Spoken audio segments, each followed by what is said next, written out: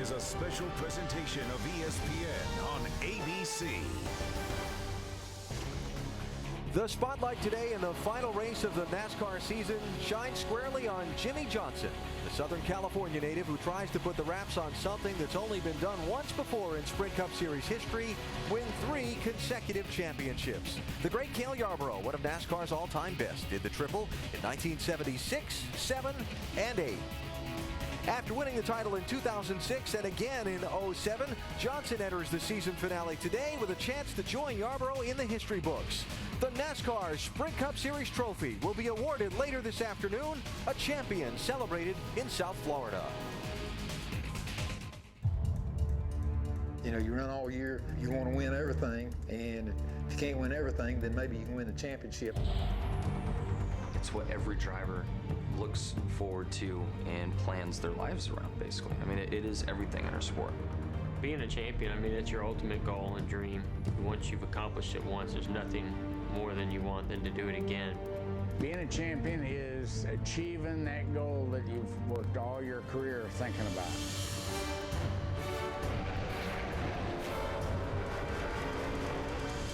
When you have the entire season's work on the line, and really your life's work to get you to that point, it doesn't matter what position you're in, that pressure's going to be there, and you've got to go out and achieve your goal that day. It doesn't matter if it's a big gap or a small gap, that pressure's going to show, especially at Homestead. Yeah, we roll, boys. Today we will crown a champion. Awesome, awesome job. Awesome job.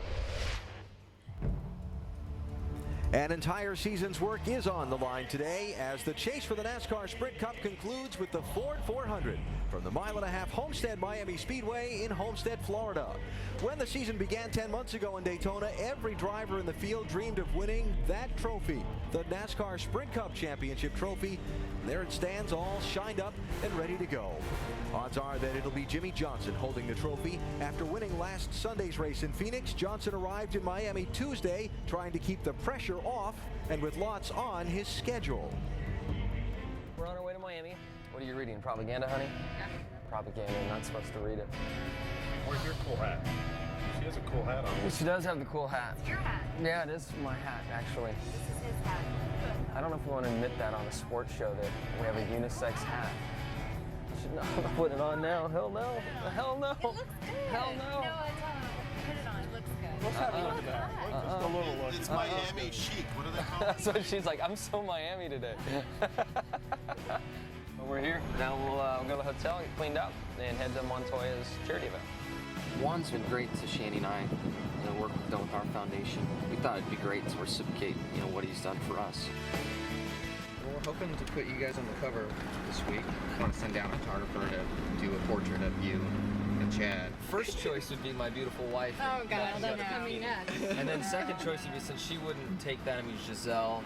There's some others that have frequented the magazine that, just because you wouldn't want to, honey, I just wouldn't want to put you in that kind of pressure.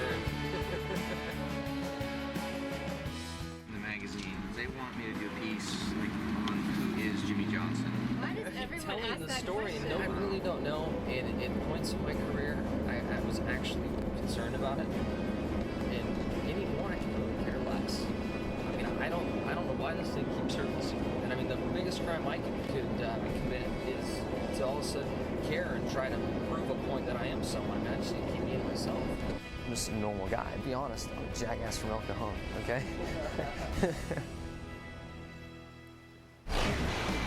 Well, in qualifying Friday at the track, it didn't go so well for Jimmie. His speed only good for 30th starting spot, not where he wanted to be.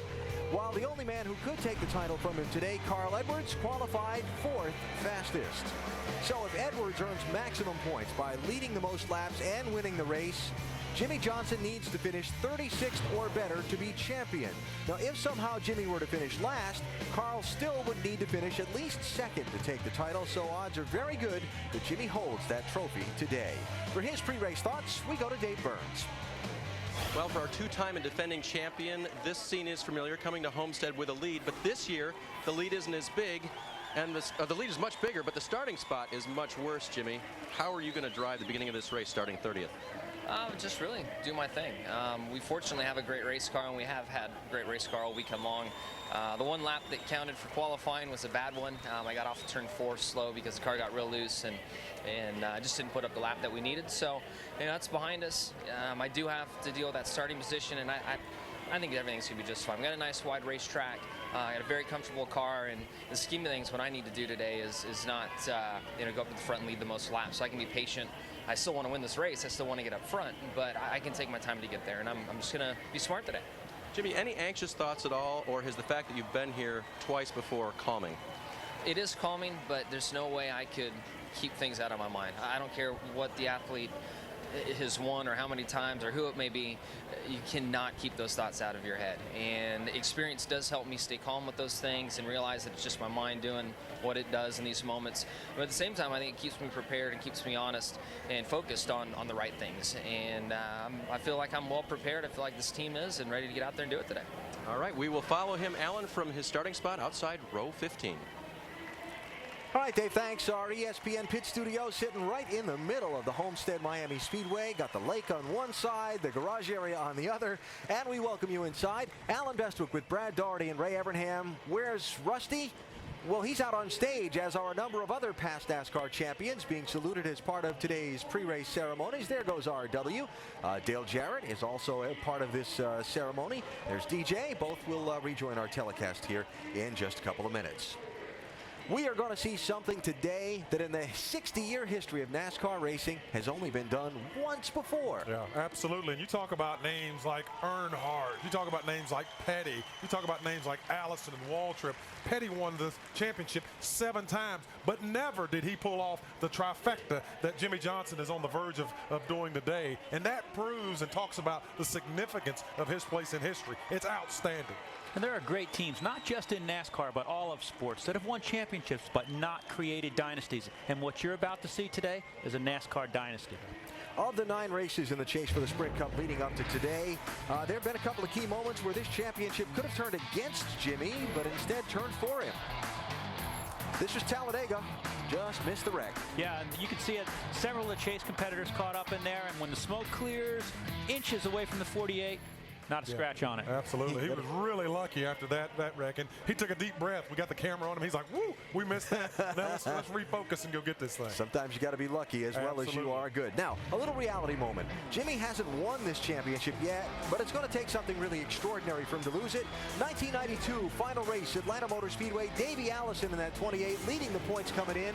Involved in that crash, lost the title. Final race of the 04 season here at Homestead-Miami Speedway. That's Kurt Busch in the 97. He has a problem mid-race. Watch as he tries to get to pit road. The right front of his car on the end of the pit wall. Wow. Almost come together. That was close. Somehow Kurt came back from that and won the championship that day. It's racing. You kind of never know what's going to happen throughout the afternoon. Barring the extraordinary, Jimmy Johnson's going to do something only done before by one of NASCAR's all-time greats. That's Cale Yarborough in winning that 3rd consecutive championship. Those who know what it takes to be a NASCAR champion can tell you best what it means. Jimmy's one of the all-time best. He's dominating. Jimmy and the 48 team have just been dominant in unstoppable force. Can you say 3-peat? These are things that are supposed to happen to certain people, and they happen. And you got to work for them. They don't just come to you. But right now they put everything together just like Cale did, back in the mid-70s. And there's the jubilation. Cale Yarborough has won the year-long championship. It's so difficult to throw him into a Cale Yarborough sentence, but he's about ready to do the same thing Cale did. Cale Yarborough was quite the definition of a real man, one of my heroes as a driver. I think when you're living in the moment, you don't realize as much what that all means. It's hard for them to acknowledge that, hey, maybe we should celebrate Jimmy Johnson's achievement here rather than worrying about how to keep him from doing it. Bobby Allison did not give Richard Petty the same respect that I give Richard Petty, because I didn't have to prove myself against Richard Petty. That's just how that is. Richard Petty pursuing Cale Yarborough. Could you take Cale Yarborough, transport him into this time? Cale Yarborough would still win races and still win championships. but it would be harder because it's just more teams to compete against. Jimmie Johnson has beaten more people who were serious about trying to win a championship than Cale Yarborough ever did. He's doing his own thing in his own time against these particular people. He's not doing it against Yarborough or Pearson or Petty. Jimmie Johnson takes the victory. When you crown a champion in our sport, you're crowning a true champion that earned it and deserved it in whatever era that it came in. It might be another 20 years or so before it happens again, so there's no doubt that it's going to be one of the greatest things that we've seen in NASCAR in this era. 6 years from now, I think Jimmy's going to be recognized as one of the all-time best. And I certainly recognize him as that now. You never see it too amazing, brother. Beautiful, beautiful job. You might not stop at 3. It's up to me and the other drivers to go out there and make sure he doesn't get 4.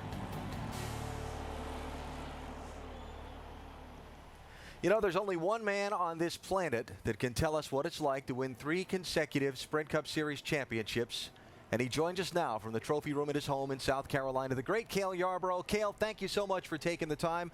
I guess the thing most fans would want to know today is what you're thinking at seeing an honor you've held alone for 30 years about to be matched. Well, you know, it's about time, Alan. I think I just wonder what took them so long. You know, it's been an honor to be the only driver that ever won 3 consecutive championships in the 60-year history of NASCAR. So it's been a great honor, and all good things must come to an end, and looks like that's going to happen today with Jimmie Johnson. Cale, 5 times since you won 3 in a row. A driver has won back-to-back titles and not won the 3rd straight. And there's some pretty good names, too, like Darrell Waltrip, Jeff Gordon. Heck, Dale Earnhardt did it 3 times and never won the triple. Why do you think nobody's ever been able to pull that 3rd one off? I don't know. That's a good question, but you know, when people like Earnhardts and the Pettys and the Gordons and the Waltrips and all these guys that have come along in the years and couldn't do it or didn't do it, I don't know the answer to that. I just think we had a good racing team in those years, and we were determined that we were going to win races, and winning races means winning championships. And I think the team and the determination that we had made the difference. As the possibility of Jimmie Johnson matching your record has gotten closer, you've been asked a lot about Jimmie. You're from South Carolina. He's from Southern California. Not much in common there. But what is it about Jimmie as a driver that strikes you? Well, Jimmie, I've watched Jimmie a long time. When he first started coming on the scene, I watched him, and I saw that he had the kind of determination, and I saw a little bit of me in Jimmie early on, and I think that's the reason I watched him so much. And he's the kind of guy that you know, if the race starts and things aren't exactly right, and he never gives up. He works, and his team work all day long trying to make that thing better and trying to get to the front, and that's the way we did it. So I see a lot of Jimmie, that a lot of things that I did that he's doing now, and it's paying off for him. That's high praise for Jimmie Johnson. Now, when you won the 3rd of those consecutive titles, Tim Brewer was your crew chief. Can't let this conversation go without bringing Brewer into the mix. Tim? Good morning, Cale. How are you? Fine, Brewer. How you doing, buddy? What were the differences, you know, in 1978 and all the technology and the engines and the bodies we had on the car? What are the similarities between then and the teams that are running now? Well, I think that the similarities were, as I said before, the determination, the hard work, the people that we had on the teams, and they were dedicated. They wanted to win. I wanted to win, and that's what we did. Cale, you're looking good. Thank you so much for taking the time to join us and share your thoughts with us today. And it's great to see you, and hope to see you again soon. Okay, bud. Take care. Cale Yarborough joining us a little bit earlier today by satellite. The numbers on both Cale and Jimmie's 3 championship seasons when combined, 28 and 22 wins, respectively. And how about the win percentages? 31% for Cale, and for Jimmy, he's won 1 in every 5 races the last 3 years. I think anybody would take that in this day and age. Still to come on NASCAR Countdown, if Johnson wins the title, it'll be the 8th Cup crown for team owner Rick Hendrick. We'll look at the Hendrick dynasty next. Plus, you'll meet the members of today's 48 team who've been there from the very beginning when the team was first formed in 2002. And we'll talk with Carl Edwards, starting 4th, looking for a win. He's the only man who could take the Sprint Cup trophy away from Jimmy Johnson. All that when NASCAR Countdown continues from South Florida.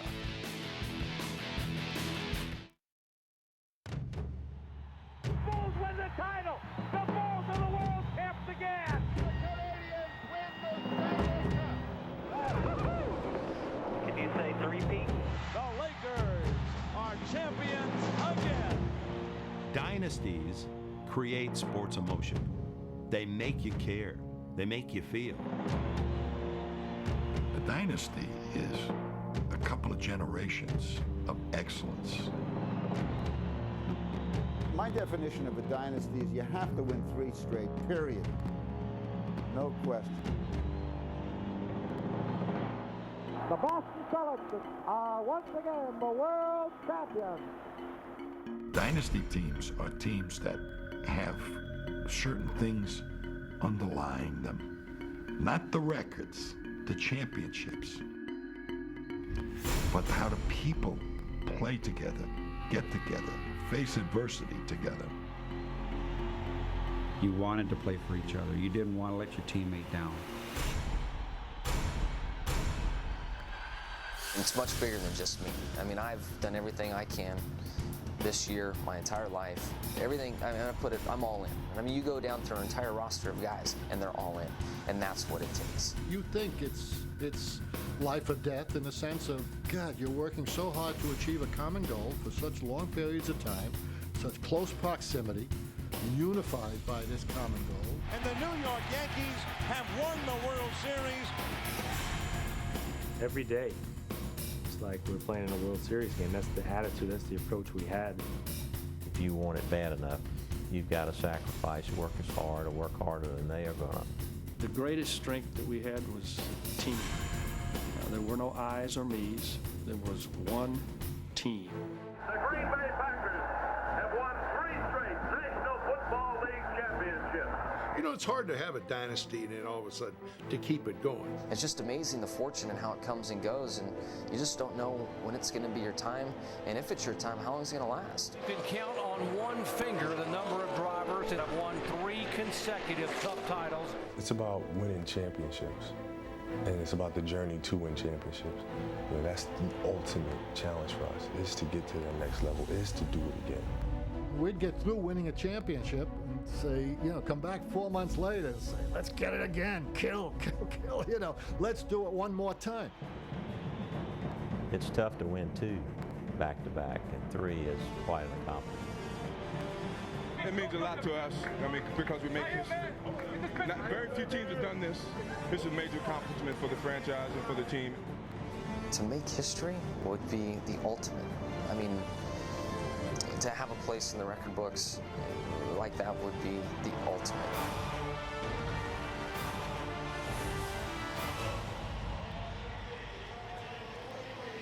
And a man who deserves a lot of credit for putting that 48 team together is car owner Rick Hendrick. And Rick, what's impressed you the most about what the 48 team and Jimmy Johnson have been able to accomplish? Well, you know, the consistency and the way they overcome adversity when something happens and it looks like we're out of the ball game and we're not going to be able to pull it off. They rally and come back. You know, it's just amazing, the intensity of Jimmy and Chad and the whole team, and I'm really proud of them. And you know, Jimmy's the same guy that I met when he was 16 years old, and that's a neat part about him being a champion. He hadn't changed any, but it's neat to watch, and they're like a machine right now. Of course, it's not just Jimmy Johnson. It's your entire organization. 175 wins since 1984, 7 championships coming into today. Yeah. How have you been able to maintain this high a level of competitiveness over this long a period of time?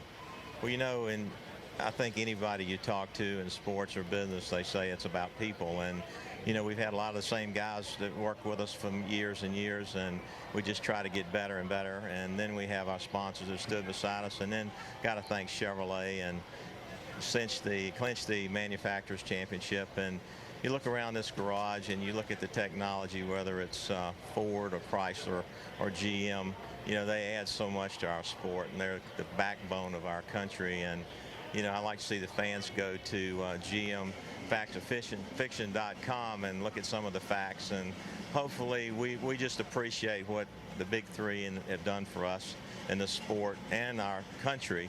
And I hope our leaders in Congress will feel the same way and do what's right next week.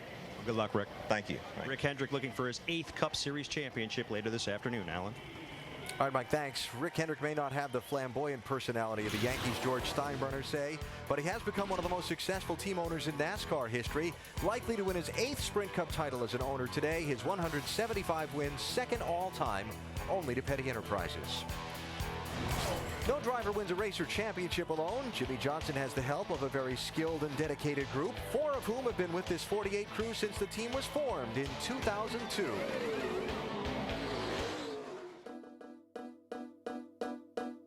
Did you guys see your boy made 46? Wow. Congratulations. Yeah, shut up, Danny.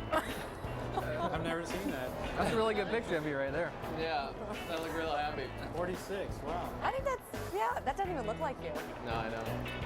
Wow. Your hair's kind of down and not spiky. Is there anybody else in there? Jimmy's in there. Chandra's in there. You guys have been together since the very beginning of Jimmy at Hendrick Motorsports. Jimmy, Chad, and you guys are sort of the core crew. Some of the most rewarding memories of this whole team is seeing the evolution, you know, going from week to week to winning our first race to the marquee races like Daytona and Indy and the championship, and seeing us all kind of grow up, you know, over the past 7 years together has been awesome. Obviously at the racetrack, a lot of focus is paid on, you know, the guy on top of the pit box and the guy inside the car. How important is your relationship to the success of the 48 team? So you see the intensity level that Chad and Jimmy have, and I think it's just a trickle-down effect just through Ron and Todd and Danny and myself, as well as even the newer guys. That intensity is always there, whether we're working in the shop or we're working out or practicing pit stops or eating chilies. You're only as good as your leader, and we've got 2 of the best leaders that anybody could ever ask for. There's a lot of people who are writing this team in the history book right now, and you guys are going to go down with that. What does that mean? I grew up watching racing, like a lot of kids, a lot of us. Huge, huge fan of, you know, the Cale Yarboroughs, David Pearsons, Dale Earnhardt Sr., and to be in that same classification, you know, from where we came from, is amazing. I remember Cale Yarborough from the Dukes of Hazzard, and I know he was racing them, but I always saw him on the Dukes of Hazzard, and I was like, man, that guy's cool. That's your best memory. That's my best memory of him is being on the Dukes of Hazzard. Yeah, boys, you guys are awesome.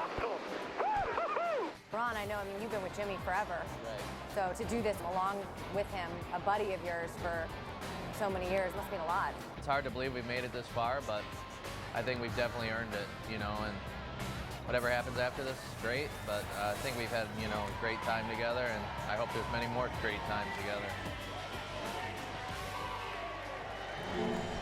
Tuesday lunch at the Chili's up the road from the Hendrick Motorsports shop. The tradition of those 4 guys that have been with Jimmy Johnson since his team was formed in 2002. Rusty Wallace has rejoined us from the pre-race ceremonies. I want to talk about the fact that it's pretty rare for guys to stay with one team that long. It really is hard for them to do that, but they got Rick Hendrick. That's the key thing right there, Alan. This guy is an amazing leader. He's a car dealer. He's used to working along with a lot of people. He understands people, and everybody I talked in the garage area says, I love working for Rick Hendrick. I wish I was working for Rick Hendrick, and they love hanging out with that guy. Yeah. So Hendrick knows what he's doing. Absolutely. Rick Hendrick is a people person. He does not micromanage his individuals. He takes people and individuals and gives them an opportunity to be successful, puts them in positions to be successful. And that's what he's done with this race team. Guys don't want to leave this race team because they got great resources, they got great leadership, and they got a great boss. Why would you want to leave? And that core group of guys like you just saw, very important to a leader, because those guys are your disciples. They carry the message. They give the philosophy to the new guys as they come in, and Rick has always been good about keeping that core group together. All right, yes or no, if the 48 team wins this championship today, are they a dynasty? Yes. Yes. Yes. Unanimous. Let's talk about the continuance of the Hendrick dynasty. The Charlotte area businessman and racing enthusiast started the whole thing in 1984. They struggled to get going initially, then things began to blossom. A real turning point came in late 92 when Jeff Gordon joined the fold. He and this crew chief guy named Ray Evernham surrounded themselves with a team they nicknamed the Rainbow Warriors. Won a lot of races and championships. One of those warriors was Chad Knaus, who after leaving the team to get some crew chief experience was selected in 2002 to join up with Jimmy Johnson. As the Hendrick team expanded again, certainly they have continued the tradition of success established by their predecessors. While we've talked about Jimmy Johnson equaling Cale Yarborough and winning 3 straight championships, note that no crew chief has ever won 3 straight titles, something Chad Knaus can become the first to accomplish today. 10 crew chiefs have won back-to-back titles 12 times, but never has the third been done. More history that could be accomplished today. 2 of our championship crew chiefs join us. Ray Evernham with us in the studio. Andy Petrie upstairs where he's getting ready to call the race. Andy, this crew chief's job, so many long hours, such pressure. How's Chad been able to keep the level of performance of his team so high? Well, he keeps that team high by just getting the most out of those people. He knows how to get the most out of a race car, but he also knows how to get the most out of people. I love his intensity level, his competitiveness. I mean, he wants to win so bad that it really infects the whole group. It infected that core group you saw, and then that just trickles right down through the rest of the team. And he knows how to get the most out of Jimmy Johnson. And Ray, you were the guy that hired Chad Knaus at Hendricks. And, you know, obviously his accomplishments as a crew chief are one thing, but he's made it by desire and commitment. He came to me in 1993. I interviewed him for a job, and I said, what do you want? Where do you want to be 5 years from now? And he said, I want your job. And now, not only does he have my job, he's doing it way better than I did. You know, but the fact that this guy comes from the short tracks of the Midwest, and he has worked and been committed and made becoming a championship crew chief the priority of his life, I am incredibly proud of him. It gives me goosebumps. Good luck today, bud. Wow, that's high praise indeed. Andy, nice tie. We'll catch up to you in a bit. Thanks, Al. All right. The Sprint Cup Trophy will be the 3rd NASCAR championship decided this weekend. Last night, Clint Bowyer clinched his first NASCAR Nationwide Series title. Carl Edwards did about all he could, winning the race, his 7th victory of the year, but Bowyer finished 5th in that 2-car and took the title by 21 points. Nice sportsmanship between the 2 teams who competed so hard, but the celebration was on for Bowyer, who was presented the Nationwide Series Championship Trophy by John Amon, Vice President of Nationwide Insurance. Congratulations to Bowyer and his team. As for Carl Edwards, he's hoping luck will somehow smile on him today. Championship or not, Carl sure has been a lot of fun to watch this season. You know, you could say that your image is the way people perceive you. I mean, we're doing this interview, and I don't know how tight the shot is, but I might not be wearing pants right now. I mean, you just don't know. You can't quit when she's passing you. The pink hat and the ponytail. Watching you when Kyle Busch won, you finished 2nd. If there's a wild bird in your life, we've got the food for you right here, the wild bird food from Scott's. You're watching ESPN on ABC.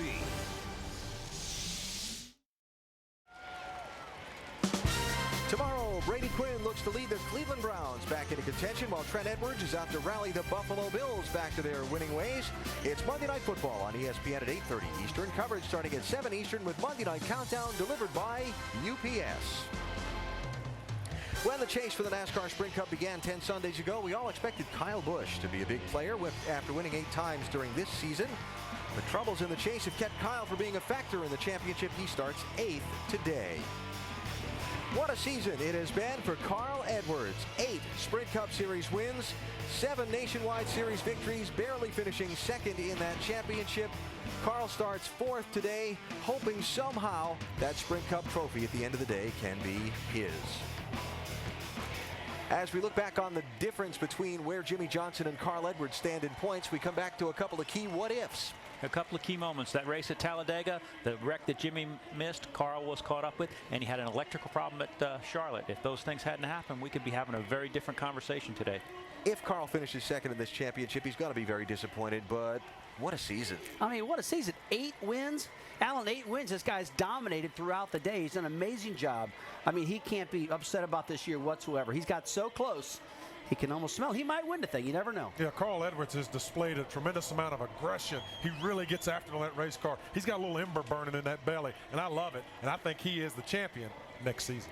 Carl Edwards starting 4th, pretty much needing to lead the most laps and win the race today if he can, Jamie Little. Yeah, we're just holding on to the truck here this time. Carl, why should your fans believe that this championship could still be yours today? Because it's possible, and anything's possible. And, you know, we've been working really hard, and I think we have a good enough Office Depot fusion. And that's about it. You know, it is a long shot. You know, Jamie McMurray said, good luck, you're going to need it, you know, and he's right. But we've had fun this year, and I appreciate my fans and all the fans being behind us, and we'll give it our 100% best effort, and either way, we win that way. Carl, you waited your whole life to be in this situation, battling for the championship in the biggest form of motorsport. Put in perspective this moment, this race. Well, this moment is just like the beginning of any other race. I mean, we have to go out here and do our jobs. And if, you know, after 400 miles, I were to by chance be standing next to that trophy down there, that would be an amazing moment for me. So, you know, whatever happens, though, our team's grown a lot. We have great things to look forward to, and you know, I just hope that it's an exciting race for the fans. Good news for Carl. He has the best average finish here of any driver, 7.75. He rolls off 4th today. Alan? Trophy. Did he mean that trophy? I believe so. It's the 3rd time, baby, and that's the charm. Back to Homestead-Miami Speedway in just a minute.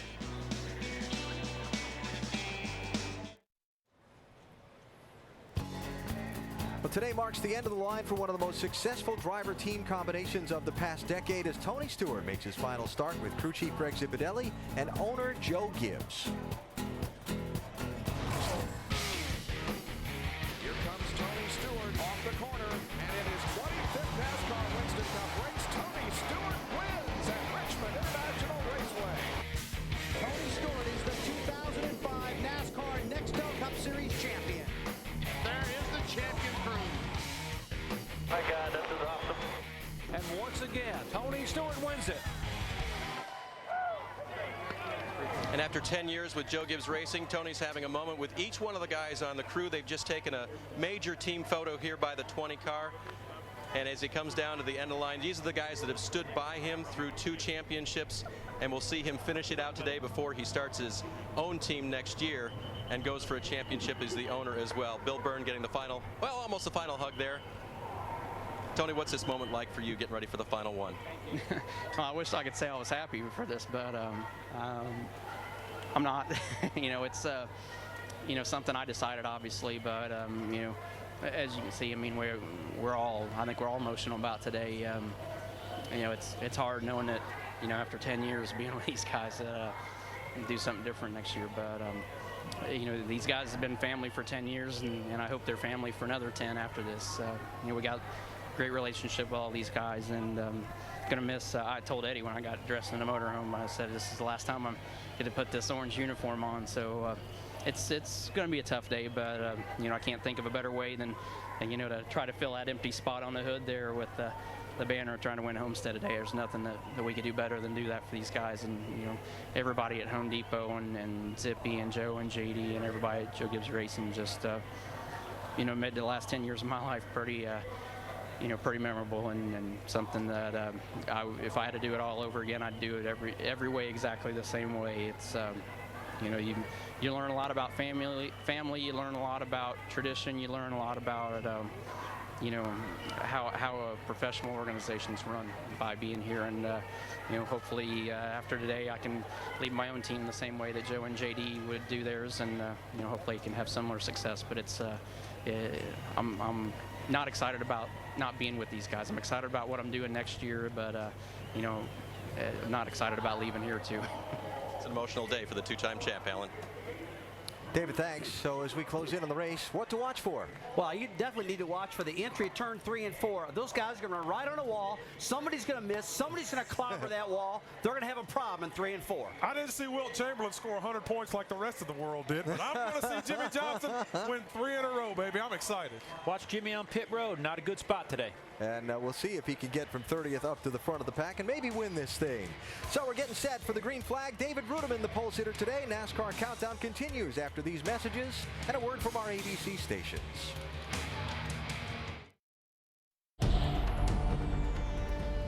In the end, only one can be the champion. Being a champion means that you beat the best. Being a champion is the ultimate. There's no better accomplishment. Being a champion is everything.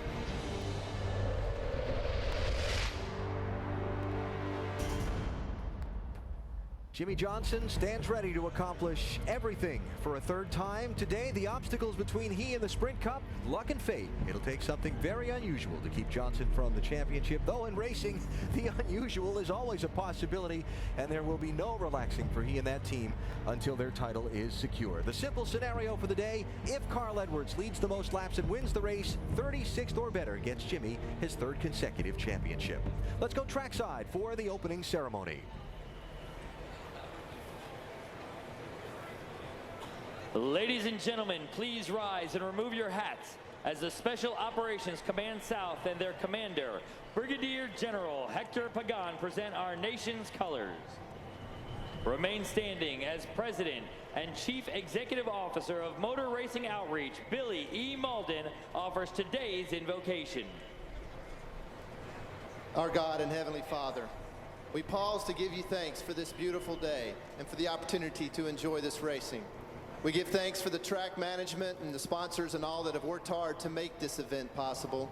We pray for the drivers, the competitors, the officials on pit road. Give them a safe day there and on the track. We give thanks for these fans that are here today. We remember our troops that are serving us both at home and abroad. Keep them safe. May your peace and your presence be with us all in Christ's name. Amen. And now, please welcome Grammy Award-winning multi-platinum Def Jam recording artist Neo as he performs today's national anthem. Oh, say, can you see by the dawn's early light what so proudly we hailed at the twilight's last gleaming, whose broad stripes and bright stars through the perilous fight o'er the ramparts we watched were so gallantly streaming, and the rocket's red glare, the bombs bursting in air, gave proof through the night that our flag was still there. Oh, say does that star-spangled banner yet wave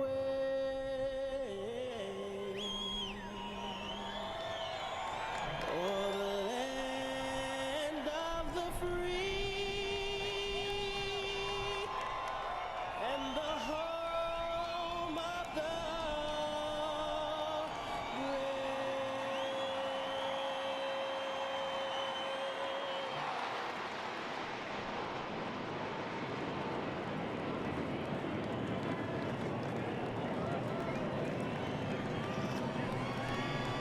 As we close in on the green flag, let me update you that we're going to be able to talk to a wide variety of drivers during today's race. Our in-race reporter is going to vary through the day. Junior, Dale Earnhardt Jr.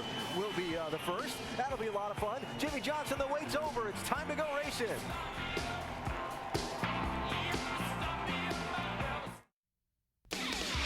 ESPN's coverage of the NASCAR Sprint Cup Series on ABC. Brought to you by Aflac. Ask about it at work. The all-new 09 F-150. It's not just a new truck, it's a new F-150. And Sprint. The chase for the Sprint Cup comes to you with NASCAR Sprint Cup Mobile. Only from Sprint and only on the Now Network.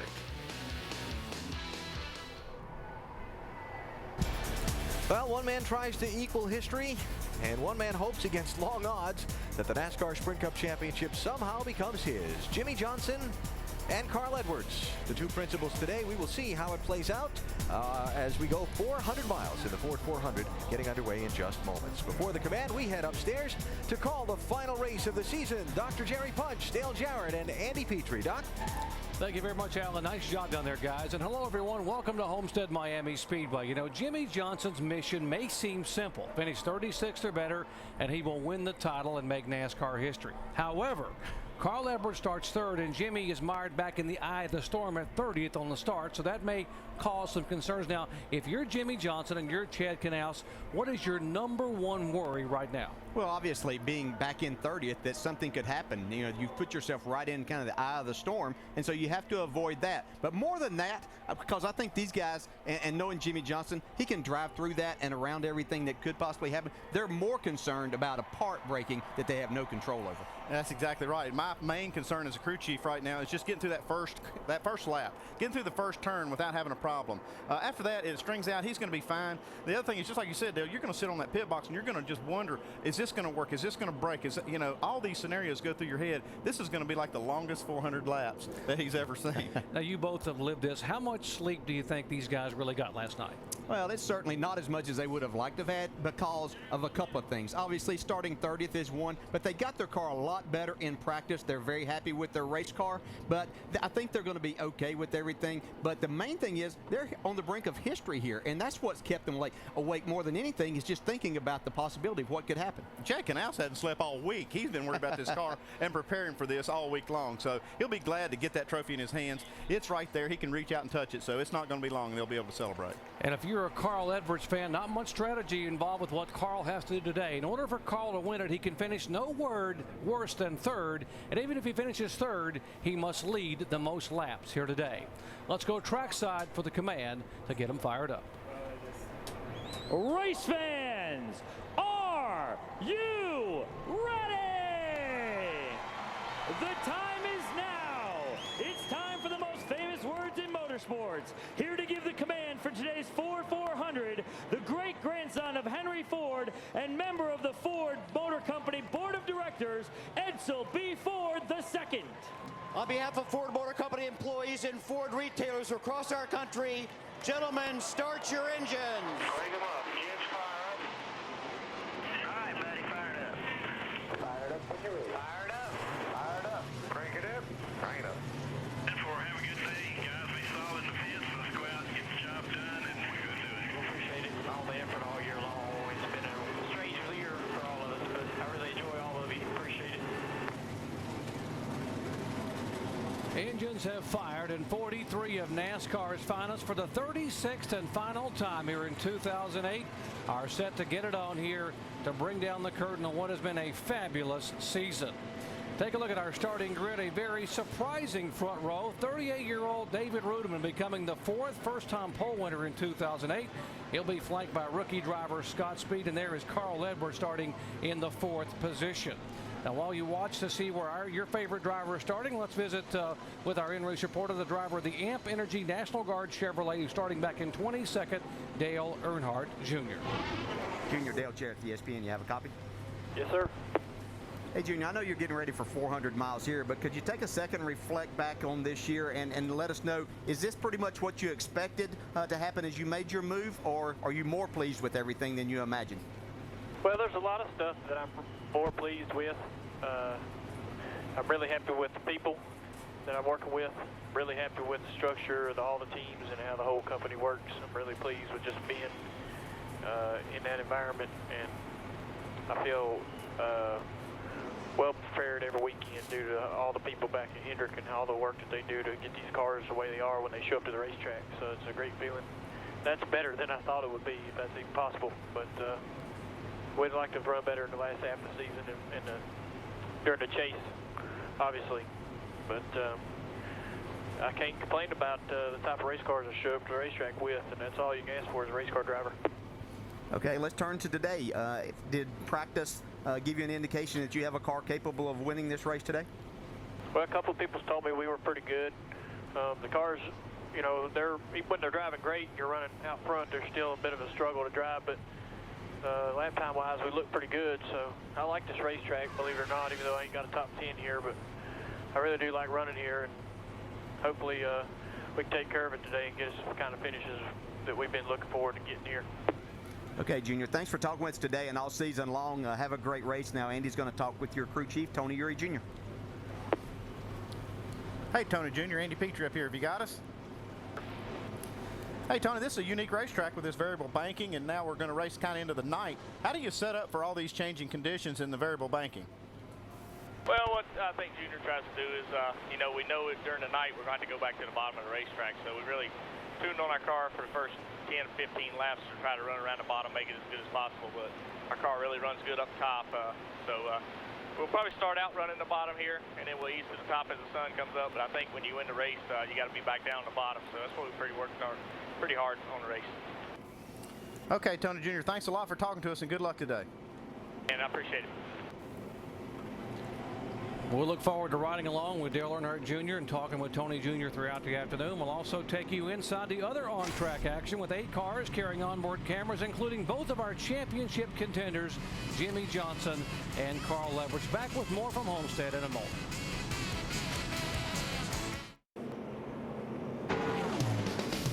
Beautiful sunny skies and swaying palm trees provide the setting as we welcome you back to Homestead-Miami Speedway, where we are just moments away from the start of the NASCAR Sprint Cup Series season finale, the Ford 400. This race will go green today in more ways than one. For the first time in NASCAR history, a hybrid electric vehicle will pace the field. And folks, here it is, the 2010 Ford Fusion Hybrid Pace Car. One driver on the verge of making history. And before we go green, let's listen in one more time to some radio communication. Guys, you know what this is all about. Let's just go have a good day today. Yeah. Nice and easy on all the pit stops. Like I said, boys, 13.5 average. That's going to get us what we need today. Nice and smooth, no mistakes. Hit our lug nuts, hit our jack post, get it full of fuel. Be no problems whatsoever. All about leadership from Chad Knaus, and what a great leader he has been here for the last 2 years. They have come here and achieved the same results, a championship in NASCAR. So many great storylines will be following today. The history-making championship battle, the tussle to stay in the top 10, car owners' points, and more. To elaborate, let's go down to the pits first. Here's Dave Burns. Catching Jimmy, Doc, that's what the chase has been all about ever since they won at Kansas in the 3rd race of the chase and have never looked back. His drive today has to be all about protecting that lead that he has. So, does Carl even have a chance? Well, of course he does. Come on. Carl's won 6 times on tracks very similar to this, intermediate tracks in this series this year. He's got a chance. They have to run the race, and if luck is inside, he might have a shot at the championship. Jamie? Well, Dave, there's certainly a battle within the battle today in Homestead. You want to finish in the top 10 in points following this race. Why? Because you get invited to New York City in 2 weeks to go up on the stage and get announced in front of everybody in NASCAR. So who are the 2 guys sitting on the outside looking in? Kyle Busch and Tony Stewart, 11th and 12th in the points. Now, Tony Stewart, I just talked to him before he got in the car. He'd want nothing more than to go to New York City with this team one more time. He's pretty good at this track. He's won twice, but he's got to have a good finish today to jump up in the top 10. Mike Massaro? And Jamie, what about pride? For a number of drivers in today's field, that's what today's race is all about. There's a virtual who's list of drivers so far who are winless in 2008.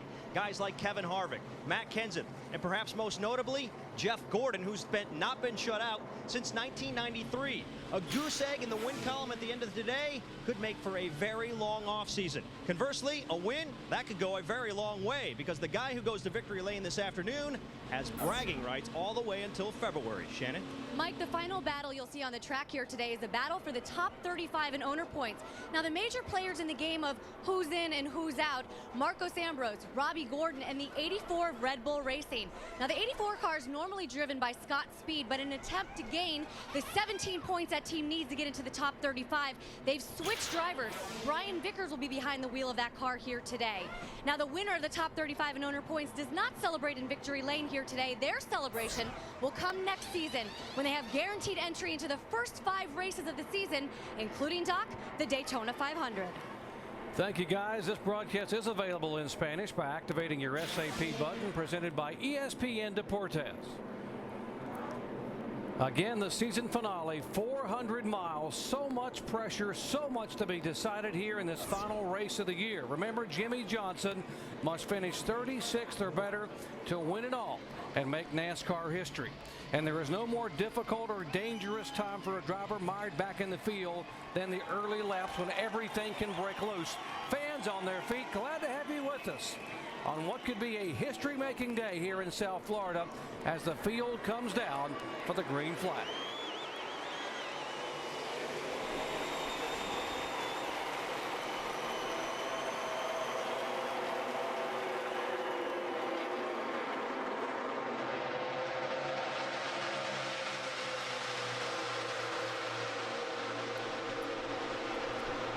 First-time pole sitter David Rudiman trying to lead the first lap here, but Matt Kenseth has another opinion. Well, he's racing him hard on the bottom. I thought maybe Carl Edwards would be the guy that could get out front early. Didn't get as good a start as his teammate Matt Kenseth. Yeah, and Rudiman got a nice jump on the start of the race. It's pretty obvious he wanted to lead that first lap after winning his first pole. There's a 29 car of Kevin Harvick looking on the inside of the racetrack. Remember the 83 car, that is the inexperienced rookie Scott Speed, who qualified on the outside front row, so some of the veterans tiptoeing around him or trying to go around him early. And he's doing a great job. I mean, he's staying right up with these guys. He's not done anything goofy around them. He's just looks as solid as any of the veterans. So far, so good for Scott Speed. He had a fast car yesterday in practice, too, so he knows what's going on there. Back on Jimmy Johnson here as he tries to make his way up through. He's already gained one position. Got to be careful. See just a little bit of smoke trailing from the 48 there. You got to think that's maybe the splitter rubbing the racetrack. I saw Jimmy before the race found it, driver introduction. Very calm. He was just ready to get in his race car and do his job today.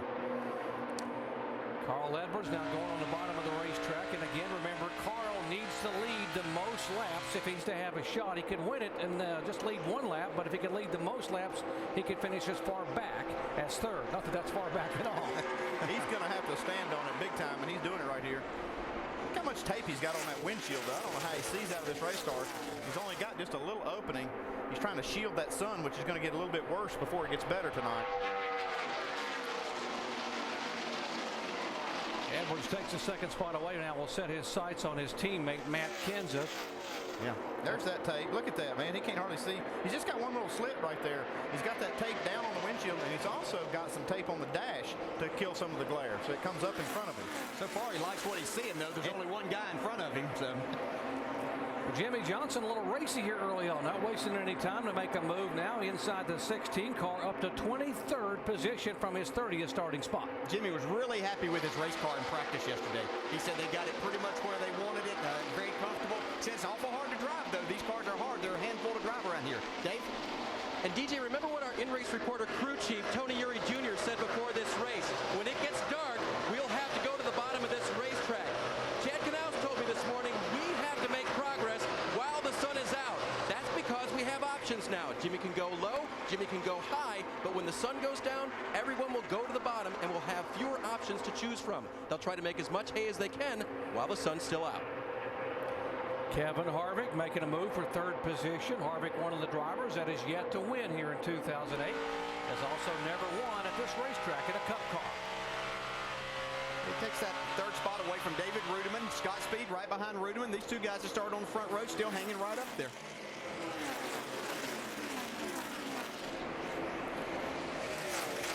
Heard Dave talking about how this track changes so much that the race does start in the daylight and ends after darkness, and there's a huge transition in terms of grip level on this racetrack, and these cars will change abruptly. I'm watching this lead here. These guys have gotten out to a couple seconds. Yeah, that's what I was wondering, if they were going to do that. They got a little bit of lead. They could actually swap this thing, at least give the 5 points to the 99 car. Dave? And guys, Matt Kenseth is a driver with horsepower, not just under the hood, but with management. He calls Doug Yates, the engine builder, most every Monday morning, giving him feedback, advice, feedback on what the motor did, what it didn't, and ideas to give them more horsepower at Roush Fenway Racing. Even though Matt would probably not admit it, he's been a big part of the improvements here at Roush Racing, and he's helped give them the horsepower they have under the 17 and under his teammate, the 99 of Carl Edwards. Yeah, see, Carl trying to take the lead and get those 5 bonus points, but I can assure you that you give Doug Yates just a little bit of information and a direction that you want to go, and that's what you'll have. Just give him a little bit of time to work with his people and work on those engines, and that's what he'll have for you. Plus, in sports, it never hurts to give someone a little pat on the back and say, hey, thanks for all your hard efforts. Well, I thought Matt might move out of the way and let Carl at least have a lap, but that hasn't happened thus far. I'm surprised, really, that Matt's running as hard as he is trying to keep this lead. I know Carl has to win and lead the most laps, so that's a lot he has to do. But Matt Kenseth has an agenda, too. He wants to win this race. He hasn't won this year, and he wants to get that win. But I'm really kind of surprised that he's not at least letting Carl lead a lap here. Matt Kenseth's last victory came at this racetrack 1 year ago. It's been 35 races since he's been to victory lane. In fact, in this race a year ago, he dominated by leading 214 laps, the most ever by a winner here at Homestead-Miami. teammates. They have their own agendas, though. They're in this race. I think that's what makes our sport so great. Well, we have to go back a year ago to where a little confrontation at Martinsville between these two drivers right here. Matt might have a pretty good memory and say, yeah, you come up here and earn this if you want it. That's what I love. You're right. This is what I love about the sport. Everybody out here, each one of these teams stands on its own, even if they're under the same umbrella. They share information off the racetrack, but once that green flag flies, it's just everybody for himself. Promise you. 48 car of Jimmy Johnson has now moved up 9 positions in 10 laps. Started back in 30th spot, and Jimmy Johnson trying to get there. In happy hour final practice, by the way, Jimmy was 4th quickest overall. Let's check in on Carl Edwards. Mike. Well, guys, it wouldn't be a surprise to see Carl be a little bit patient and wait to make his move. His crew chief, Bob Osborne, has been on the radio at least twice today saying the exact same message. Be smart, be smooth, and don't give it away. This team certainly knows what they need to do to possibly bring home that trophy today. Carl Edwards was very patient here in the NASCAR Nationwide race on Saturday night. He needed to lead a lot of laps. It took him about 18 to 20 laps to get up there. Didn't want to use up the car too much early on. It's kind of like what we're seeing here. He's run a few laps, and now you see him really challenging Matt, trying to get this spot. We've run 13 laps so far. Carl does seem to excel as you put laps on the tires. Yeah, he's just good at, probably better than anybody else with sliding his car around. And he's not going to press the issue right here. That bottom's going to be hard to pass on right now. 12 of 267 laps in the books. Matt Kenseth is our leader. You're watching ESPN on ABC.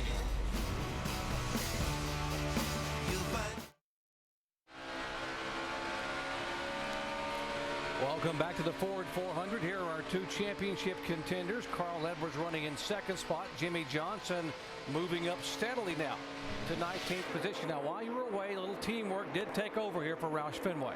Yeah, Carl gets a little bit of a run off turn 4, and once he had position, when they came to the start-finish line, Matt Kenseth backed out of the gas just a little bit, let Carl have this lead for at least momentarily. He let him lead a couple of laps, and then looked to me like Carl let him back by. Now they gave it back to Kenseth, and now here comes Carl again. So Edwards actually led 3 laps, and now he will go by and lead again. I think he's saying now that, you know, I caught you. I appreciate what you did there. You see Carl wiggle just a little bit there in turn 2. But I think he feels like he has the better car. That's the way it works. I mean, if he needs to lead that lap, the teammate will give it to him, let him lead a lap, and then give it back, swap back, and then, okay, now it's game on. If you can get by me now, take off. Yeah, they better look in their mirror because Kevin Harvick's coming at him pretty good. As you see Harvick coming into the picture there. 2 Roush Fenway teammates in Fords. There comes Harvick, the Chevy you were talking about, Dale Jarrett. And Harvick, one of the drivers who hasn't won here, but when I visited with his car owner, Richard Childress, this morning, he said, you know, this 29 car is going to be really good today.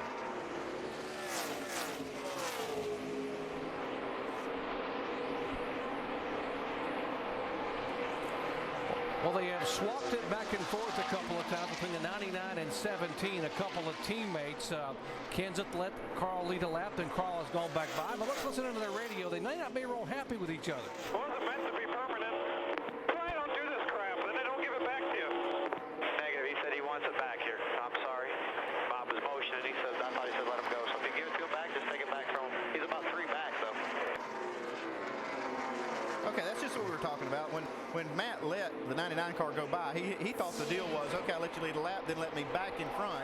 Well, it was a couple laps before Carl actually gave it back to him.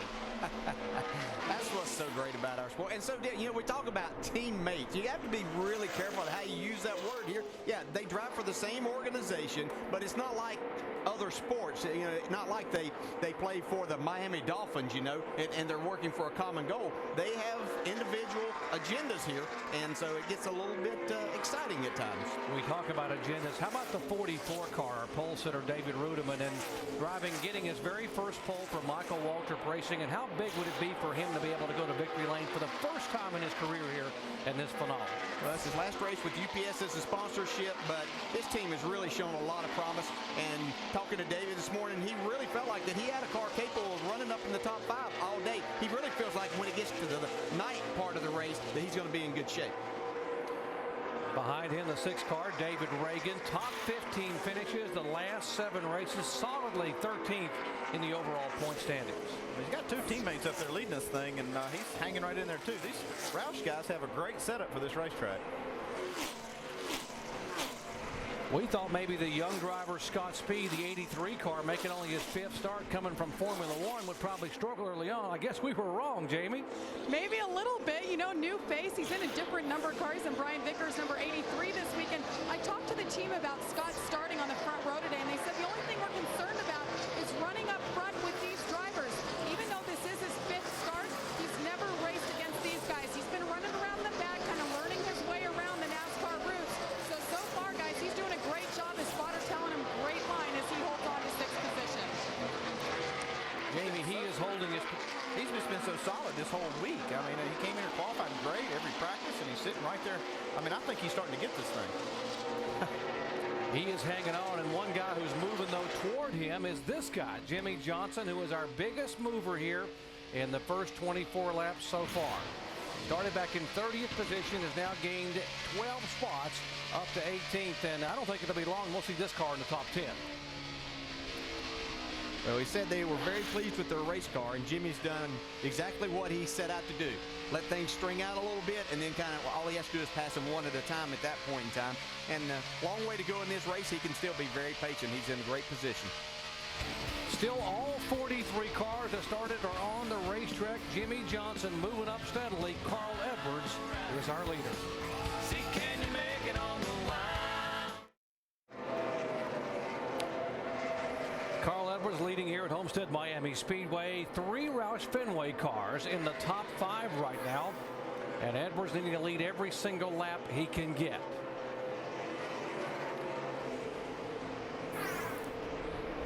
And let's listen in on his radio.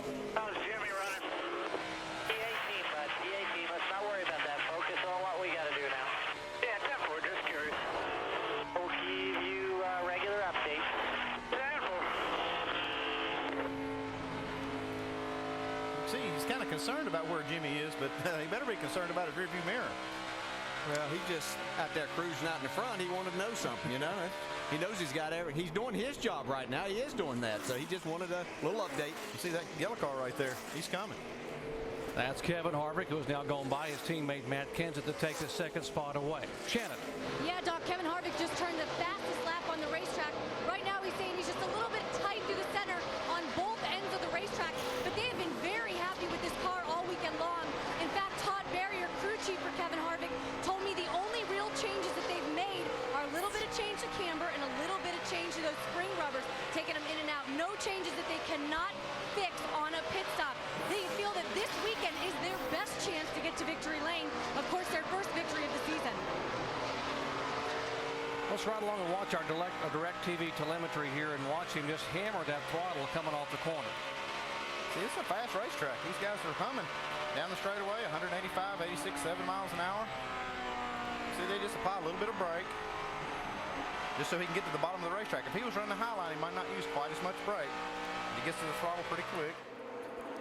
Jimmy Johnson continuing to move up and pick positions off one at a time, trying to move into 17th if he gets by Sorensen here, the 41 car. Dave.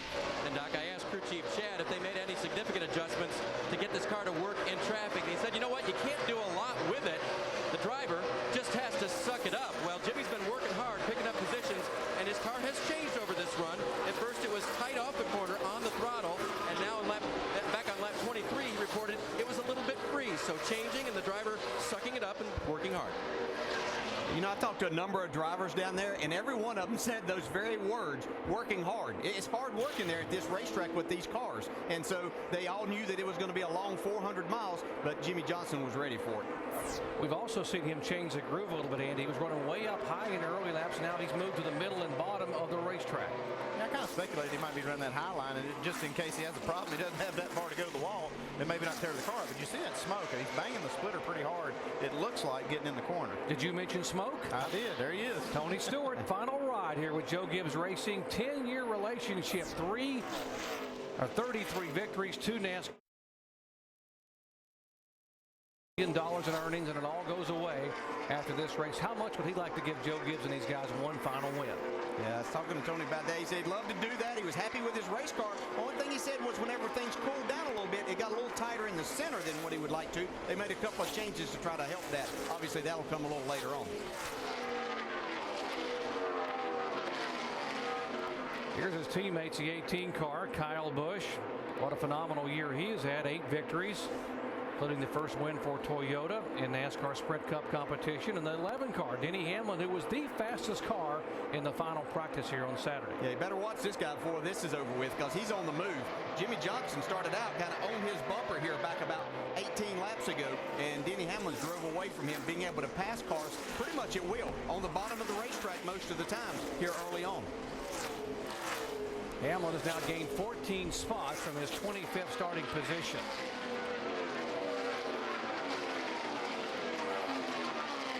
Amazing. Denny Hamlin never qualifies well. He started 33rd and 32nd the last 2 years, but in both races he's finished in the top 5. He knows how to get a good race set up. He knows what he wants to feel in the car, and he's got it. He did it in happy hour, and he's making headway right now. Gets by Kyle Busch. Yeah, getting a little extra boost there down the straightaway from his teammate Kyle Busch. We've seen some of that here this weekend. There's some little bump drafting at this track. When you slide up in front of that guy that's on that using the top side, it's really easy to run up there and get a little something. Here's Carl Edwards, our leader. He's out about a second and a half in front of Kevin Harvick right now. 38 laps in, and here is the guy leading the show right now, Carl Edwards. Jimmy Johnson moving in, though, from 30th starting spot all the way up to 17th. Johnson chasing history, Carl Edwards chasing a victory and maybe an outside shot and being the last man standing when this day is done.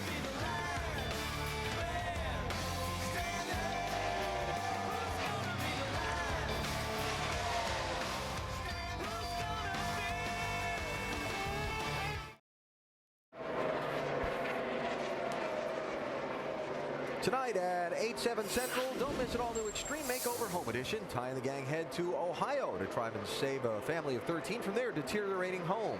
Making a difference one family at a time. Extreme Makeover Home Edition, Sundays on ABC. Caution free thus far in the season finale, the Ford 400 at the Homestead-Miami Speedway, and both Carl Edwards and Jimmy Johnson, the two drivers eligible to claim the championship today. Brad, doing what they need to do. Yeah, both guys are on their games. Carl Edwards has led 30 laps, 30 of the 44 laps. He's run up front. He's running strong. We got Jimmy Johnson, who's moved from 30th all the way up to 18th position. He's picked up, 12 spots. So both guys are doing exactly what they have to do to be competitive. Well, I tell you what, Brad, one thing I'm noticing right now, I've been watching these lap times real closely, and between the start of the race to lap 20, these cars fell off over a second and 3/4. I mean, that's a ton. Yeah. But from lap 20 to 40, they've only slowed up 3.5 tenths. So Ray and Brad and Alan, what that's telling me on a restart, these guys better strike fast if they're going to get some track position, because that's when the tires are good. I think they can pass a lot of cars right then.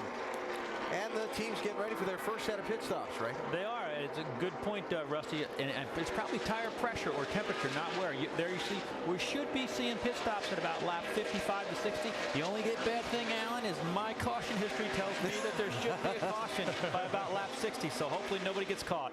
All right. Well, Carl Edwards starting to put some of the cars at the back end of the field to lap down. And, Doc, those pit crews getting limbered up. Indeed they are. They're just a few laps away. Carl now has led twice for 32 laps. There have been 4 lead changes among 3 leaders. David Rudeman, our pole sitter, led the first lap. Matt Kenseth has led 13 laps, and now Carl has led the bulk of the laps thus far. Jimmy Johnson started back in 30th position, has moved all the way up to 18th and stabilized for a moment. There's a second place car, Kevin Harvick, about 2 seconds behind Edwards. I saw Kurt Busch go down a lap, and his teammate Ryan Newman's also in danger of going down a lap. Those guys will be glad to see, or at least get new tires on their car. We see Jimmy Johnson here. He actually passed Reed Sorensen. On the bottom, got a little too tight. On the top, I'm kind of a little stuck through the center, and then trying to get the power down. I'm a little edgy off. Not terrible. I don't know why I'm slowing down so much here.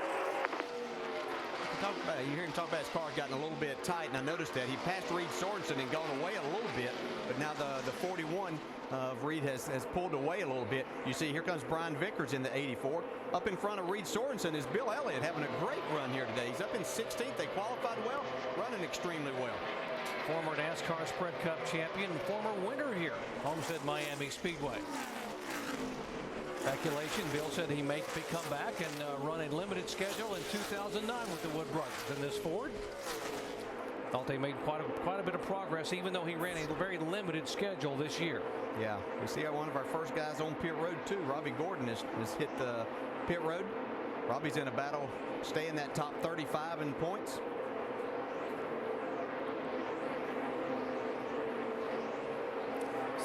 See, these guys are taping up this crack in the wall just to make sure that their hose doesn't get hung on that. I mean, it's all about the details. The little things in this deal can really hurt you or make the difference in a win. And that's right there, that crack in the wall. You see the crack in the concrete.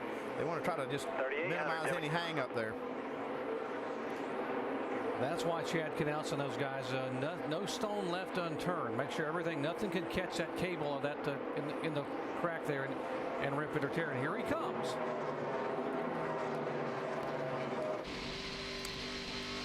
The 2 is also in. One guy's struggling. Let's go down to Shannon Spade. Doc Kirkbush has used 3 words to describe this car. Very, very tight. They're going to make an air pressure and a wedge adjustment. 4 tires for Kirkbush on this number 2 Dodge.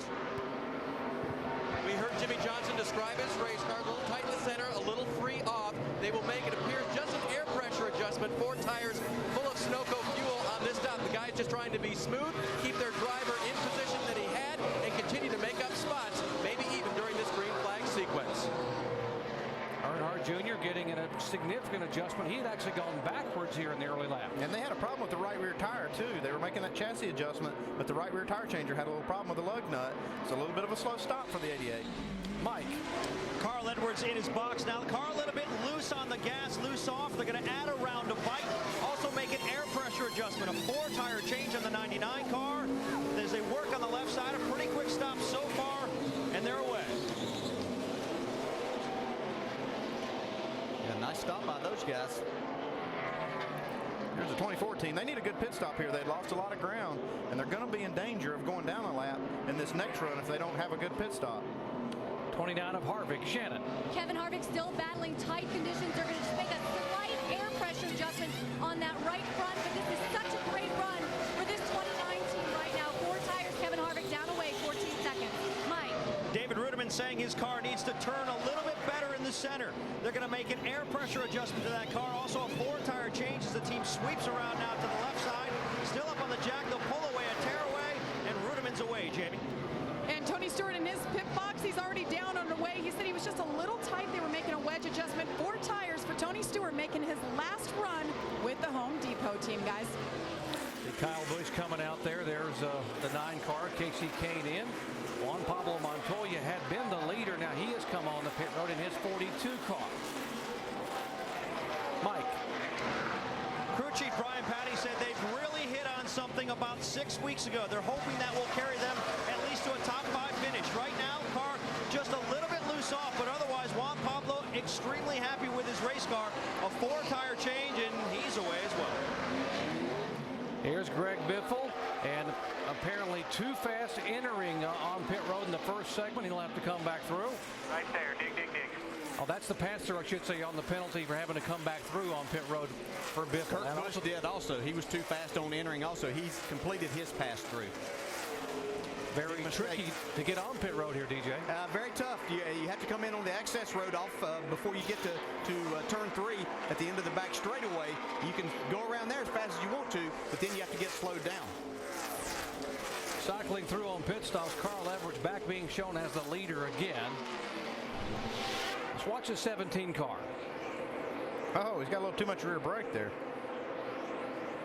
I mean, talk me in. I mean, 10, 5, 4, right here or something. I can't see anything down the front. I can't see nothing. This far, sorry. I thought whenever I said come right around to 48, you would understand what I was saying. Well, I could if I could see car numbers. I can't see. It's just all glare. He completely overshot that pit stall, and that sun is becoming a factor. Very difficult time of the day for these guys, not only on the racetrack, but as you saw right there, just trying to find your pit can be difficult. You have a lot of grit on the windshield right now. You have a lot of sand down here. It makes it tough to see. And those first pit stops coming under green, you really aren't exactly sure exactly where it's at. There's the point separation up top now. Jimmy Johnson just 64 points ahead of Carl Edwards. And Jimmy running back in 15th spot. Carl Edwards a leader and narrowing that points gap here after the first green flag stops.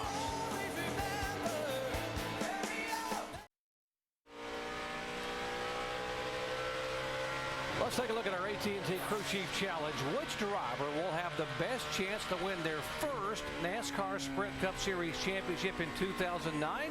Will it be Mark Martin, who, by the way, will drive for Hendrick Motorsports next year, Dale Earnhardt Jr., his teammate Kyle Busch, or Greg Biffle? To play, text the word crew to 191 on your AT&T wireless phone and send in your answer. The results will be shown later in the race. Standard text rates will apply. It's a tough choice there. That's some good ones. Yeah, and it'd be great to see any of those guys win a championship, that's for sure. Carl Edwards doing everything he can to try to win one. Everyone has cycled through with their first green flag pit stop, so now Carl Edwards again back up front as the leader. So let's let Ford take you up to speed, beginning with our leader, Mike Lassard. Well, Doc, talking with crew chief Bob Osborne this morning, it seemed like he was pretty realistic about the situation. He says, look, we need something to happen, but we at the same time know what we need to do. We need to go out there, lead as many laps as possible, and potentially win this race. Can't finish any worse than third. He said the only way, though, that we'll be heartbroken at the end of this day is if the 48 team does have problems and we're not able to capitalize. Right now, they're taking advantage of whatever they can. Shannon? Well, Mike, another driver who would love to go to victory lane here today is Kevin Harvick, currently running second. They made a small air pressure adjustment on that last pit stop just to try to free that 29 car up. But here at Homestead-Miami Speedway, Kevin Harvick has been very consistent. In 7 starts, he has 5 top 10s, and Todd Barrier, his crew chief, told me this morning they feel this is the best that they've been all season long. Dave. Shannon, remember recently when Tony Stewart gave his endorsement for Most Improved Driver in 2008 to the driver of the 6 car, David Reagan? I asked his crew chief, Jimmy Fennig, about that this morning, and he said, well, he definitely deserves it. I said, well, so what has the young driver learned that has given him that kind of credibility this year? He said, now David has learned when to race and how to race. You can't win the race if your car is wrecked and sitting on the hauler. They made a track bar and air adjustment for a tight race car on that first stop. Mike? After qualifying on the pole this weekend, the obvious question, or so I thought, for Ryan Pemberton was, well, can you get it to victory lane as well? He said, I don't even want to talk about wins yet. Our main goal at the beginning of the year was just to be competitive and be able to run with the top 5. We are certain that we can do that today, but it took us a lot longer than we anticipated. He expected that this team would be this competitive back in June, and he wished that they were where they are now, way back at the beginning of the summer. So they're just beginning to peak, but he's not sure they can get the victory lane just yet. Jamie? And behind David Rudiman, it's Jamie McMurray. 3 of the last 5 races he has finished in the top 5, including 3rd at Phoenix last weekend. Things are on a roll. He and his team have clicked. They feel like they can win here today. The bad news for Jamie, though, this is the last race for he and crew chief Larry Carter. Larry Carter moving over to work with Paul Menard at Roush Yates next year, so Jamie will have Donnie Wingo as old crew chief. But right now, they're just looking to get to victory lane one last time together. Shannon? Jamie, the end of the season has been very tough for the number 1 of Martin Truex Jr. 3 DNFs in the past 7 races, but they are certainly looking to go out on a high note with a strong run here today. On the first run, the car was loose off the turn, so they did make a wedge and an air pressure adjustment. The car is still loose for Martin, so what he's doing right now is he's trying to move to the top of the racetrack, as you see him right there going through the turns, just to try to find a little grip. Dave? Matt Kenseth going to the bottom to try to get back one of the 4 spots they lost on pit row with that little snafu. The car was just a little bit tight, took a track bar and air adjustment for that, but Matt not happy. He fell from 3rd to 7th during this round of pit stops. Mike? And this will be Casey Mears' final run with the Hendrick Motorsports operation before moving on. And right now the car not exactly to his liking. A little bit loose on exit of turn 4, so much that he says he can't even hit the throttle on exit, and using a lot more brake than he wants to, Jamie. And Tony Stewart, it's been an emotional ride for him this weekend, knowing he's moving on from Joe Gibbs Racing, the team he's been with for 9 years. But I asked him before he got in the car about his new endeavors. He's going to be an owner/driver. As you see Casey Mears try to go to the inside of Tony Stewart. He told me, you know what, we're going back to business tomorrow morning, 7 a.m. His entire team at Stewart Haas will have to report. He said, I won't be there, but we're getting on the game plan. We're ready for next year. Behind him, Denny Hamlin. He's come to life. He just popped in the top 10 for the first time today. Of course, Denny Hamlin, he's won here twice. He's actually finished here 3rd twice the last 2 years. Great racetrack for Denny Hamlin. He's running right now in the top 10 cars. So far, so good. Doc? 69 laps in, and it's all about Carl Edwards doing what he has to do. And here is a 3-time winner, Greg Biffle, in the 16 car.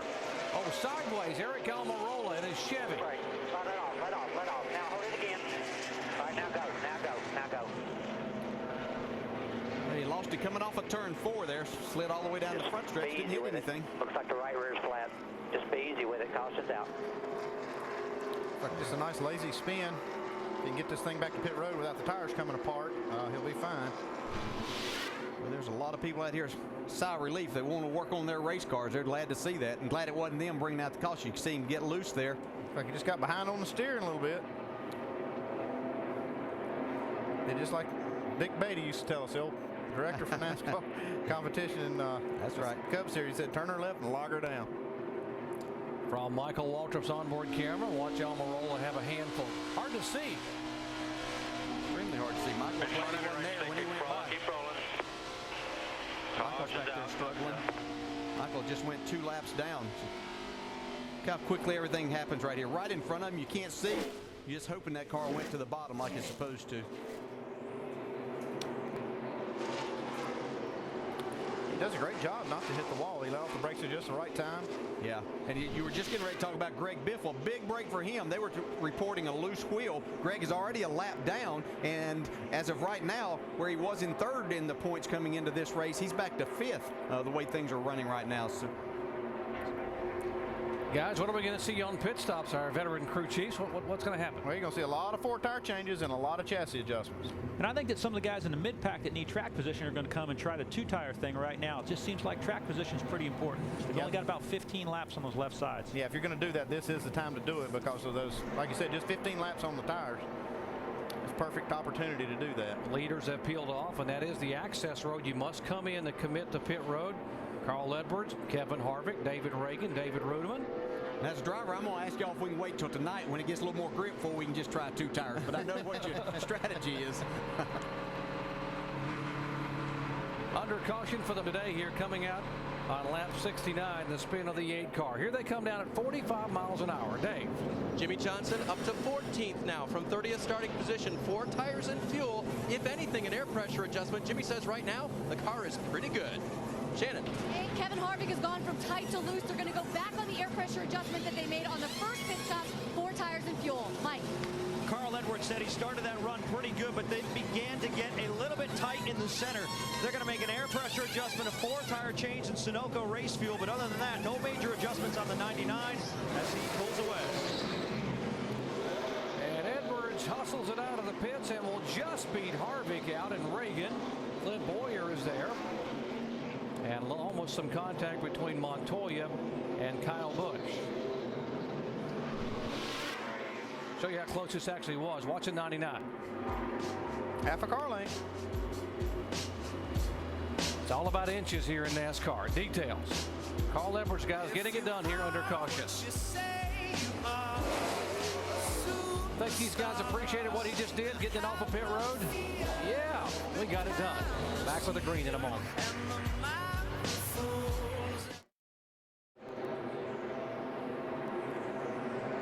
Under caution for the first time today at Homestead-Miami Speedway. The leaders have been on pit road and everyone has had service. Let's take you over the wall with rear tire changer DJ Kopp for Chad McCumbee. It always gets interesting because he's got to come around one, cut it close against them guys, and then stop short because the 25's in their box. No call. 5. 1, 2, 3, 4, 5. 3, 4, 5. It was hard enough for me to change tires without talking, and he's doing it and talking. Let's head into the green. Let's listen to Jimmy Johnson from a moment ago. Dad, if you, like when I'm coming in, I can't see which board sign is mine, so turning in help, but if you could say like 3-2 or 4-3-2, like count me down, so I have no idea what sign I'm looking at. Visibility a major issue, and the sun's even getting worse here before it gets better trying to get behind that big grandstand. Yeah, they still probably have about 40-45 more minutes of dealing with that sun as bad as it is right now as we get ready to go back to green. Carl Edwards leading the Ford 400 here at Homestead-Miami Speedway. There's his teammate, the 16 car of Greg Biffle. DJ, you mentioned he got a break. He is the first car a lap down and now gets in front of the leaders. He'll be on the tail end of the lead lap. Yeah, Greg's hoping that can get a quick caution that doesn't involve him. Now that he's back on the lead lap. You have to be careful in wishing for those things sometimes. You know, you said, I really need a break here, but I don't need for this caution to be me. I don't know how many times I thought that on the pit box. Man, we need a caution. And they go, caution, and it's us. Yeah.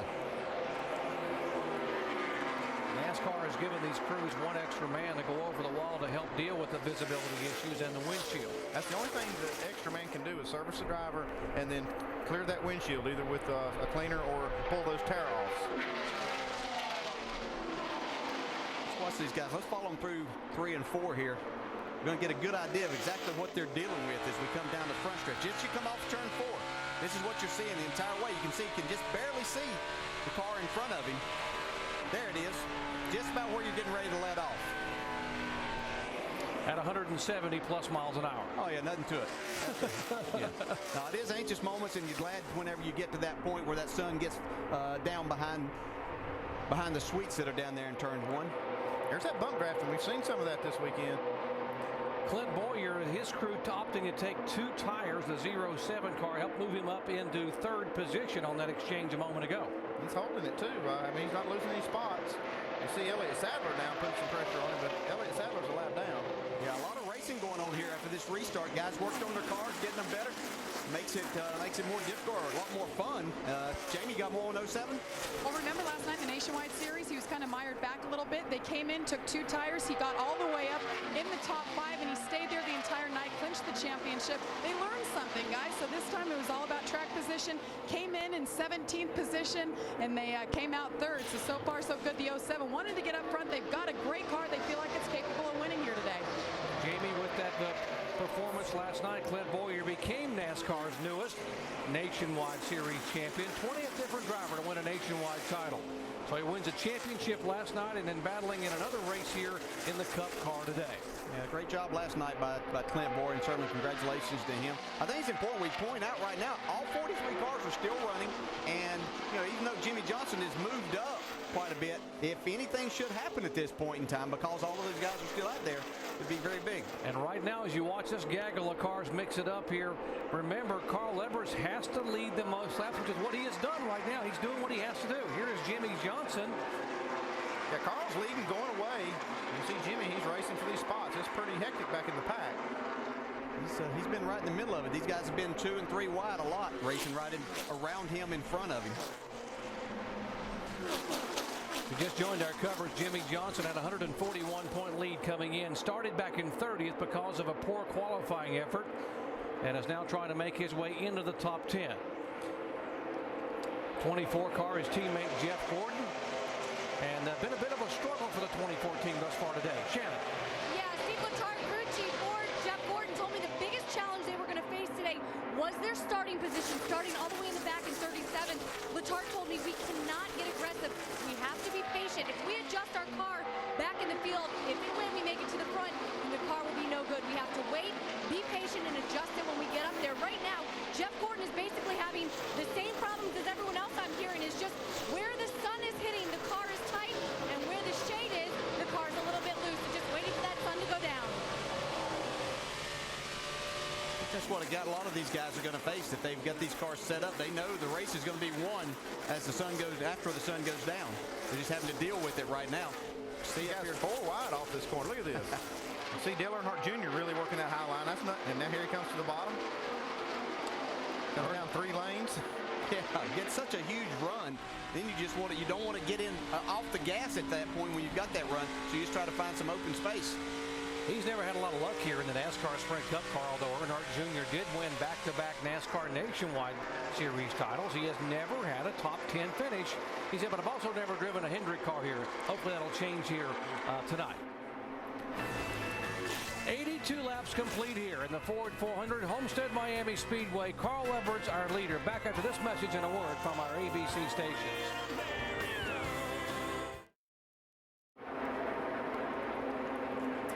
Life on Mars is on Thursday at 10 Eastern, 9 Central after an all-new Grey's Anatomy on ABC. Detective Sam Tyler is stuck in 1973.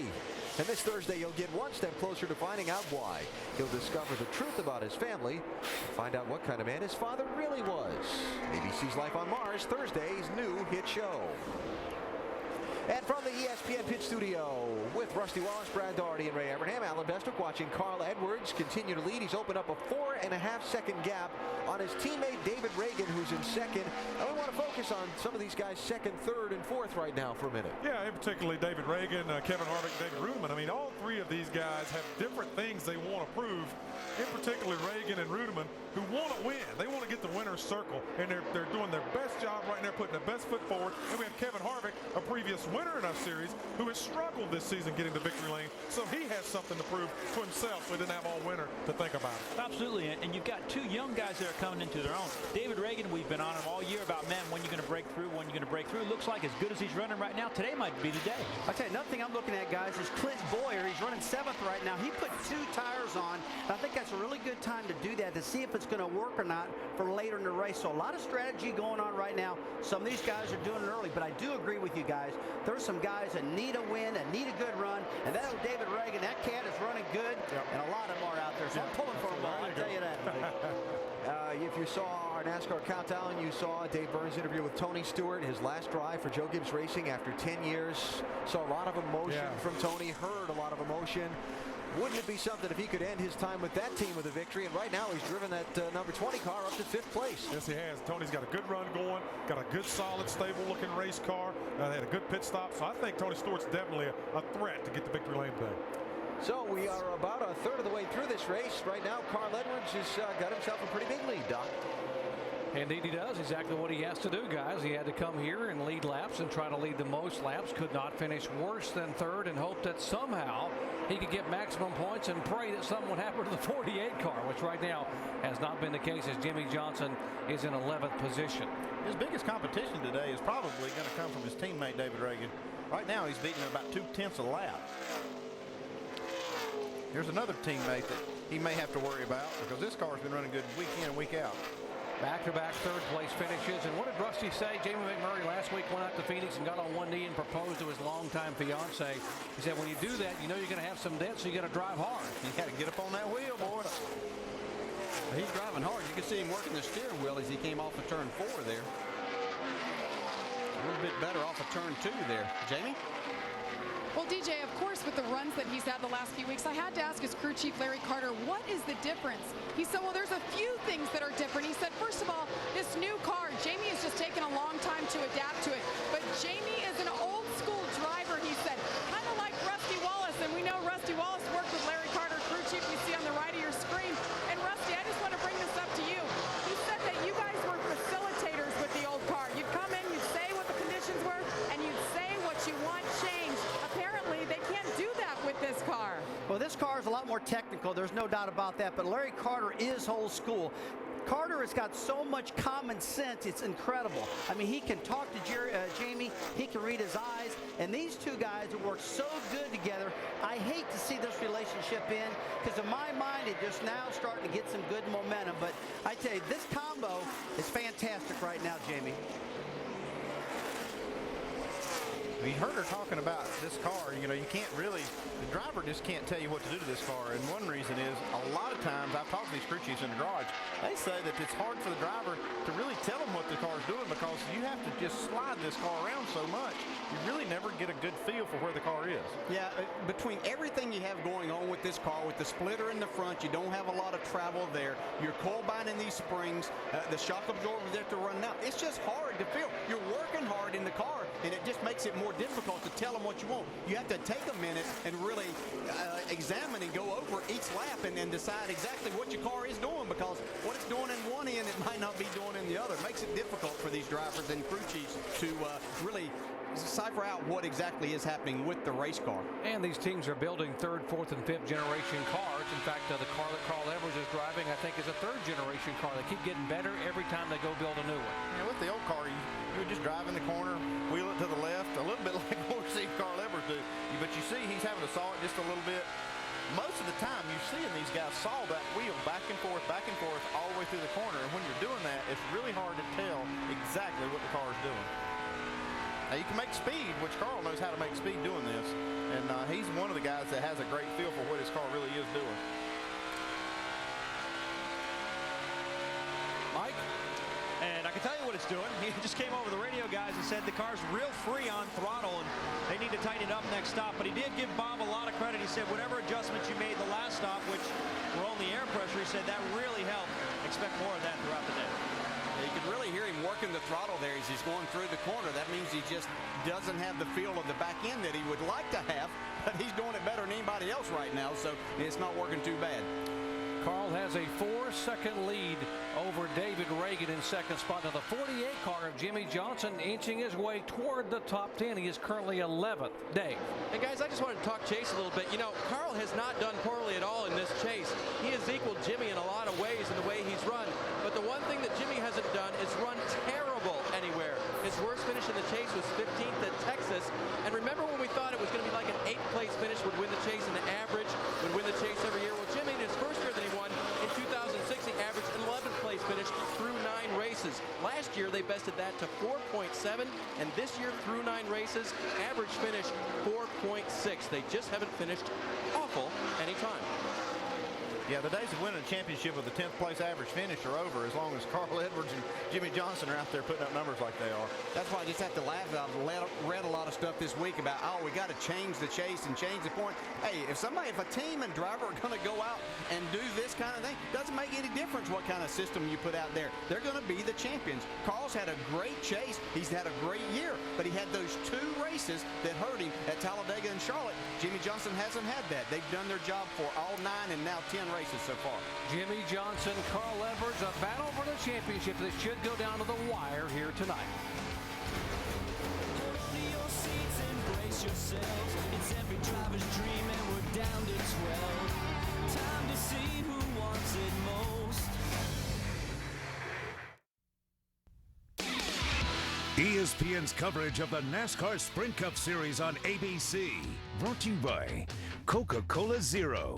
Real Coke taste and 0 calories. Allstate. Are you in good hands? And the Home Depot, NASCAR's home improvement warehouse.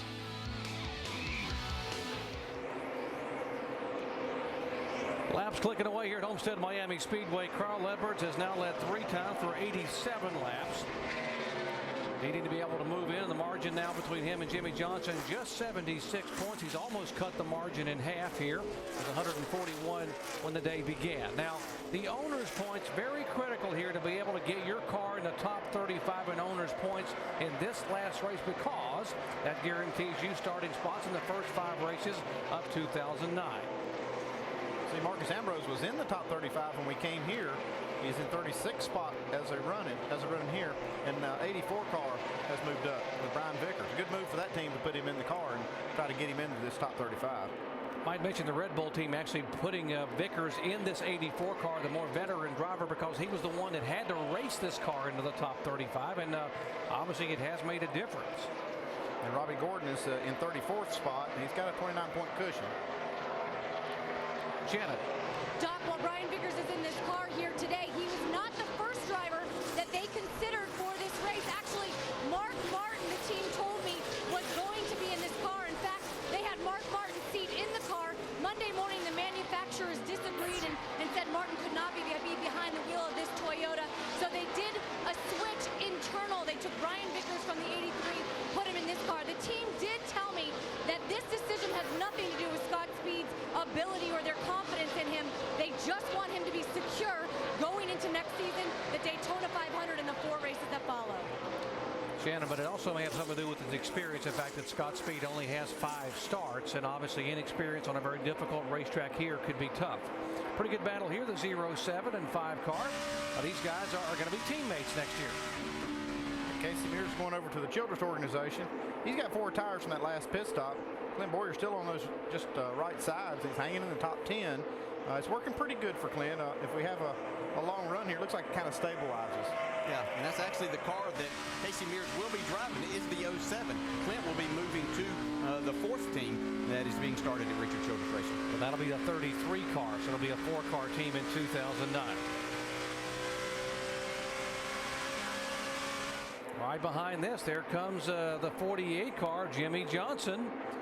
Now still holding 11th position, so it's Mears 9th, Boyer 10th, Johnson 11th, and Jeff Gordon behind him moving up a little bit. You see Jeff now inching into the picture. The best his car has run all day. These guys are just steadily moving forward. Jimmy's doing just exactly what he needs to do today.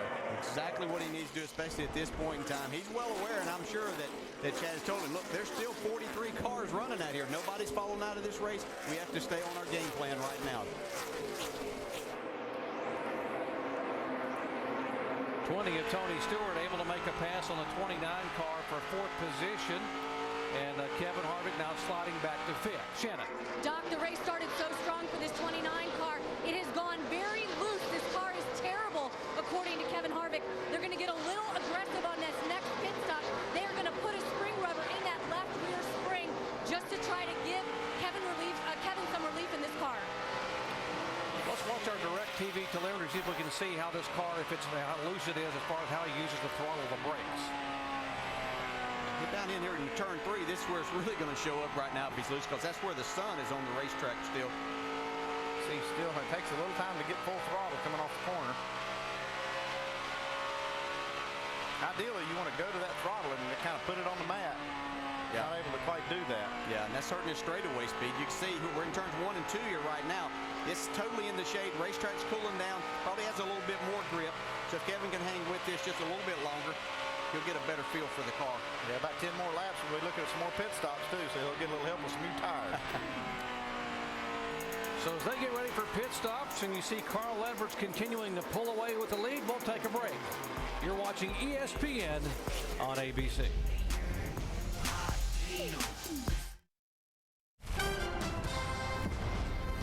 It's a must-win game for Trent Edwards and the Bills, who need to keep up in a tight AFC East race. They go up against the Browns and new quarterback Brady Quinn, looking for his first win as an NFL starter.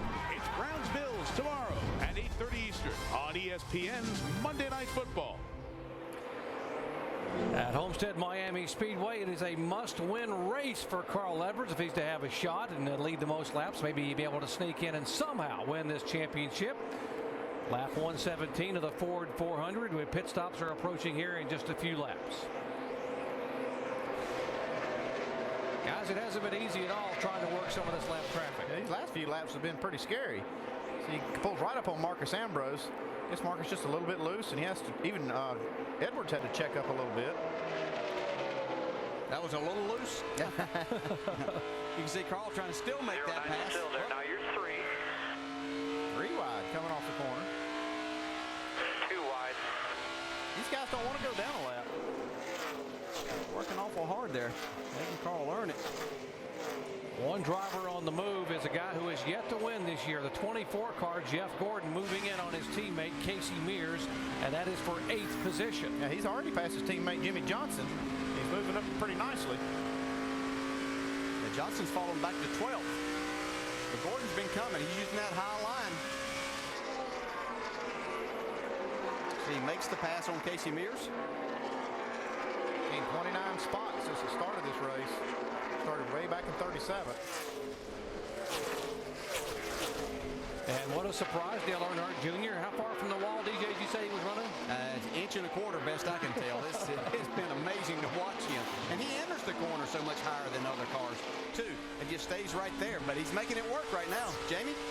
Yeah, I was talking to Tony Eury Jr., his crew chief, this morning, and he said, there's the top line, and then there's Junior's top, and there's a big difference.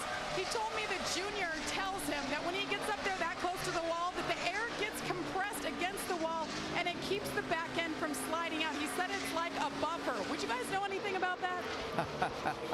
I don't know. We had his dad could see the air, and now Junior telling this. But what do these guys have, Andy? I don't know, but Harry Gann, he used to say, when you get real close to the wall, you know you're right where you need to be when you can smell it. He said, you can smell the paint on the wall. True story. That's what he said.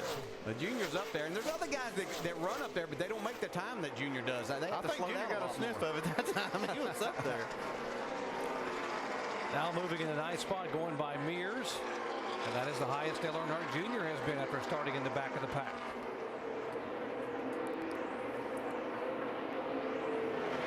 See Casey Kane trying to stay on the lead lap, fighting off Carl Edwards. Edwards a leader. David Reagan in 2nd spot. David Rudeman, who was our pole sitter, running solid solidly back in third position. Mike. And he's got obviously a very fast race car, but it's a big concern going into that corner, knowing what just happened. The throttle return spring, basically the spring that brings back the throttle pedal, has fallen off. There is a backup spring in the car, but that's obviously a pretty big concern to David Ruderman. And that's a throttle return spring fell off. Or some fell off. It's real easy now. All right, brother, long way to go. Hang in there now. Yeah, think about it, though. How do you think it feels letting off at the end of the straightaway, not knowing if it's going to stop? Don't even think about fixing it, though. Just I'll figure it out. And they're just trying to keep David calm inside that race car and charging into the corners. But Tim Brewer, you can explain how this happens and why it should be such a concern. Yeah, it's a big concern, Mikey, because what happened there is one of these springs came off. Now, this is a very, very firm spring. When you back off the gas, the first thing you want to happen is that thing to shut that engine down. But when one of these springs falls off, it gets real soft. But he does have a bracket on the gas pedal. If the pedal hangs on the floor, he can actually pull it back up with the top of his foot. So it's not going to be a bad situation that he can't control it. Jamie? Well, Tim, the 20 car of Tony Stewart making his way down a little early here for Tony Stewart. He says it's just a bit tight. Car's been pretty good. You can't see it real clearly, but on the hood of that car, his team surprised him and put a decal representing every win they've had together. All 33 of his Sprint Cup victories, and they do have one inside that cockpit to the right of the steering wheel in case they go to victory lane today. 4 tires and fuel for the 20. Mike? Kyle Busch really unhappy with his race car, Jamie, saying it's good for about maybe 4 or 5 laps. Then the car just gets real tight. They're going to try to adjust it right now with air pressure. They also make a chassis adjustment, but Kyle really had high hopes coming into this race, thinking they could end the season the way they started it with a victory, but it hasn't gone that way, Jamie. Well, last pit stop for Denny Hamlin, he just wanted to free it up a bit. He was a bit tight, but the car's coming around as that sun has set. His car's gotten tighter. Pretty happy. 4 tires there for the 11 car. Denny Hamlin looking for his first win here at Homestead-Miami Speedway. Doc? Jeff Gordon been on and off pit road. He's leaving as well. As they come and make this cycle through a stop. There's a 31 car, top of your screen coming down. Jeff Burton coming at you, as is Gordon. 44 car, Ruderman also on pit road. Kevin Harvick is in. He was needing some help on this race car. He was extremely loose, so I'm sure they made some air pressure adjustments here. See if they can get Kevin a little bit more grip.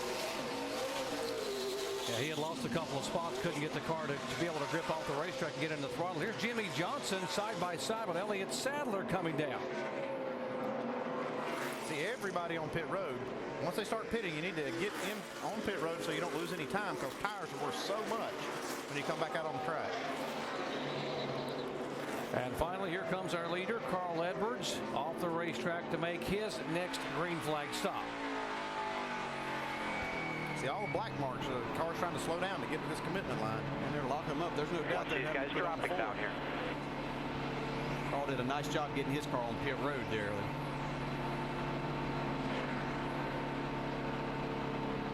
Long way down at 45 miles an hour. Hard to be patient for these guys, but there's Bob Osborne waiting on his driver to get there. 5, 4, 3, 2, 1. Stop on the sign for me.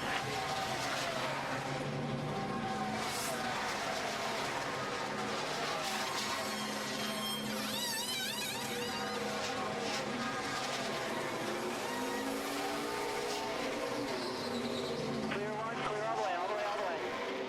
Watch your speed all the way out. Just under 14 seconds. Not how you do it down there. Got him in and clean, and just had to get a nice, clean, simple, and uncomplicated stop. You could hear Carl revving up the engine. He was getting ready to go. He knew that the guys had a good pit stop going. He maintained the lead through that because he was one of the last cars to make a pit stop. You see Greg Biffle now pulling right up behind Carl Edwards, and he had lost some ground to Carl. But Greg Biffle made this pit stop just a little bit sooner. He was able to run just a few laps with better tires.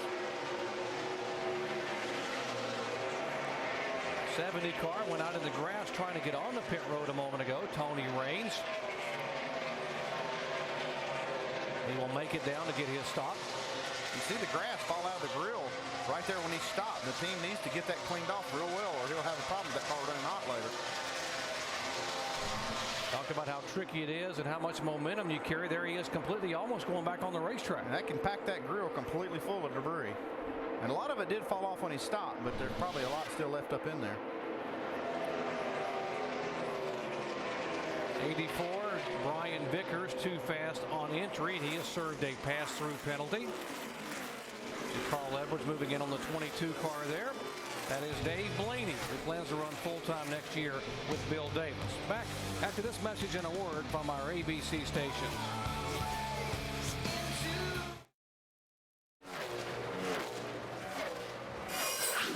Next Sunday, you have never seen an American Music Awards lineup bigger than this. Beyonce, Kanye West, Rihanna, Coldplay, Alicia Keys, and many more with performances.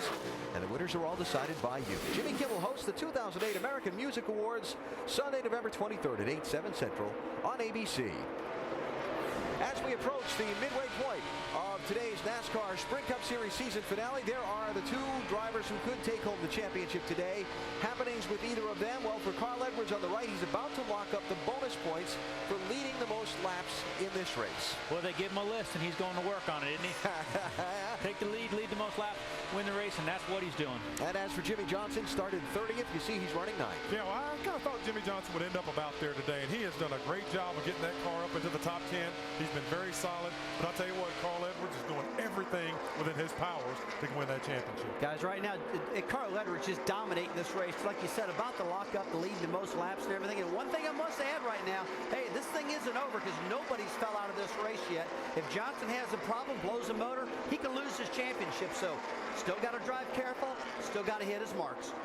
A little race going on here between Denny Hamlin in the 11 and Tony Stewart in the 20. Joe Gibbs Racing teammates for 3rd spot.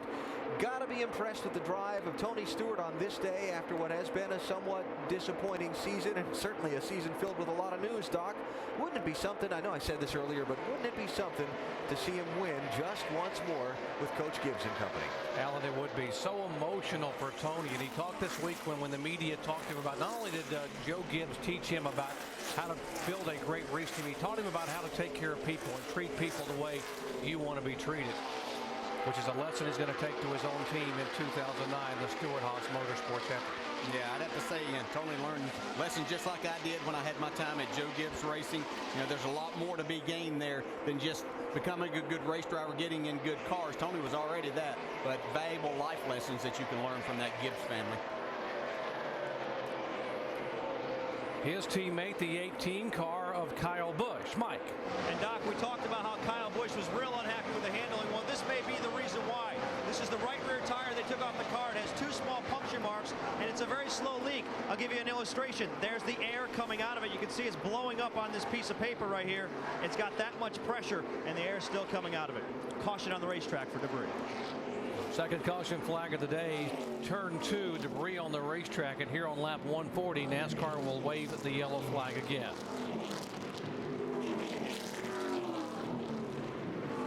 This will give these guys another opportunity to work on these cars. The track has cooled down quite a bit now. The sun has pretty much gone down here, so they can make some adjustments and see if anybody's going to have anything for Carl Edwards here today. They can also make some adjustments right here, anticipating this cooler racetrack, what's going to happen. So this is actually a pretty good time for these guys. There's Edwards, the leader. The car that really had struggled among the leaders in this little short run was the 44 car of David Rudiman. He had actually lost a couple of positions in the last 2 laps to Harvick and McMurray. So we'll see if he tries to get an adjustment on his 44 car. Edwards the leader, Reagan in 2nd spot, David Reagan, Hamlin in 3rd. And Reagan, Hamlin, and Tony Stewart, 2nd, 3rd, and 4th, were all running right together on the racetrack. What they better watch that 11 car, Denny Hamlin. He's been on the march all day long. Got himself up in 3rd spot now. So that'd be another opportunity for some strategy because they've only run about 10 laps. Yeah, see, Bill Elliott was right behind Carl Edwards there. He will get the free pass to be back on the lead lap. Got to give us 21 cars on the lead lap. Afraid to get too tired, man, and get back in traffic. There's a lot of racing left, too. We can do the same thing and do 4, but I bet you with only 10 laps, there's going to be a ton of guys that do 2. Dave? The 6 car of David Reagan just a little bit free. Thought maybe they should leave the car alone. Let's see if they take 2 or 4. They're going to go around to the left side as well for 4. Jimmy Johnson will take 4 tires. Just a slight air pressure adjustment. Really no balance change to the car, although he thought that set of tires might have been just a little bit off compared to the one before. Mike? As you just heard the radio communication between Bob Osborne and Carl Edwards, there was some contemplation as to whether or not they should do 2 or 4 tires. It looks like they'll do right sides only in a way. Edwards able to get off right with Hamlin right on his deck. There's the 18 coming out. 44 finally does get off of pit road. Jamie McMurray up 4 positions. Truex up 9 spots. Got to believe that was 2 tires on the 1 car. The 88 car struggled, lost several positions on pit road. We'll update Dale Earnhardt Jr. situation when we come back in just a moment.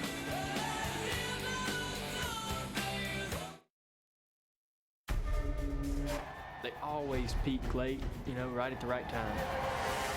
If you're going to win the championship in 2008, you're going to have to beat that guy in the 48. He's won the last 2 championships. He knows how to do this. Doesn't matter what you did at the beginning of the year. It's what you're doing right now, and he's making it happen right now. Champions rise to the pressure, and they can respond when they have to, which is what Jimmy Johnson and his team has done this year. Not good early on, but when the lights came on in the chase, they were the ones everyone had to beat.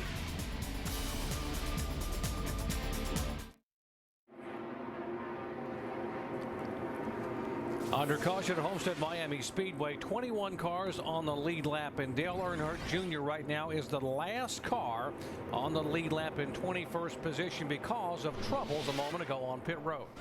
We're going to get 2 tires, and as soon as the jack drops, he stalls the car, and then the crew is trying to push him to get it started, and he can't steer it. When the car's not running, the power steering pump is not turning, and he had to try to pull around the 83 car that was in front.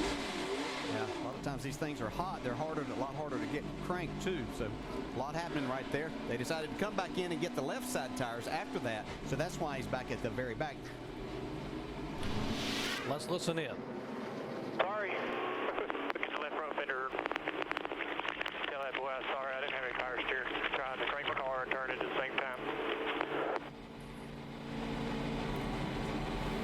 And Junior continued talking to his team. He said, hey guys, I'm not placing blame on anybody. Basically, he wasn't ready for a 2-tire stop. He said it threw off his rhythm. He said, you guys just have to let me know, because I have my whole thing in my head that I go through shifting to exit the pits. I'm sure, DJ, you know all about that. Yeah, if you're not ready, you could see that he didn't have the RPMs up, and so he really wasn't thinking about being ready to go at that particular time. He was waiting for him to come, and they hollered to go for him to go, and so he didn't get the RPMs up and stalled it. Something's happened to all of us at some point in time. He's got a good race car, so it'll be interesting to watch him try to go back up through the pack. NASCAR out brushing the racetrack off, trying to get any debris off the track. And here is the 7 car of Robbie Gordon. We told you how valuable the owner's points are. 1 point, that's the margin right there. 34th and 35th. You want to be in the top 35, and Robbie Gordon, you see where he's got that margin right now on the 84 car. Yeah, Robbie Gordon's looking pretty good, but looks like Ambrose is finding himself on the outside looking in, and he's not running well. He's sitting there in 41st spot. Needs to gain a little bit. Yeah, and Brian Vickers had that 84 car in a good position until he got the speeding on pit road during that last green flag run, and so that got him a lap down. It's 1 position, by the way, between 34th and 35th. 71 points right now for Robbie trying to hold on. Here's our 2 championship contenders, and the mission today for Carl Edwards was to lead a lap and then lead the most laps. He has done both of those. He'd like to win the race and then put all the pressure on Jimmy Johnson to try to have to finish in the top 36. Now what Jimmy has done is started back in 30th, moved up to 12th, but now he has to be concerned because they can push and shove and bump and grind on these restarts. Watch Jimmy as the pace car pulls away and see how he gets through traffic here on the restart. Certainly the most tense time for Jimmy Johnson. We'll say once again, there's still 43 cars out there running.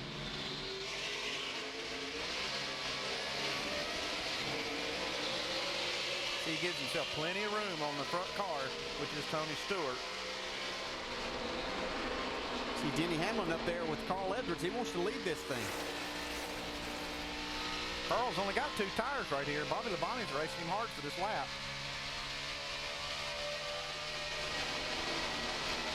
Most of these guys right around Carl Edwards have 2 tires also. Saw a lot of that happening there. They only had about 10 laps on the tires.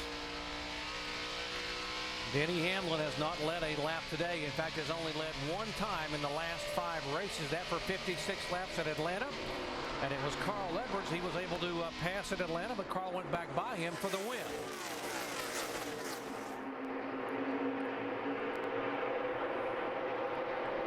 So Carl stretch out, get him about a 4 or 5 car length lead now. This car is just really, really strong. Didn't seem like whether it was daytime or night. I'm not sure what it would be exactly that might stop him here tonight. Comes a 6 car of David Reagan on the inside groove, and he is being shown in 3rd spot, trying to move underneath a couple of lap cars. They seemed to be a little indecisive as to what they were going to do on that pit stop, costing a little bit of time. Look at here. Look at this, the hornet's nest that Jimmie Johnson finds himself in. You can see why these restarts are just so risky. You got a lot of lap cars. You got lead lap cars. Guys on 2 tires, 4 tires. The 1 car of Truex in front of him is actually in position in front of him at 11th spot. Johnson back in 12th position. Behind Johnson is Montoya. Battle for 3rd position here. McMurray and Reagan, a couple of Roush Fenway teammates, and McMurray will take it away. Roush cars have 3 of the top 4 spots here right now. Jimmie Johnson 3 wide, just threading the needle here. This car has been really, really good on fresh tires. So he took on 4 tires that last time. Those guys aren't taking any chance. And again, remember, all 43 cars that began this race are still on the racetrack. So if you have an issue, Jimmie Johnson would have an issue. He could actually have a poor finish. Careful there. Martin Truex was almost thinking about 3 wide, but Martin understands. Got a big tire rub here on the 2 car. Actually, the left front tire is flat on the car, looks like. Just had some contact with somebody. Got to back it way down on the top. Let these guys go.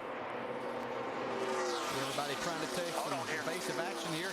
Still can't get the pit road. Not going to make it. He's going to have to go around another lap. It's going to cost him a lot of time. Now, he missed that access. He's in the wall now. He missed the access road. Got the right side, guys. Come to pit road here. Caution's out. Caution's out.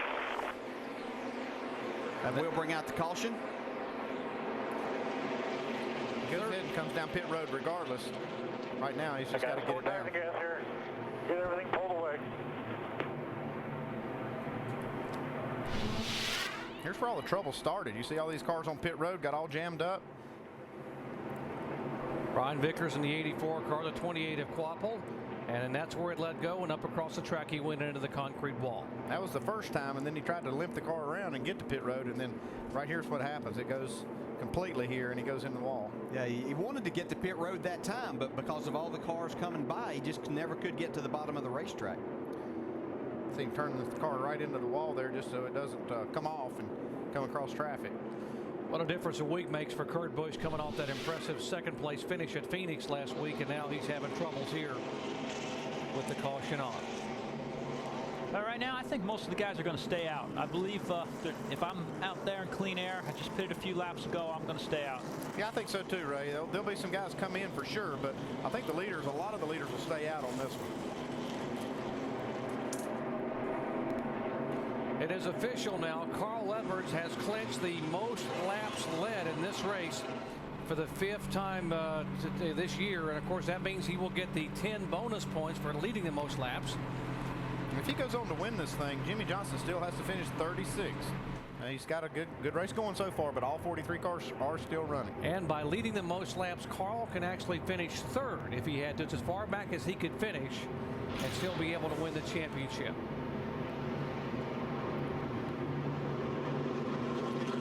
Guys acting like they want to come, have a couple of takers. Montoya and Martin Truex Jr. Under caution for the 3rd time tonight here at Homestead-Miami Speedway. Carl Edwards, our leader. Back after this message and a word from our ABC station.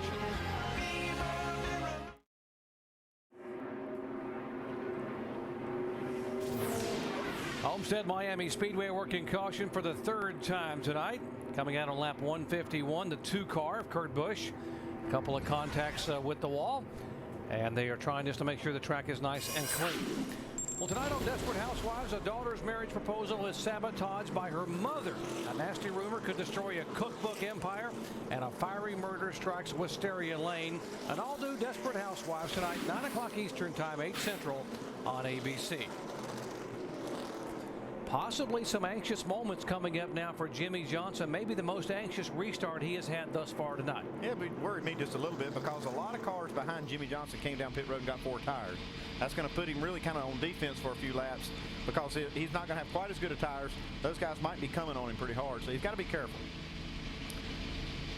Earlier, we asked you our AT&T Crew Chief Challenge question, and we asked you which driver will have the best chance to win their first NASCAR Sprint Cup Series championship in 2009. Did you pick Mark Martin, Dale Earnhardt Jr., Kyle Busch, or Greg Biffle? What do you think, guys? I'm going to go with Mark Martin. How about Kyle Busch? He won the most races this year. I think Martin. There you go. Kyle Busch. That's how you win these championships. You win them by winning races. Done a great job this year. 8 victories this year, 10 for Toyota. Got Toyota's first victory in 2008 here in the NASCAR Sprint Cup Series.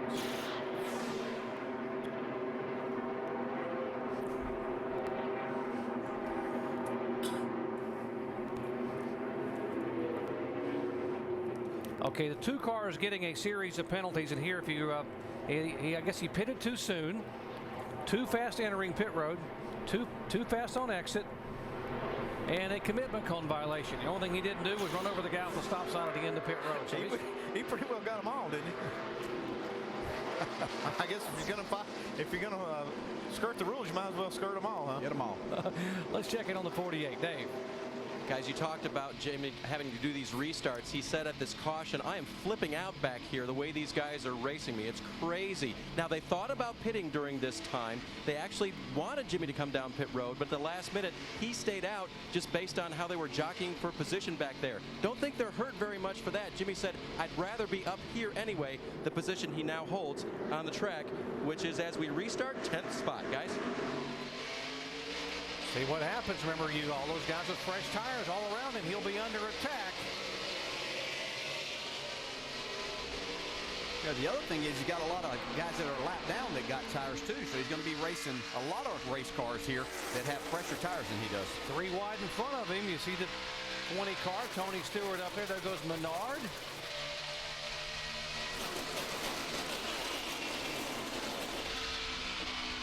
Right side of your screen, that's the battle for the lead. Denny Hamlin in the 11 car. Carl Edwards. Man, we got cars racing all over the place. Look at Jimmie, he's 3 wide, trying to go 3 wide. Squeezing up behind the 44 car of Rudiman. No place to hide, DJ. I promise you, not there. You know, you can't back out because you have guys that are really fast right behind you. You need to move forward. See a battle for 4th here. Kyle Busch trying to pass David Reagan. David says, not so fast, my friend. I'm going to drive this thing back on the outside. Now they're coming up on Bobby Labonte, so he might decide this little battle. Now Bobby just got passed by Greg Biffle, who Greg now got himself in that position again if we should have a caution to get the free pass. Bobby Labonte being shown 2 laps down in the 43 car, back in 35th position. See there, David Reagan had to give way.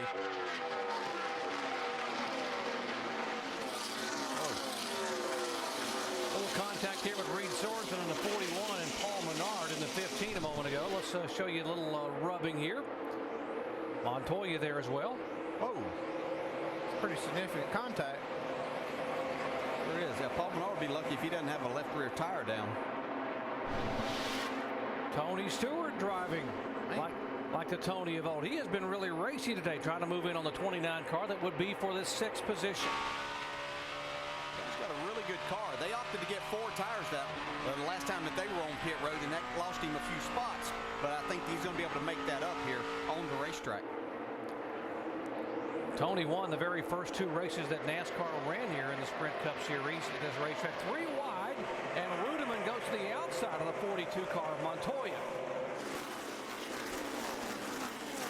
These are some guys that have tires from that last caution. Yeah, trying to make the most of them. You can see Jimmie Johnson on the bottom. He's worked his way up into the 8th spot now. Got in front of this group. Sun has gone down, and this track has cooled off considerably with this progressive banking. We're seeing a lot more grip and a lot more aggressive driving, Dale. Well, they've worked on their cars. They got better grip, and they're getting a lot more racy here. Last race of the season. No need to save it now. No next week. That's right.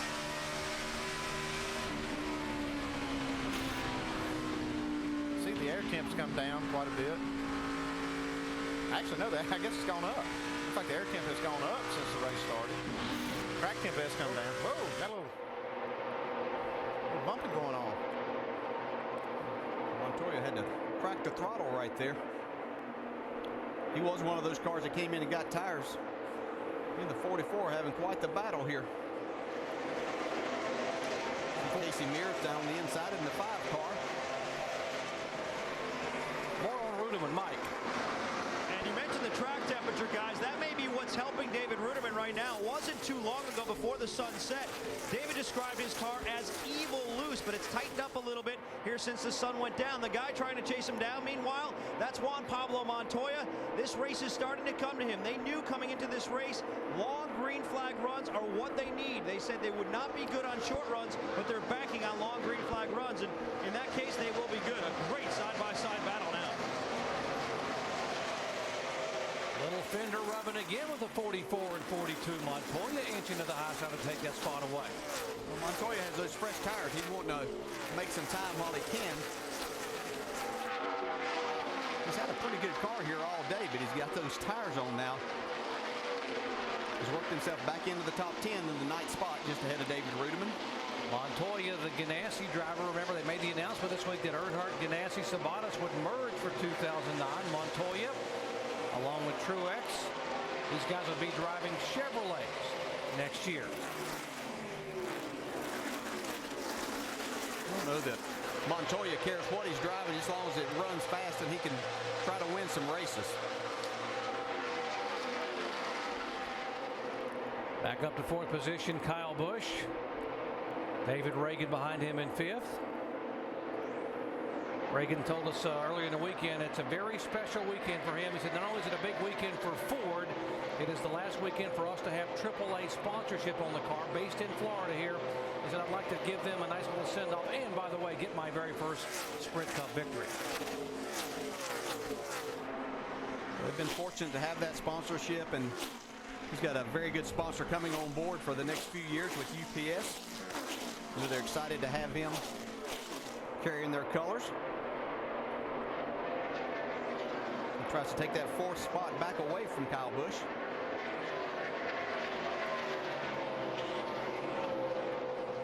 Car, Tony Stewart now trying to go back by the 29 and take that position away from Kevin Hart.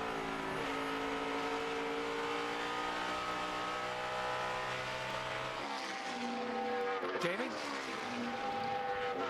Guys, Tony Stewart, you see on the screen right there, his car was falling off just a bit, but you see he got around Kevin Harvick, and you were talking about the temperatures dropping, and that's working into Tony's hands right now. They're going to make a couple more adjustments on the next stop. Shannon? Kevin Harvick started this race tight. The car has been loose since the very first pit stop. They have thrown everything at it to try to tighten it up. Made a track bar adjustment, spring rubber, and they still cannot get this car to tighten up. Expect changes coming down on this 29 further in the race. 47 cars had some issue. There he is, the Marcus Ambrose. That happened coming off of turn 4 there. All right, ease it to the bottom. Ease it to the bottom there. This is not what they needed because they were just outside of the top 35 in honors points as they were running. I'm not sure. I believe it might have been Reed Sorensen that was on the outside and caught Ambrose in the right rear. Yeah, we're going to have to get this fixed and get back out there. Marcus planning on running full-time next year, but wanted to be able to have a guaranteed starting spot. Oh, there's exactly what you're talking about, the Sorensen on the 41 car. Yeah, I don't think Ambrose knew that he was up there. He thought he was high enough on the track that nobody should be on the outside of him there. Turned him right into the wall. All that happened right in front of Jeff Gordon's 24 car. We've seen Reed Sorensen be pretty aggressive out there today. Yeah, he has been. Coming to pit road now, Andy? Yeah, here we come. Yeah, definitely want to come in. Looks like, are they faking this thing, or what are they going to do here? Looks like they're coming. They pitted on lap 142. This is 169 as they come around. Here come the leaders on the pit road. Yeah, Gordon's staying out. Rick Biffle finally going to get that lap back, so he might be a factor. He's had a fast race car. He just had to get back there. We're going to come out probably about 15th, but I think it's still wiser to take 4, don't you? They're discussing whether to get 4 tires or 2 tires. That's Chad Canals, the crew chief for Jimmy Johnson. Dave Burns. So you know they're going to take 4 tires. They're going to go half up on the track bar for a car that is just a little bit stuck through the center. They also know that a lot of those cars that stopped last time would stay out and that they'd lose some track position, but they want to get those fresh tires now. Jamie? Denny Hamlin opted to take right sides only last up. They want to take 4 this time. Going to make an air pressure adjustment, a little tight in the middle, loose off for Denny Hamlin, Mike. Carl Edwards saying he's just a tick free. They're going to make a track bar adjustment going down a quarter round. Also a wedge adjustment, 4 tires and fuel for the 99 cars. They go to work now on the left side of that car. They're jacking it up and completing their stop. Rudeman gaining 9 positions. Race off a pit road, and 9 cars still sitting there. Casey King. Yeah, Edwards lost a few spots there on pit road.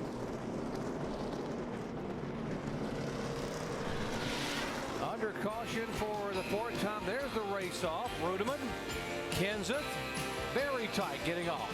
Back with the green flag here at Homestead in a moment. ESPN's coverage of the NASCAR Sprint Cup Series on ABC. Brought to you by Enterprise Rent-A-Car. We'll pick you up. Sprint. The chase for the Sprint Cup comes to you with NASCAR Sprint Cup Mobile. Only from Sprint and only on the Now Network. And Subway Restaurants. Subway. Eat fresh.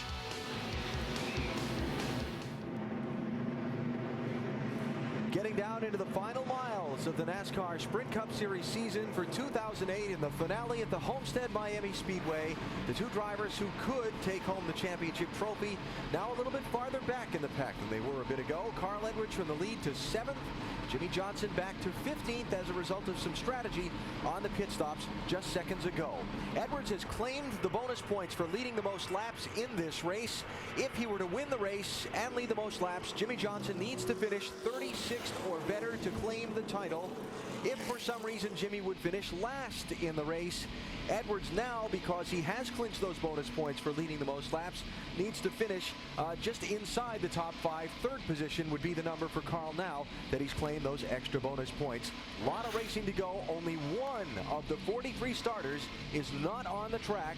That's Marcos Ambrose in the 47 car, who was involved in the incident that put us under caution just a minute ago.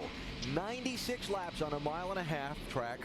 All kinds of things can happen. Inside the ESPN pit studio, Alan Bestwick, Rusty Wallace, Brad Daugherty, and Ray Evernham. Sum up what you've seen so far from the 2 championship contenders, Rusty. They're both doing what they got to do, Alan. Both of them are. They're out there running up front. Edwards has just locked up the most laps led. He's dominating. Jimmy's keeping that 48 Chevrolet out of trouble, doing what he's got to do. Hey, this race is far from over, guys. Yeah, they've both been spot on. But the thing that scares me for Jimmy Johnson is there's still 42 cars in this field. So potentially it could be a disaster if he has a problem still. That's why if I'm Rick Hendrick, I park the 25 car and leave the 48 car out to lead on the next round of cautions, and it pretty much ends this thing. Yeah. Now, Ray, one of your old buddies, Jeff Gordon, has just gotten to the lead for the first time in this race as a result of some strategy. Yeah, buddy. Stayed out. You know, he's only got about 10 laps on his tires. He is Mr. Day-to-Night Racer. Watch out for him because now he's out in clean air and he's had a fast car all night long. He's really fast. One of the guys that hasn't won yet this season, Doc. One last chance in these final 95 laps. Hard to believe that Jeff Gordon has not won in 2008 after what has been a remarkable career. 81 career victories. Charlotte, October of 2007. Last time Jeff Gordon has won. And we'll show you where Carl Edwards and Jimmy Johnson are starting 6th and 14th. And here again, as you heard just a moment ago, 42 of 43 starters still on the racetrack. That's important for Jimmy Johnson to know because he can still get himself in serious trouble because Carl has already led the most laps. Another nail-biter restart for him. Yeah, especially double file restart here. He's back where he started the race almost. You know, this is literally 28th with all the cars on the inside. So same position. Has to be really careful here. And they jumble up back there and they spread out a little bit too wide. I said, come on, guys. I'm ready to be 3 wide up there.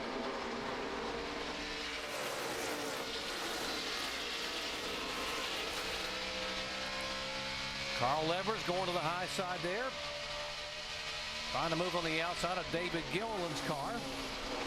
And behind the 09 of Sterling Marlin. Now Carl goes in the middle of the racetrack. You can see he's a little bit loose right there. Denny Hamlin right on his bumper. Denny Hamlin's making him loose by just being up that close.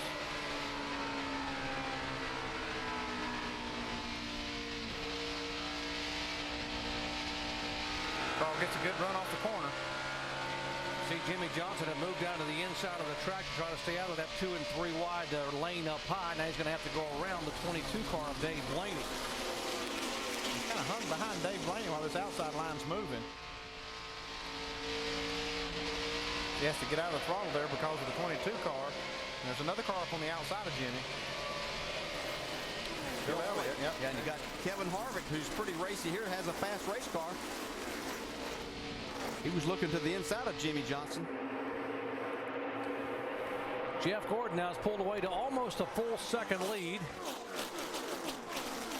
Kansas in second spot, Rudeman, Boyer, and you see here comes the 99 car of Edwards up to 5th position. Mike. Well, Doc, as you know, the crew chief sometimes has to be the coach, and Bob Osborne was trying to remind Carl right before the restart that he's in a different situation than he's been in most of the night. But you got the most laps led clinched. Okay, 10-4, that's good to know. We're doing our job, so we're just got to stay focused and keep tuning if it changes, you know. Before you will get through these guys very quickly, so be patient and choose your position wisely. And the point that Bob was trying to hammer home that, remember, the car's going to handle a lot different in traffic than it's handled all night out front. Jimmy Johnson back in a danger zone a moment ago going in the corner. Kevin Harvick was able to dive under the 48 car and make him 3 wide. Man, he's been 3 wide. This is about the 4th time since the restart he's been 3 wide. Man, this is scary times for these guys. So on the right side of the screen there, Denny Hamlin going by, trying to go by Carl Edwards. There's Jeff Burton has spun out now. He was behind these guys. Doesn't appear to have any major contact, and it will bring out the caution flag again. I was underneath him. He got into the car on the outside of him, hung a left on me. I'm coming to you to put tires on. Gonna have to fix that right front fender a little bit too. Jeff is coming to pit road right now. He's on the access road getting ready to hit the pit road here. He should have time. The pace car's already picked up the field. He should have time to make his changes right here. Under this caution, the 66 car would get the free pass. Scott Riggs. Here's Burton in, who came in 4th in the point standings in the chase.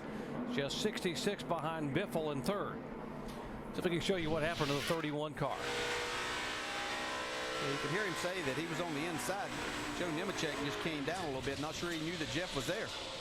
Nice. Like Jeff's car was actually pushing just a little bit too. Caution's out. Caution's out. Together. Yeah, just kind of ended up in the same spot. He's going to have some damage on that right front fender, so he'll have to get fixed.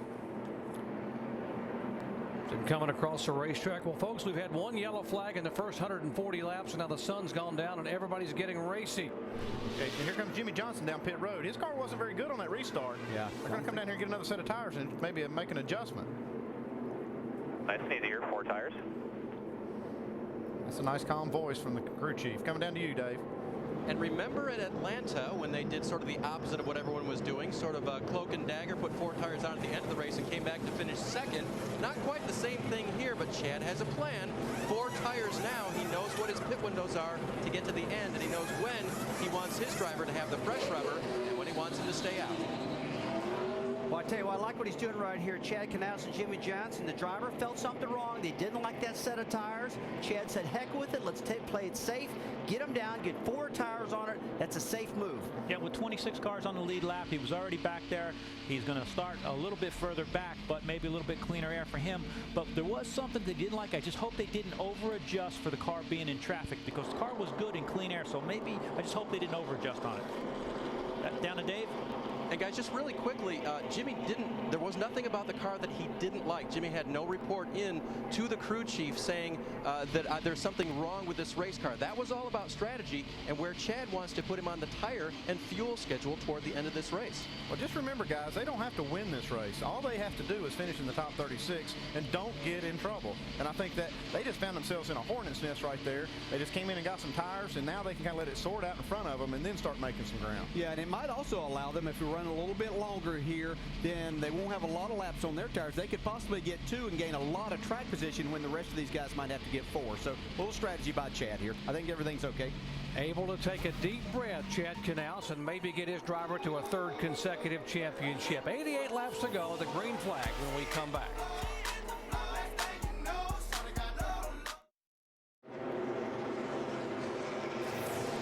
Laps to go in the Ford 400 at the Homestead-Miami Speedway. A look at our sprint race rundown before we go back racing. Carl Edwards has been the man so far. Oh boy, he's locked up all the bonus points. He's dominated. He's led the most laps right now. Got all the bonus points he can get, except for winning a race yet.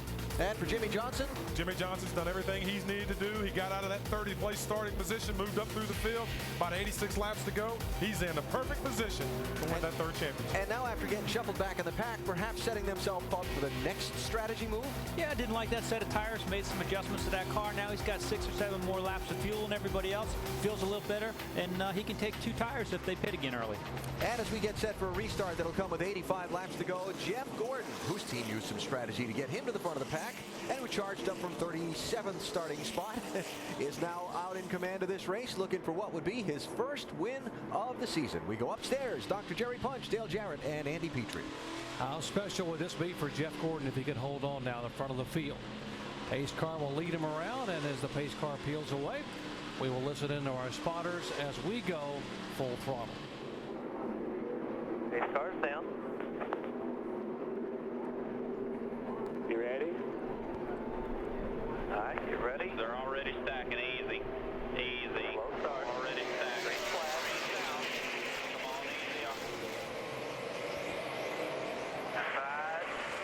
Inside. All clear. Inside. Inside. Inside 18. 3 wide, barely quarter. 18 inside. Still there. Still there. Clear low. Watch 09 in the middle. You're 3 wide side. Clear. Still 3 wide. Still 3. Now you're 2. Looking out. Clear all around. Both sides. Both sides. Clear low. 1 outside. 1 outside. Clear the 7. Still there. Still there. 1 outside. Still outside there. View the 11. 83 at your door. Be clear up behind him if you need it. Enter door there now. Enter door. He's got the 10 trying to go with him.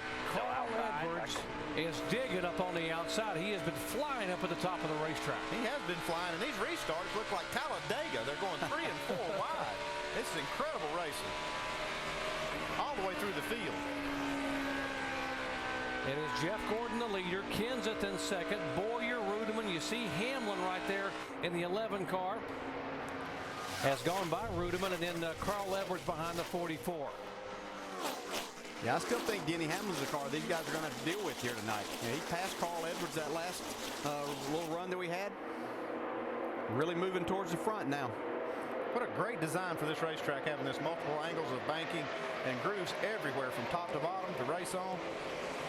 This was a computer-generated reconfiguration just before the 2003 season to be able to have 3 or 4 different grooves. Here comes Kenseth. Kenseth using that high groove. It's got a little more banking. Goes around this 24 car, Jeff Gordon. You talk about that, Doc, and what was so neat was they came down in the garage area to almost every driver. They came to about 4 different racetracks and came to the drivers and said, look, this is what we're thinking about doing. Give us your input. You know, what would make this a place that the fans would really enjoy coming to watch a race? There's the 11 car. Hamlin, the 07. He has gone by the 07 of Boyer. That's 3rd, 4th, and 5th. Now Edwards tries to take the 4th spot away from Clint Boyer. You can just see how much this traffic affects the race cars, because Carl Edwards on these other restarts could just get out there and fly, get a 2-second lead. Now he's really kind of struggling to keep pace with Denny Hamlin in the 11 car. Jimmy Johnson hasn't been able to move very much. He was caught on the inside back in traffic. He's being shown back in 17th position. The 16th place car, Greg Biffle, right in front of him. He's trying to work over on the inside. Yeah, he's still doing what he needs to do, though. He's in position to win the championship. That's what today's all about, is winning the championship. Got fresh tires, good fuel mileage, not to worry about it here. Making one more quick stop. Could put 2 tires on if he wanted to in that final stop. All they're trying to do is not wreck and fall out this race. They don't have to do anything strategy-wise. They don't have to worry about 2 tires or fuel. They just need to keep the car running. And that's what I think Chad thought. Let's just get out of this thing, get us some fresh tires on here where we can go forward. And with that, it goes by the 16 of Greg Biffle, who's had a pretty good comeback today. Jamie. Yeah, it's been quite a comeback. You know, early on, they got that speeding penalty, had to come back down pit road. Then they had a loose wheel. He finally just got the lucky dog 2 cautions ago. Now he's moving forward, been one of the fastest cars on the racetrack. You know, it's Greg Biffle. He's won here 3 times. He's Mr. Homestead-Miami. Let's keep our eye on the 16. Guys, remember, he came in 3rd in points here. We've seen these guys all day long. A couple of Davids running. David Reagan, David Rudeman. That is for position on the racetrack. 8th spot. Yeah, both of these guys have had a nice run. Obviously, Rudeman started on the pole, ran up front, and has been up into the top 10 most of the day. Back up front, the driver who won here a year ago, the last time he has gone to victory lane. It has been a long year for Matt Kenseth. Dave. And a great comeback after that pit stop where he couldn't see to turn into his pit box. The comeback really came 2 stops ago when they put a 1/16 of an inch shim in that right front bump stop, made a couple of chassis adjustments as well, and Matt called it a brand new race car. Now in that last stop that he came down, he didn't stop this last time, but 2 stops ago, he put just 2 right side tires on. It's a great race car now, according to Matt. Shannon? Dave, it was lap 154 when Jeff Gordon came down and took 4 tires. That allowed him to stay out when the leaders pitted right around lap 168, got him that track position as Denny Hamlin looks to the inside of Jeff Gordon right now. Jeff Gordon has been pretty consistent with his 24 car. In fact, they haven't made any changes to the car since lap 70. Right now, he's saying the only problem he's having is he can't carry a lot of speed into the middle of those turns. He said, we're not as good as we have to be, but we're much better up front. Hamlin, as you said, Dale Jarrett, really may have one of the best cars here in the final 100 laps, trying to work over the 24 car to take the 2nd spot away. Hamlin has yet to lead a lap today. You see Carl Edwards back behind him. He's got the best view of this battle as he begins to move in now. And Jeff Gordon not willing to give that spot up too easy. He raced pretty hard out there on the outside. Had a little bit of a groove going. Yeah, Hamlin really had him cleared there, but Jeff had such a run, and then he would move to the inside to keep Jeff from running into the back of him, basically. So he hasn't been able to make that move, and that's allowed Carl Edwards to catch these 2. Hamlin's been working the bottom side of the racetrack the majority of the time. Even back earlier when we started this race in the sun, that's where Denny was making his passes. See, right here is where that momentum takes effect. Kind of frustrating for the guy on the bottom. Extremely frustrating. You know, he was able to catch Jeff Gordon. He knows he has a little bit better car, but he just can't make that pass. And he'll continue to try. Hopefully he'll get just clear enough that he's able to slide up there. He seems to be a little bit better than what Gordon is down in 3 and 4 as you see him come around Jeff Burton. That contact that he had, that little spin, has really hurt Burton's car. Inside of 75 laps to go. Jeff Gordon in 2nd spot. Hamlin now back to 3rd. Edwards 4th. Tony Stewart has driven his car back up to 5th place. Kyle Busch is 6th. David Reagan, Boyer, Harvick, and David Rudeman in the top 10. Jimmy Johnson, who's been chasing history, back in 13th position. He just needs to finish 36th or better. Carl Edwards running 4th has led the most laps, but Jimmy Johnson easing it on his 3rd consecutive title.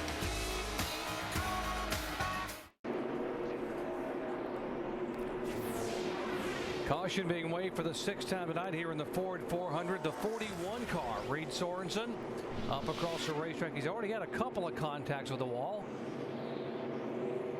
You see, he goes up the racetrack and gets into the wall. Not too hard, but enough to probably cause enough damage for this right rear tire to go down. About a lap and a half later, he went down into turn 1 then. That right rear tire was flat, got into the wall. A lot of debris as he comes down across the racetrack. Guys, we got 68 laps to go. What do we do strategy-wise? If you're the two championship contenders, the 99 car of Edwards, of course, Jimmie Johnson's already been on pit road here a moment ago. Pretty good call by Chad Knaus. Well, it's a good call and kept him out of all that trouble. Right now might be a good opportunity for Jimmie just to stay out and lead a lap and give him a little cushion. But here you see him coming down pit road. He's just staying right on the schedule. I thought they might just stay out there, period. You know, for the whole time. They're not in a window as far as making it here. Like we heard Ray say, leading the lap would really put them in a better position of where they have to finish. Well, the leaders will come on the pit road here with 67 to go. Still have to make one more fuel stop. Dave. I'll say it again. Jimmie on pit road when Chad wants him on pit road. Not sure what all of his strategy is, but he's going to put him in here again for 4 tires. A little snug in the center of 3 and 4. They will make an air pressure adjustment, add some to the right rear. Matt Kenseth, meanwhile, gives up the lead. He'll take on 4 tires. This time a track bar adjustment. His car was very loose. Mike? Carl Edwards saying he's just a little bit loose on throttle. They're going to put a roundabout in the left rear. 4 tire change in the 99 car. They'll pull away a tear off so he can see just a little bit better. Completing service on the right side. Swinging around to the left side. Their stop is complete. He's away, but gets beat off pit road by the 48. That's the whoa, they almost had some contact there, the 24-20. That's the 2 tire stop we were talking about for the 48. That's the other way to lead the race. Beat them off pit road. A little strategy there. That'll work. We talked about that when they came and got tires last time. That might give them that opportunity as these other guys came and got 4 tires.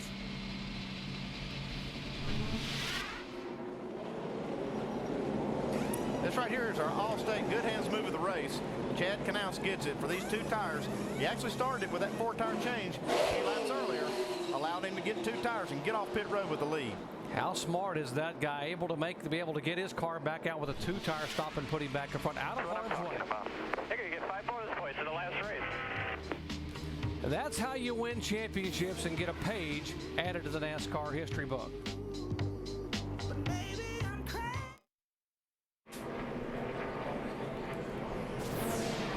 Welcome back to the Ford 400 here. Laps clicking away in the 2008 NASCAR Nationwide NASCAR Sprint Cup Series season. There is Jimmie Johnson. It is official. He has now led laps here tonight. He has led the last 2 laps by virtue of a great call on pit road. Dave. And we'll check in with Chad Knaus on that call. Chad, we thought you might stay out and lead that lap. Instead, 2 right side tires. Why did you want him on pit road? Well, you know, we don't want to get too far out of sequence. We just stayed out. We'd have fallen all the way back. We were back up to like 13th, I believe it was, right there. And man, it's just so hard to pass back there in traffic. You know, this track is great for racing, but it's also bad if you're trying to pass because it's easy to get bogged down from time to time. So being cautious in the back really isn't a lot of fun. So we decided just to try to get 5 bonus points. And, you know, if we get another caution here in 15, 20 laps, we'll be able to take our 4 tires and see where it all shakes up. You can hear things in his voice. We can't. How's he doing out there? We're good. We're good. You know, frustration is high when we deal with, you know, some of those guys out there, but it's good. He's having a good time. We're having a good time. Guys are doing a great job in the pits, and it's nice to see that Cobalt Chevrolet up front. All right, inching closer to that trophy, guys. It is important to note, though, that Jimmie Johnson now can finish 37th and win the championship. If he were to finish 38th right now, though, and Carl Edwards, who has led the most laps, were to win the race, it would be a tie, and Carl has the tiebreaker by virtue of most wins. That's a lot of ifs, but this 48 car's got the lead right here. We'll see what happens. And that's where he wants to stay right now and win it going away if he can. Green flag, 64 laps to go.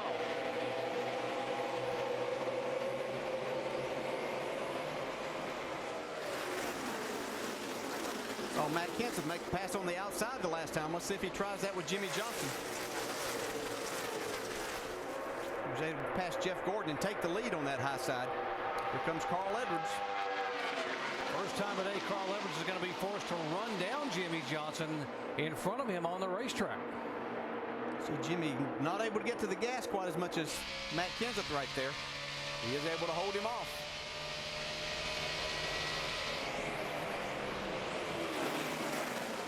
This is the first time Jimmie Johnson been able to breathe on a restart in quite a while today. Oh, look at Denny Hamlin gets in the back of Carl Edwards. Gets him sideways. Carl Edwards' car is not as good since the sun went down. Here's Hamlin trying to take the position away, 3rd spot. Carl says not so fast and up front. The 17 car looked beneath the 48 and couldn't make it stick.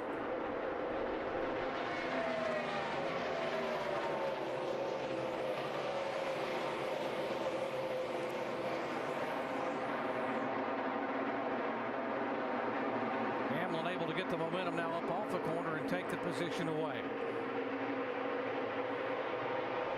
I think there's just a great sequence of calls by Chad Canal, getting his driver out front. Come get the 4 tires. Matt Kenseth looking to the inside, trying to take the lead. He got his driver in a much better position where he's a lot more in control of what's happening. At some point here, Chad Canals and Jimmy Johnson are going to start thinking about how to win this race. And they don't. Uh-oh, Kurt Busch is in the wall. Again. We stay green thus far, no caution. He gathers it back up. That's a big if right now. I don't know if he's going to do it. Gas here, guys. 4 tires of gas. And the caution will come out. Down, Kurt, 1 inside. Clear to the bottom. Matt Kenseth had passed Jimmy Johnson for the lead. Everything's still on pace for these guys to win the championship. I don't think these guys will come down pit road this time because they're not in a pit window yet. They're just outside of one, though. You look at 60 laps to go, and some of these guys could actually stretch that. We haven't seen them do it today, but they could. We've had some long green runs. See Kirk not able to hang on. He had a tire down and got into the wall. Working that steering wheel inside, just trying to keep it. And there comes some debris off what's left of that tire. Yeah, the tire in the inner crush panel. We might see some of these guys come down pit road here. If you're back towards the back, you might as well try it. We've seen this. It's going to take them a couple of laps to clean all of this up. So you get down there. And yeah, we can definitely get inside the window. You might see even the leaders come in. 24 cars on the lead lap. The last 2 are Scott Speed and Scott Briggs. No, Carl Edwards can stretch it. 31 car. Jeff Burton coming in. You see Harvick and Jeff Gordon coming in.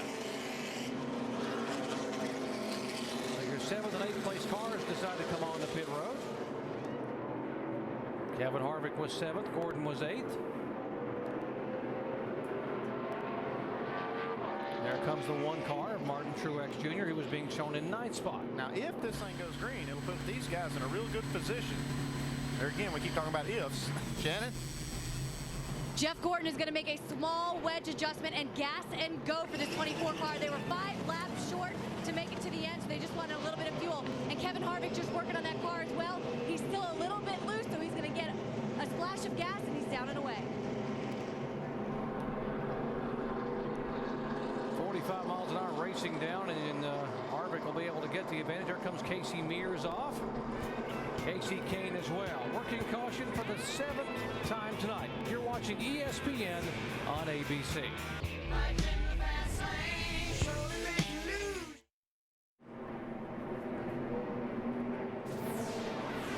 Less than 60 laps to go here in the Ford 400 Homestead-Miami Speedway. Season finale for the NASCAR Sprint Cup Series. Jimmy Johnson chasing history, trying to become just the 2nd driver in the 60-year history of NASCAR to win 3 consecutive titles. A couple of cars that came on the pit road a moment ago. The 29 of Kevin Harvick, the 24 of Jeff Gordon. Both say they can now make it all the way on fuel. Looks like Jamie McMurray came down pit road here too to top off. That means he can make it from here. By the way, the 2 car that came on pit road a moment ago after bringing out the caution flag had too many men over the wall. They now have officially all the penalties that have been handed out today on pit road. Not exactly want to go for the whole rule book there. Almirola in, Michael Waltrip in as well.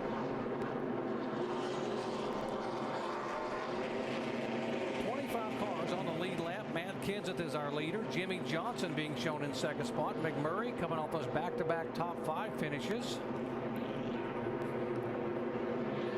He'll get what should be his final stop.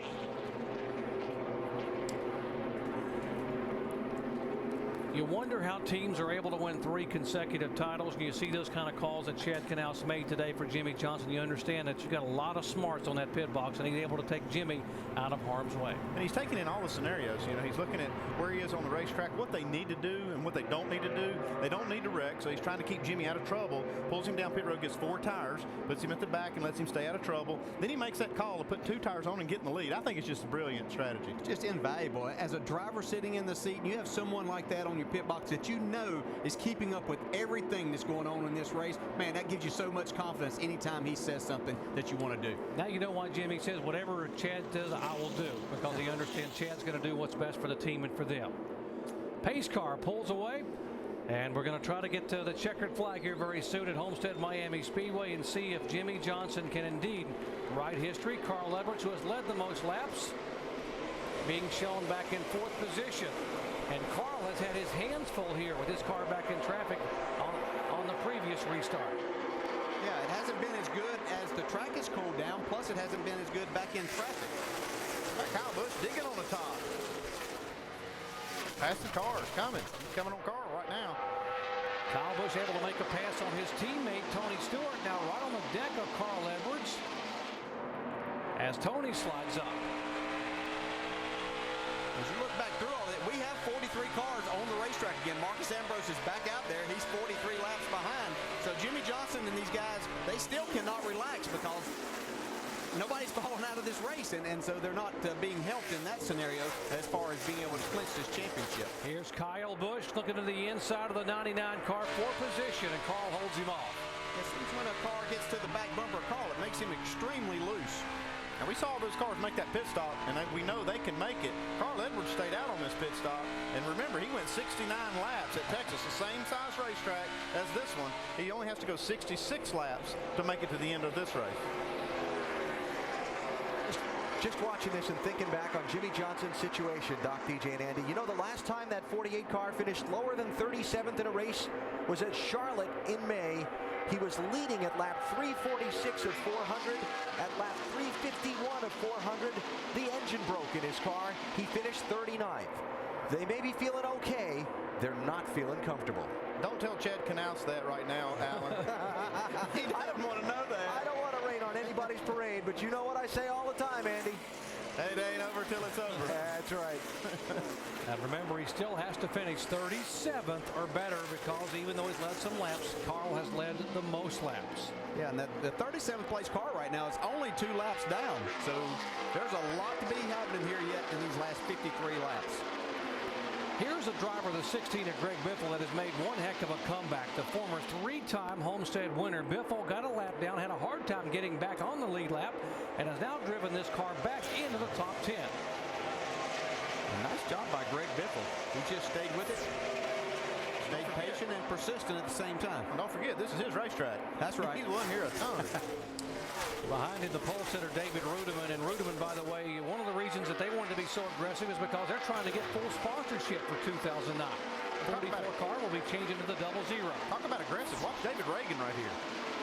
And he is driving the wheels off this 6 car. He's going to make it 3 wide right here as they come off of turn 4. Somebody told him this is the last race of the year. The 2 car, by the way, Kurt Busch is now headed back to the garage area, so that puts 42 on the racetrack. See Denny Hamlin take over that 2nd spot from Jimmy Johnson. That means that Carl Edwards now will be the next person in line to try to move in on Jimmy and take a spot away. David versus David. Dave. I was hoping you would go there next, Doc. A third Dave in this.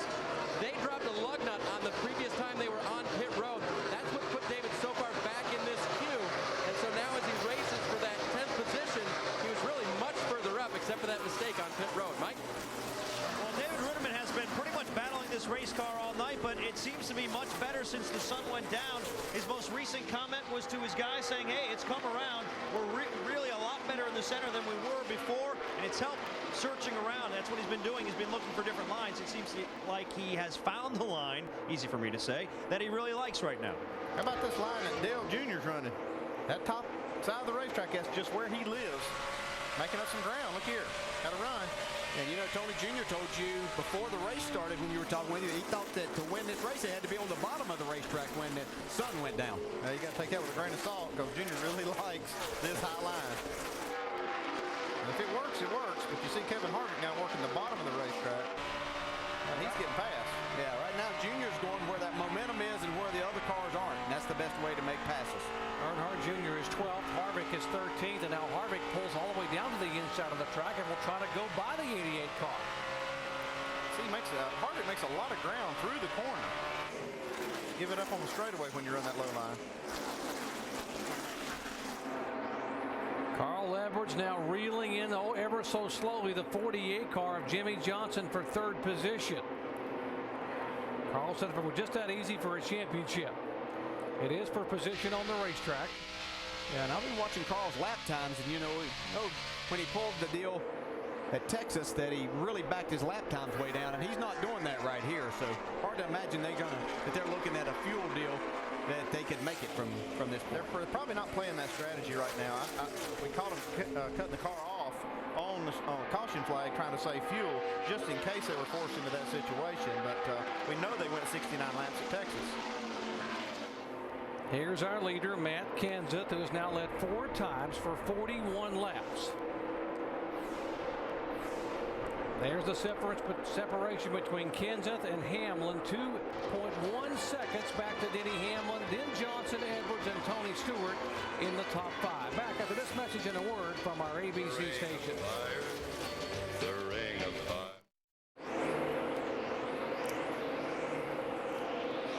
41 laps remaining in the Ford 400 at Homestead-Miami Speedway. Matt Kenseth trying to make it 5 in a row for Roush Fenway here in the season finale. And see right there, Jimmy Johnson has caught that 11 car again. He's jumped up to the top side of the racetrack. He's been running Denny Hamlin down. Got a little company there with Carl Edwards, who's also run him down, but all Jimmy Johnson's got to do is finish in the top 37, and he becomes the champ. 2 car is now officially retired. We mentioned he had gone back to the garage area, so Kurt Busch is out of the race. Only 42 left on the racetrack. And Jimmy Johnson just moves over and lets Carl Edwards have that spot. More on Carl. Mike.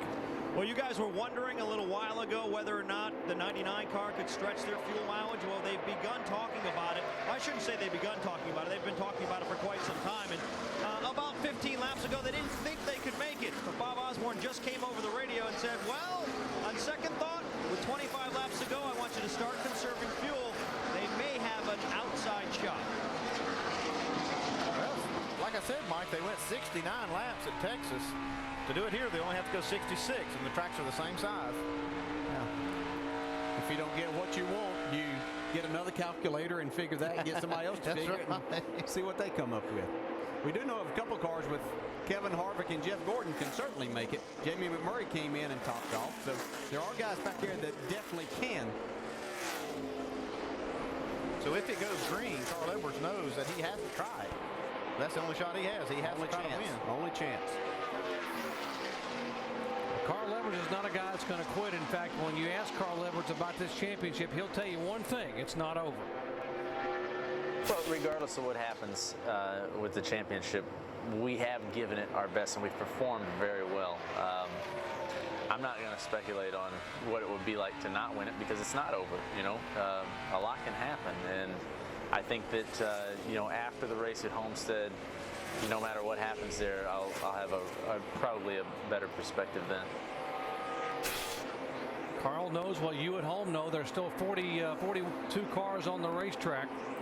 And of course, Jimmy Johnson's got to finish 37th or better. There comes the Joe Gibbs teammates, 20 and 11. More on Denny Hamlin. Jamie. He's certainly been one of the fastest race cars all night long, Doc. He worked his way, got track position, got up.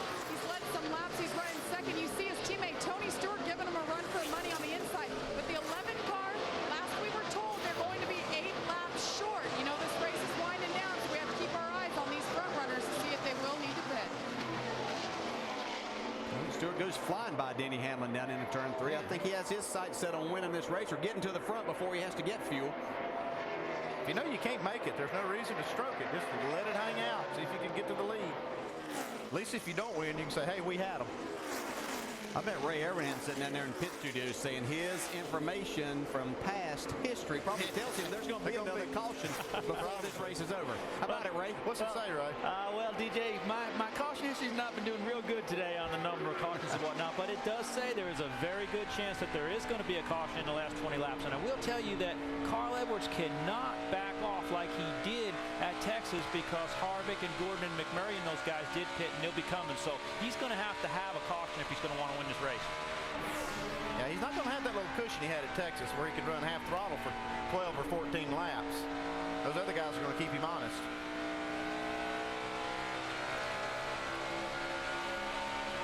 He's still running full throttle down the straightaways.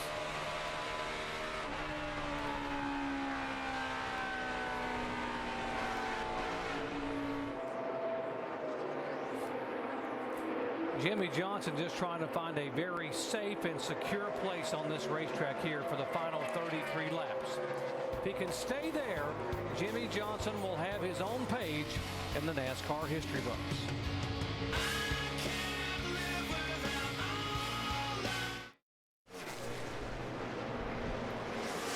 Matt Kenseth leading the Ford 400, now 29 laps left in this race. And in the NASCAR Sprint Cup Series season for 2008, Kenseth up on Tony Stewart by 1.2 seconds, though that gap is shrinking considerably. That orange car charging quickly toward the race leader. Meanwhile, Jimmy Johnson, the would-be champion, has settled in fifth in line, trying to keep some clear racetrack ahead to avoid trouble. It's a couple of calls to pit road that have made the difference in this one. Yeah, Chad made a good call bringing the 48 car in, getting it out of position, putting 4 tires on it. A few laps after that, he brought it in, put 2 tires on it, got the thing out in the lead. This our Sprint Cup monster moment. Absolutely. Came in and got the 2 tires, got him out front, picked up 12 positions to get him out front. Look at Chad leaning on that box end. Go get him, Tiger. For more monster moments, check out NASCAR Sprint Cup Mobile. So let me update you on the clinch scenario now. Jimmy can no longer finish any worse in this race than 41st, because Marcos Ambrose is 45 laps down. There's only 28 laps to go. Jimmy's on the lead lap still. He can't finish, even if he dropped out right now, any lower than 41st. That means Carl Edwards must win the race if something were to happen to Jimmy to have a shot at the championship, to take the title. There you go. Well, it can happen. It's probably not going to happen, but man, you got to hand it to these guys the way they're driving. I mean, Carl Edwards is flying out there. It looks like Matt Kenseth might win this race this week. Hasn't won all year long. That'd be good for the sport. Never know. Let's see what happens. Jimmy getting closer to history. 3rd consecutive championship. Let's check down with Dave. Now, Chad told his driver to save a little fuel, but that he would have to stop again. And I asked this intelligent crew chief this morning what he would remember if they take home the Sprint Cup tonight. He said, overcoming from where we started, a comeback. I said, a comeback? He said, don't forget, we finished 27th at the Daytona 500. We were 13th by the 5th race, and only then did we start winning. 7 wins after that, 3 in the chase. Huh. Imagine, guys, calling this year for the 48 a comeback. Yeah. Everybody's got their perspective on it. Let's not forget also, Chad Knaus can become tonight the first crew chief in the history of NASCAR Sprint Cup Series racing to win 3 consecutive championships. 26 laps away. Doc, we're going to have us a race for the lead in this thing too. Indeed we are, and the big question is Tony Stewart going to have enough fuel to make it? And Tony, then the right side of your screen, moving in now on Matt Kenseth. Yeah, he's moving in, but he looks in his mirror just a little bit further back right there. You're going to see Carl Edwards coming. There comes Carl, and as you heard Alan say, Carl knows now that he has to win the race and hope that something happens to Jimmy Johnson. That's the only shot he has to win this championship.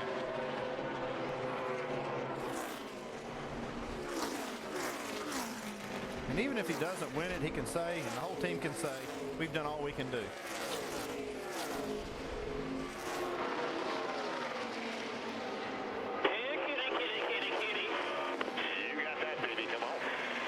We've heard that before. Remember when Tony Stewart was running down Kevin Harvick a couple of years ago in the Brickyard 400, and what did he do? He ran him down and won the race. Well, he's there again now on Matt Kenseth. That's a good feeling as a race car driver to see that car coming back towards you. Yeah, that's a great feeling. Yeah, I had that feeling sometimes. I don't know that I ever. Did you ever say anything like that? I don't think I got quite that confident, but smoke is, and there he comes to the outside. Tony Stewart's final ride after 10 years as part of the Joe Gibbs Racing family. 23 laps to go. Can Tony give him one parting gift and take Joe Gibbs and JD and the whole team to victory lane here in his final race? Drive it away, baby. Come on. Don't forget now these guys have to make another pit stop. Yeah, and these fans are standing up cheering. They like to see smoke out front. He has now moved into the top 10 in the point standings. Remember, the top 10 go on the stage, and here's the 88 car on the pit road. Going to go ahead and make his pit stop now. See if he can make up some ground on new tires. Look at what's wrong. Sounds like he's got a little bit of a problem. Can't drive it. He can't drive it. He may have had a tire going down. Anything broke?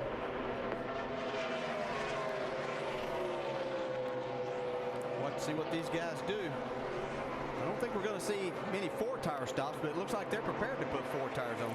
Yeah, they're going to have to change 4 because they think they have a flat tire. The only way to make sure you get it is to change all 4. The worst thing you can do is change 2 and it not be the right 2. I go. Pole sitter David Rudiman coming down for what should be his final stop. Yeah, and I hope he got slowed down enough. He was awful fast as he got to that commitment line.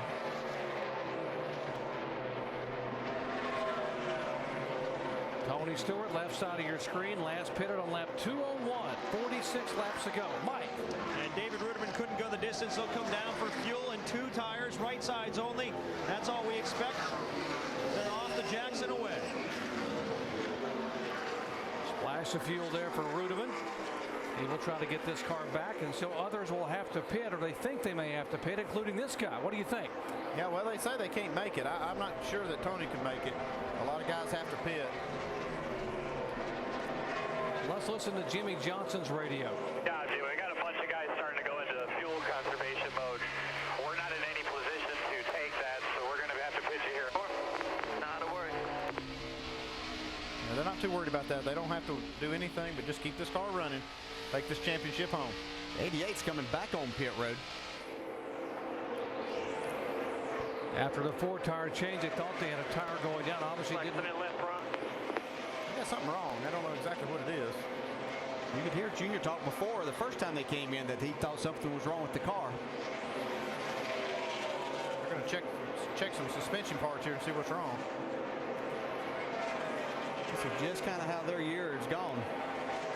A strong car a lot of different times and unfortunately not able to finish it off.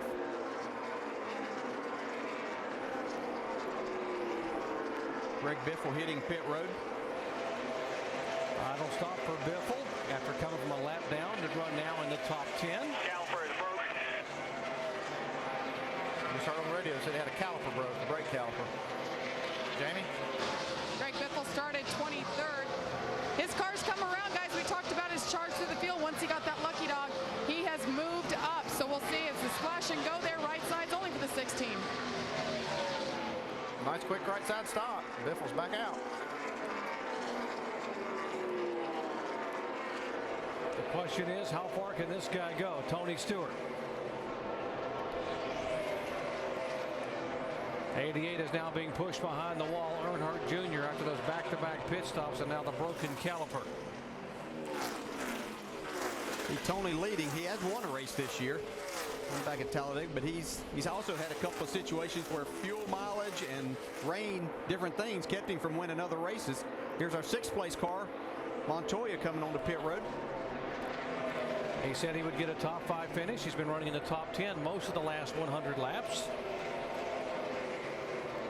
They've really run well this last month of the season.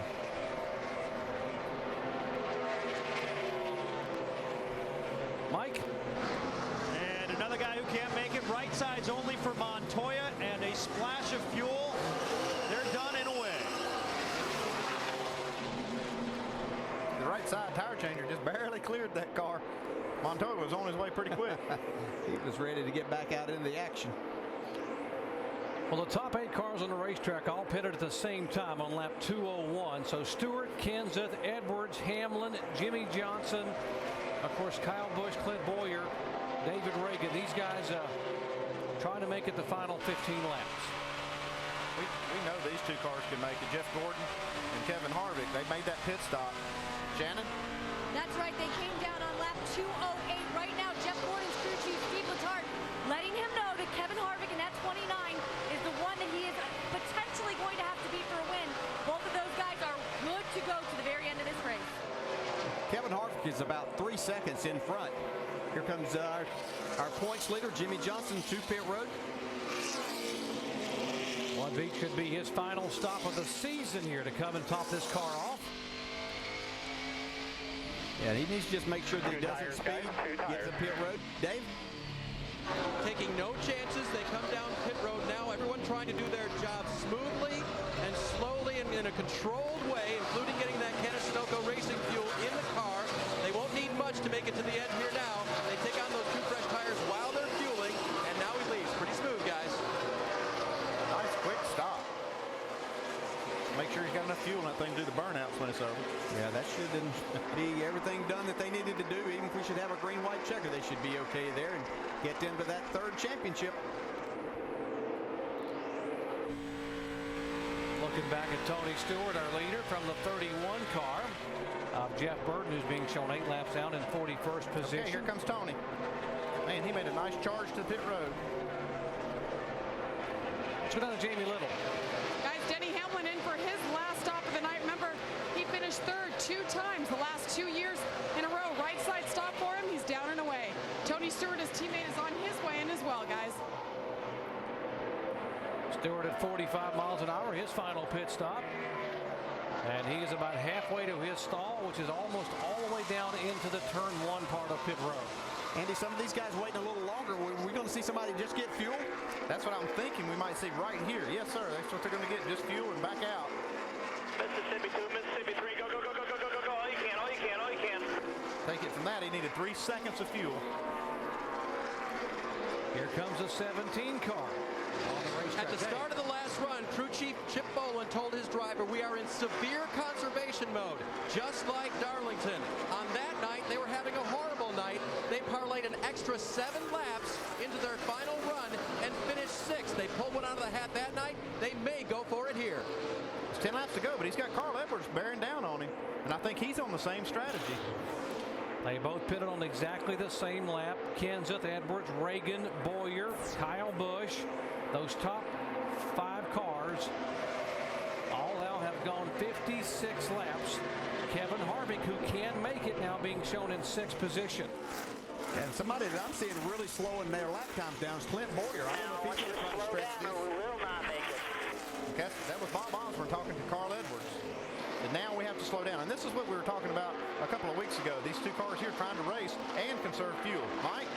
Remember, Andy, earlier in the race, Bob Osborne told Carl Edwards we want to go into fuel conservation mode with 25 laps to go. Well, when 25 laps to go came around, Carl said, hey, give me 5 more laps to go hard. I think I can get the lead. Well, that 5 extra laps may have cost him. They're extremely close right now. Bob's telling him he needs to run 34.30s. He has to back it down. His last lap, 34.28. That's pretty close, but here they've got a big lead on their teammate. They've got a 13-second lead. They can both slow down if they can work together. Let's talk to Dale Earnhardt Jr. Jamie. Well, guys, he is out of the race. Now, what happened, Junior? I think we burned the wheel bearing up in the right front, and the rotor's moving around and ended up breaking the brake caliper. So we couldn't, I didn't have any vibrations, so I'm just surprised because rotor burns up, it burns up, shakes the car pretty bad. I want to thank everybody at Hendrick for working hard all year long. Congratulations to everything they've had this year as far as success. And I was happy to be a part of the team, and wish we could have finished tonight, but it's a pleasure being there. I can't wait to next year. Began the year with the win in the shootout at Daytona and got excitement about what's going to happen in 2009. But up front here, what's going to happen here in the final 7 laps? Okay, we're watching this telemetry right here, and you can see Carl not even hardly on the throttle. Look how little throttle he's using down the straightaway. These guys are trying to race each other and save fuel. Now, this is going to get exciting down to the end. Jimmy Johnson being shown back in 20th position. More on the 17, Dave. Chip Boland also told me this morning on gas-saving mileage, he said, we cannot get 99 mileage. We're not that good. So while there may not be team orders for Matt to move over and Carl to move by, if Carl gets better fuel mileage, he might beat Matt by having to slow down less. We can see Carl is saving a ton of fuel now. He is really easy on that throttle. How hard is it to race somebody and not be able to match that throttle down? The patience that you have to have with something like this. I can remember one time at Pocono racing Jeff Gordon. We were right together. We were both doing the same thing. I wanted so bad being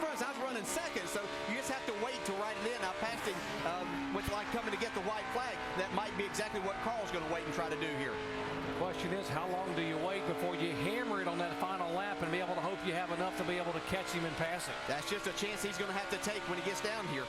So he goes full throttle right here. Four to go now. 4 to go. 39. He's been getting 2/10 less mileage than us all day, but if he can't make it, if he can make it, we'll make it. If he can't, we're good. Whatever all that meant. Yeah, I don't. He didn't know either. Run out first. It's really who runs out of fuel first. What he's trying to tell Carl is the 17 should run out before they do. So the thing is, don't let him make you run out. Don't try to race him and run your car out of fuel. Well, here we go. Okay, Matt Kenseth is letting him go. He may be out of fuel. 17 is probably out of fuel right here. Okay, the next spot is 14 seconds back. So now Carl Edwards can go half throttle or even less and try to stretch these next 3 laps. Kenseth is trying to coast around and just have the car running. Looks like Carl's out. Well, maybe not. He might just be backpedaling here. No, he might make it. Now you got 14 second lead. He's got laps when you come around. He's got 14 seconds, so he just barely. See, he's just barely on the throttle right now. A 40-second lap right here could get him done. It's still running fine. Watch it. He'll get out of the gas and just coast. Here's the 6 car, David Reagan, now moving in. Reagan back in 3rd position. Only 2 laps to go. Less than that now for Carl Edwards. Here's the 18 of Kyle Busch going by Reagan for position. Now Kyle takes 3rd and 1. Second lead by keep slowing down. Okay, it's hard to tell whether he's out of fuel or just how slow he's running. He's still running.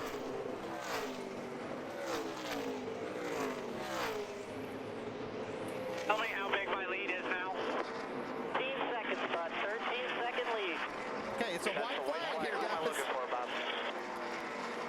car. Okay, now the 29 car is in 2nd place, and he is another 13 seconds back. All Carl has to do is just make sure this thing will come around to the finish. 10-second lead now, bud. Final lap for Carl Edwards, who has led the most laps, trying to coast home with yet another win in 2008. He's going to make it, guys. Off of turn Here 4. he comes. Out of turn 4. Great job. It's running out right now. It's running out right now. We're out again. Carl Edwards gets his 9th win of the year, and Jimmy Johnson makes history as a 3-time consecutive NASCAR Sprint Cup champion.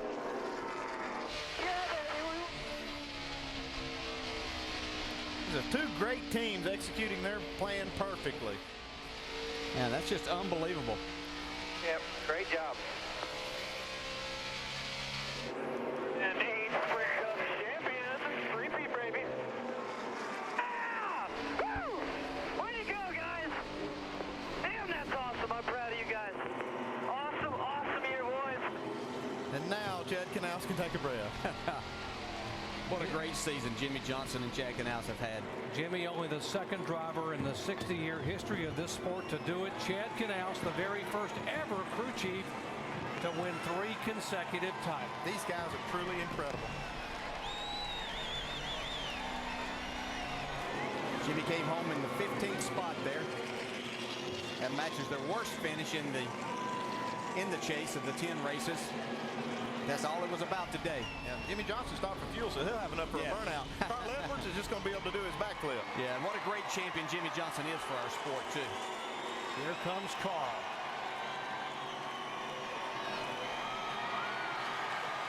What a year. What a run he made at Jimmy Johnson. Here comes Jimmy up behind him.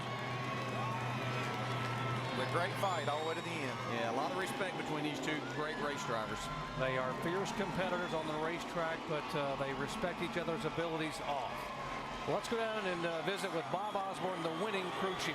Well, Carl Edwards wins on speed and fuel mileage. Matt Kenseth, your teammate, couldn't make it. How did you guys do it again, Bob? Oh, well, Carl just does a great job with the controls in that car. He always gets better gas mileage than all of our teammates, and this week he did it again for us. Unprecedented 9th win of the year, more than anybody else. Can you sum up this season for you? You know, there's You know, carrying the checkered flag for the 9th time, that's great. Top 5s, top 10s. You know, disappointment that we didn't get the championship this year, but my hat's off to that 48 program.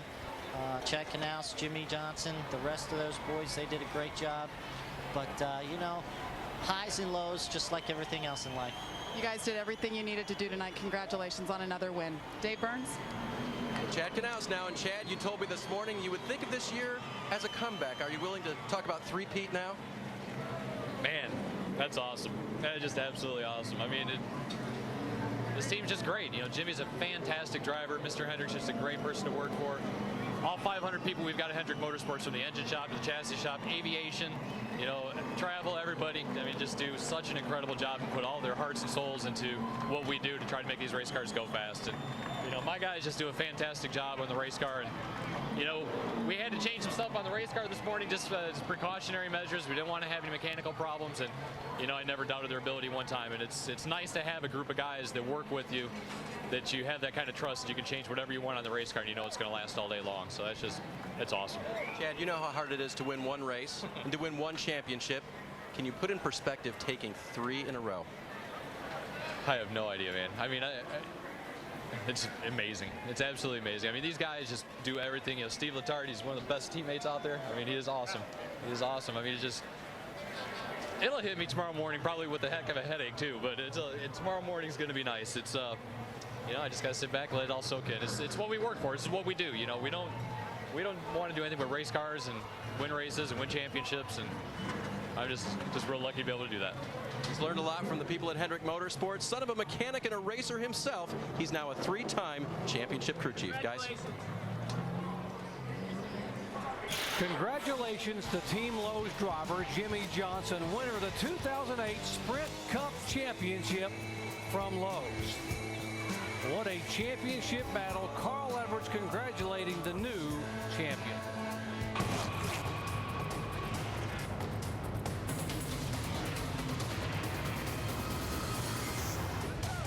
In sports, winning the championship 3 times in a row is extremely rare. In NASCAR, it's only happened once. Until now. Congratulations to Jimmy Johnson, Chad Knaus, and Team 48 on your incredible 3rd consecutive NASCAR Sprint Cup Championship. From all your fans at Lowe's. The Ford 400 at Homestead-Miami Speedway is history, and Carl Edwards has won for the 9th time this year. And the victory will certainly make it a little easier to swallow that he was the runner-up in the championship. I see you've got your courage necklace on. It seemed to have brought you a little bit of luck there. How close was the fuel and how anxious were the moments? It's out. It's out. We needed a push right up here. So got to thank Dalton for the necklace. I know we didn't win this championship, but we won the most races this season, and it's because these guys and everybody did such a great job. Got to thank everybody at home, everybody in Columbia, Missouri, all my fans for putting up with me through thick and thin, even when I get a little crazy. And Office Depot, this is our last race with Office Depot. Really excited about Aflac's partnership next year, but Office Depot's been wonderful to be with. I'll always buy my office supply products there. And Ford, what can I say? We got a Ford hybrid out there, the 2010 Hybrid Fusion. We got the best fuel mileage in the place with our Ford Fusion. And man, I just, I don't know what to say. 2nd place in the championship isn't what we came here for, but Jimmy's a great guy and he deserves the win. You may be the runner-up, but it didn't come with a lack of effort. I mean, you guys did everything you possibly could. How would you describe these last few races as you tried to chase down the eventual champion, Jimmy Johnson? They've been fun. You know, we could go be aggressive. We knew we were at a disadvantage after those 2 races where we lost a bunch of points, but you know, not to be cliche or sappy or whatever, but anybody out there shooting for something or trying for something, you can't lose if you give it 100%. If you give it 100%, you win no matter what. And at least we can lay our heads down tonight and know that we won some races and we gave it our best effort. We got beat by a true champion, Jimmy Johnson. And Doc, there's no question this team gave it 100% tonight and throughout the course of the chase. In his closing comments to his team, Carl said, "We will definitely get them next year." Mike, he got to within 69 points. He gained 72 points here in the finale to finish second, although he picks up a series-leading 9th win. Here comes the champion, Jimmie Johnson.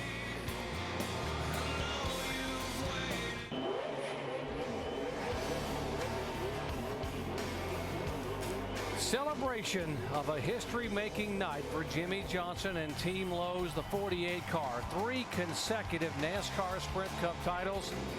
And yeah, the fireworks here at Homestead-Miami, a night that this team will never forget.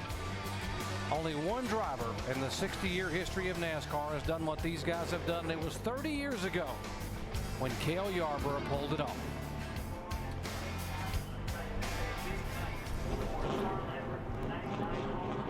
There's Jimmie Johnson. He's brought the championship car around.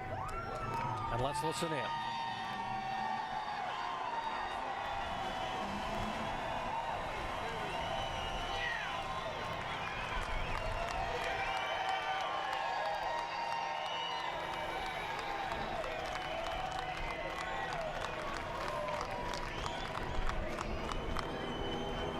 History for Jimmie Johnson. The quest is finally done.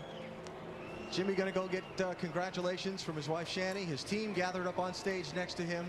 I guess the first word is congratulations. It's over. It is over. What a special year. I'm so proud of this race team and the fight this race team had in it. We got off to a slow start and really worked hard to get back into championship form. So very proud of all of Hendrick Motorsports. Can't thank my teammates enough. Lowe's and all their support, Cobalt Tools. I have to thank the fans. The fans have been amazing for me in the sport, and I have to congratulate Chevrolet on their manufacturers championship as well. It's an awful special year in a lot of ways, and I can't believe we're part of history. I'm sure it's going to take a little while for the history to sink in. Let me back up and ask you about tonight's race. You are starting back in 30th. Sometimes you were in some heavy traffic, lots of 3 and 4 wide racing going on around you on restarts. What was this night like? This night was good. We had a great race car. That's what made me most comfortable, was the fact that we had a great race car. I knew I could pass people. There's some guys that were racing, I guess, for next year's position and job and points as well. And I kind of questioned some of the hard racing that went on throughout the lap down guys and some of the slower guys. But we had a great car and made the most of it tonight. Once we got some clean air, we were able to run up front on 2 tires and stay with those guys.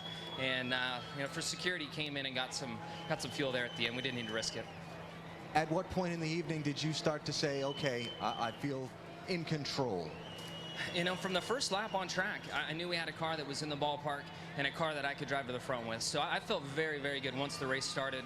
There were a couple points where it was dicey at times, but all in all, I really felt like I was in control of where this car was on the track. Our stops were awesome. Our car was great, and it was just a great day.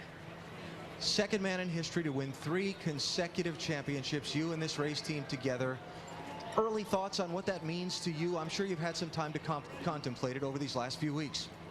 Yeah, it's the ultimate reward. We worked so hard to put ourselves in this position, and it is such a team sport. And I can't thank Knaus enough. I guess he's the first crew chief to win 3 in a row.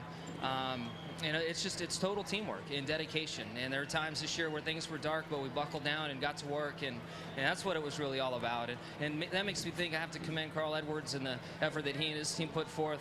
Those guys put a lot of pressure on us this year, and they're going to be a championship threat for years to come. The 18 was spectacular, the start of this year. I think as a race fan, they have a lot to look forward to in the years to come in Sprint Cup racing. It's going to be a lot of fun.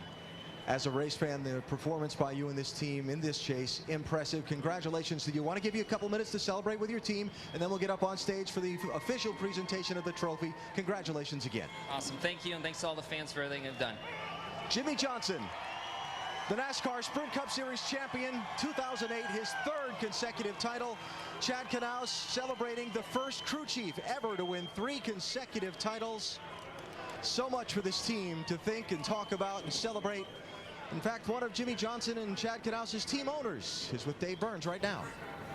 Jeff Gordon, I had to look at my sheet again. 37th to 4th. What a great run for you guys tonight. It really was. We wanted to go out putting out our best effort with this DuPont Chevrolet team. Obviously, we were trying to win. And at one moment, I thought we had a shot at. We were the first car that came in and got fuel, but we weren't great in traffic, and the 29, the 26 got by us. And then 99 made it, so it didn't matter anyway, but still, great top 5. Man, I mean, how about Jimmy Johnson, Chad Knaus, that whole Lowe's team? I just want to congratulate Rick Hendrick and all of Hendrick Motorsports. You know, to do 3 in a row is, and this season to me is the most impressive one that they've done. They were off a little bit at the beginning of the season like we were, and they got it turned around. And so really impressed, proud of those guys, and can't wait to go over there and say congratulations to them in person. We'll let you do that in a second here. Taught him everything he knows kind of thing. Do you wish you'd had a little back? No, I didn't teach him everything he knows. I knew he was a great driver if he got the kind of equipment that I had at Hendrick Motorsports. And, you know, if you have the good fortune to pull together a team that can do extraordinary things, I knew that he could, you know, drive that thing to victory lane many, many times, as well as many championships. They did it a little quicker than I thought they would do it, and you know, they've been more dominant than I ever thought they would, but it's only because this extraordinary team. And Hendrick Motorsports just has this way of bringing people, you know, that do things beyond what they ever maybe thought they were capable of doing. I know for me that happened. I think the same for Jimmy and Chad and all those guys, and they deserve a lot more credit than they get, and I know they get a lot, but I don't think they get enough. They're an amazing group, and then Hendrick Motorsports just has so many amazing resources. So proud to be there. I hate we didn't win this year, and we're going to be working really hard to get that done next year, but yeah, I'm still looking forward to going over there and celebrating with them and congratulating them. All right, Rick Hendrick empowering people, and this 4-time champ should know. What an organization, Hendrick Motorsports. Now 175 wins for Hendrick, and this his 8th championship for the NASCAR Sprint Cup Series. 4 with Jeff Gordon, now 3 in a row with Jimmy Johnson, and 1 with Terry Labonte. Jimmy Johnson has done it. He and Chad Knaus will now share a page in the NASCAR history books. Back in just a moment.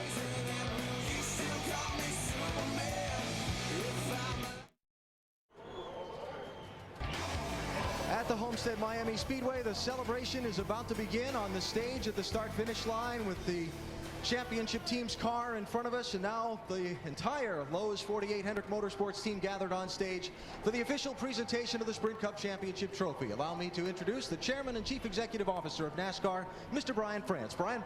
Alan, thank you. You know, in every time in sports, there's a point when you talk about dynasty. Tonight is when we're going to start talking about dynasty for Jimmy Johnson and the Lowe's team. And on behalf of NASCAR fans across the world, Jimmy, a little hardware to go with your championship. Congratulations. And now for the presentation of the Point Fund Awards for the champion. It will be sizable. I introduce the president of Sprint, Mr. John Garcia, with a little check. Jimmy, on behalf of Sprint and all of its employees and the 50 million fans, what a great moment in time for you. This is a great moment for the sport that we all love. The fans here celebrating with you. It's my privilege to present you with this check for over $7 million.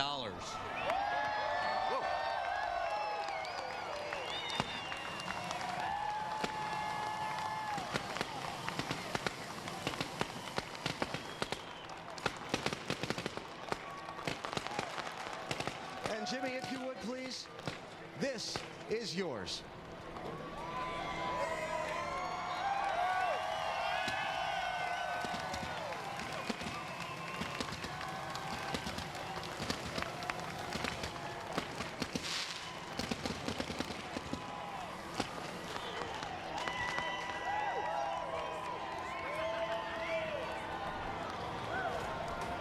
It doesn't get old, does it? No, and now we're gonna have to do it again next year, I guess. This is way too much fun. Jimmy, there's so much talk as you built up to this championship about dynasties, winning 3 championships in a row. Earlier today in our telecast, we had people like Bart Starr talking about you win 3 championships in a row, you're a dynasty. How do you feel about this team as a dynasty?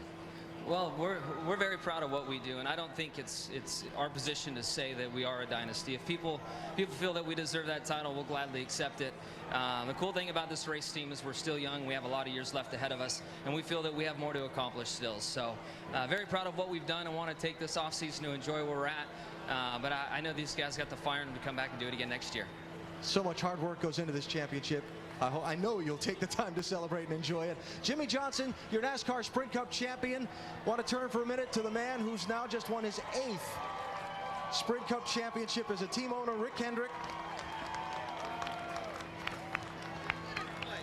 Enjoying a moment with his driver, Rick, number 8. What are you thinking? I never thought I'd win one, so it's pretty special. I thank Lowe's for having the faith in us, and way back when it was an unknown driver and crew chief, and we're just really proud. I never thought I'd win one of these. To get 8, it's really special. Chevrolet and all of the fans, we just really appreciate everything they do. How nerve-wracking was this evening for you? You're not the calmest of watchers on the pit box. I didn't even go down to the 48 box. I stayed on the 24 box.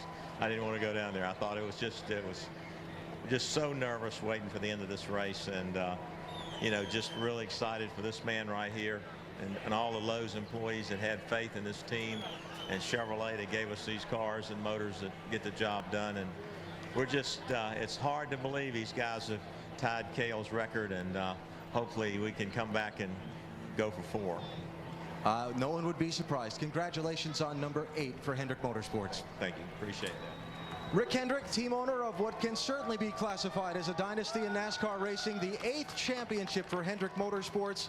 We asked those who would know what it takes to be a champion, what being this 3-time consecutive champion would mean to this team. We'll look at them as, yeah, really close and possibly the best. All records are made to be beaten, and a lot of times they do get beaten. They may set some records that none of us thought were possible. We'll look back at this period of time somewhere down the road and say they are one of the greatest.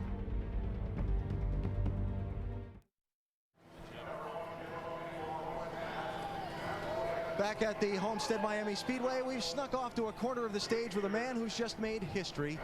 The first crew chief to ever win 3 consecutive championships in the NASCAR Sprint Cup Series, Chad Knaus. Before they take you off to go raise your team's flag, what are your thoughts on what this team has accomplished together in these last 3 years? I think it's pretty amazing. And it's not just the last 3 years. If you really look at it, the core group of guys that we've had on the 48 team have been together since 2002. And I think that's what's helped us. You know, we've learned each other's traits, we've learned each other's emotions and how to handle each other, and everybody's raised each other's levels so high that it's a great experience. I enjoy coming to work with these guys. You know, it's like they say, you know, you find an occupation that you enjoy, it'll never work a day in your life, and that's the way that I feel. Every day when I pull into Hendrick Motorsports and I see the facility we've got and know the people we've got behind us, it makes me happy, really happy.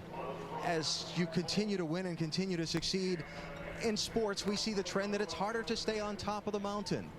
How do you stay on top of the mountain year after year? It's not easy, but the thing that we've got going for us is that we've got a group of competitors that work at Hendrick Motorsports, people that what they want to do is win races and what they want to do is win championships. So if we do stumble, if we do fall, all everybody does is just dig in deeper and try to figure out what the problem is and try to make it better. And you know, it makes it a heck of a lot easier when you've got that. And obviously, I mean, Jimmy, what can you say about the talent that man has? So I'm fortunate to have him as one of my best friends, and you know, and a brother and a driver. It's pretty awesome. Congratulations. They're waiting for you to go raise your team's flag. We'll let you get to that. Congratulations again. Thank you very much. Chad Knaus, 3-time champion crew chief, one of his team owners, Jeff Gordon, there with greetings, and they're going to bring Chad across the walkway here. Well, he will raise the 48 flag over this racetrack for another 12 months as the defending series champ.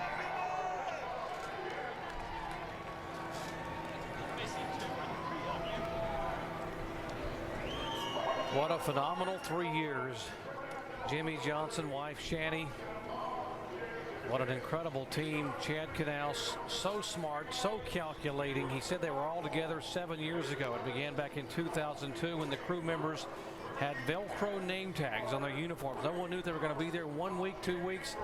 And now 7 years later, and a whole chapter in the NASCAR history book, this team is celebrating 3 consecutive Sprint Cup titles. Very satisfying moment for this team. Yeah, and I think the really neat thing, and for those aspiring drivers out there, you know, Jimmy Johnson didn't come into to NASCAR racing in particular and into the nationwide series and really set the world on fire. But there were a lot of people out there, and in particular Jeff Gordon, that saw a lot of talent if they get him in the right situation. And he was very quick to point out to Mr. Hendrick, this is someone that we need to get there, bringing him and Chad Knaus together. Look what's happened to him.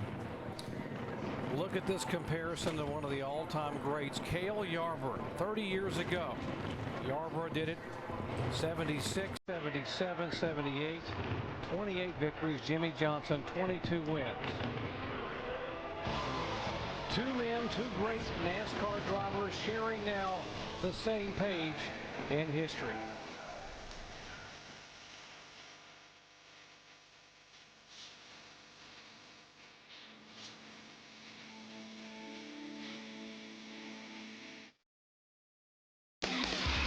ESPN's coverage of the NASCAR Sprint Cup Series on ABC. Brought to you by Sprint. The chase for the Sprint Cup comes to you with NASCAR Sprint Cup Mobile. Only from Sprint and only on the Now Network. The all-new 09 F-150. It's not just a new truck, it's a new F-150. And Nationwide. Nationwide is on your side.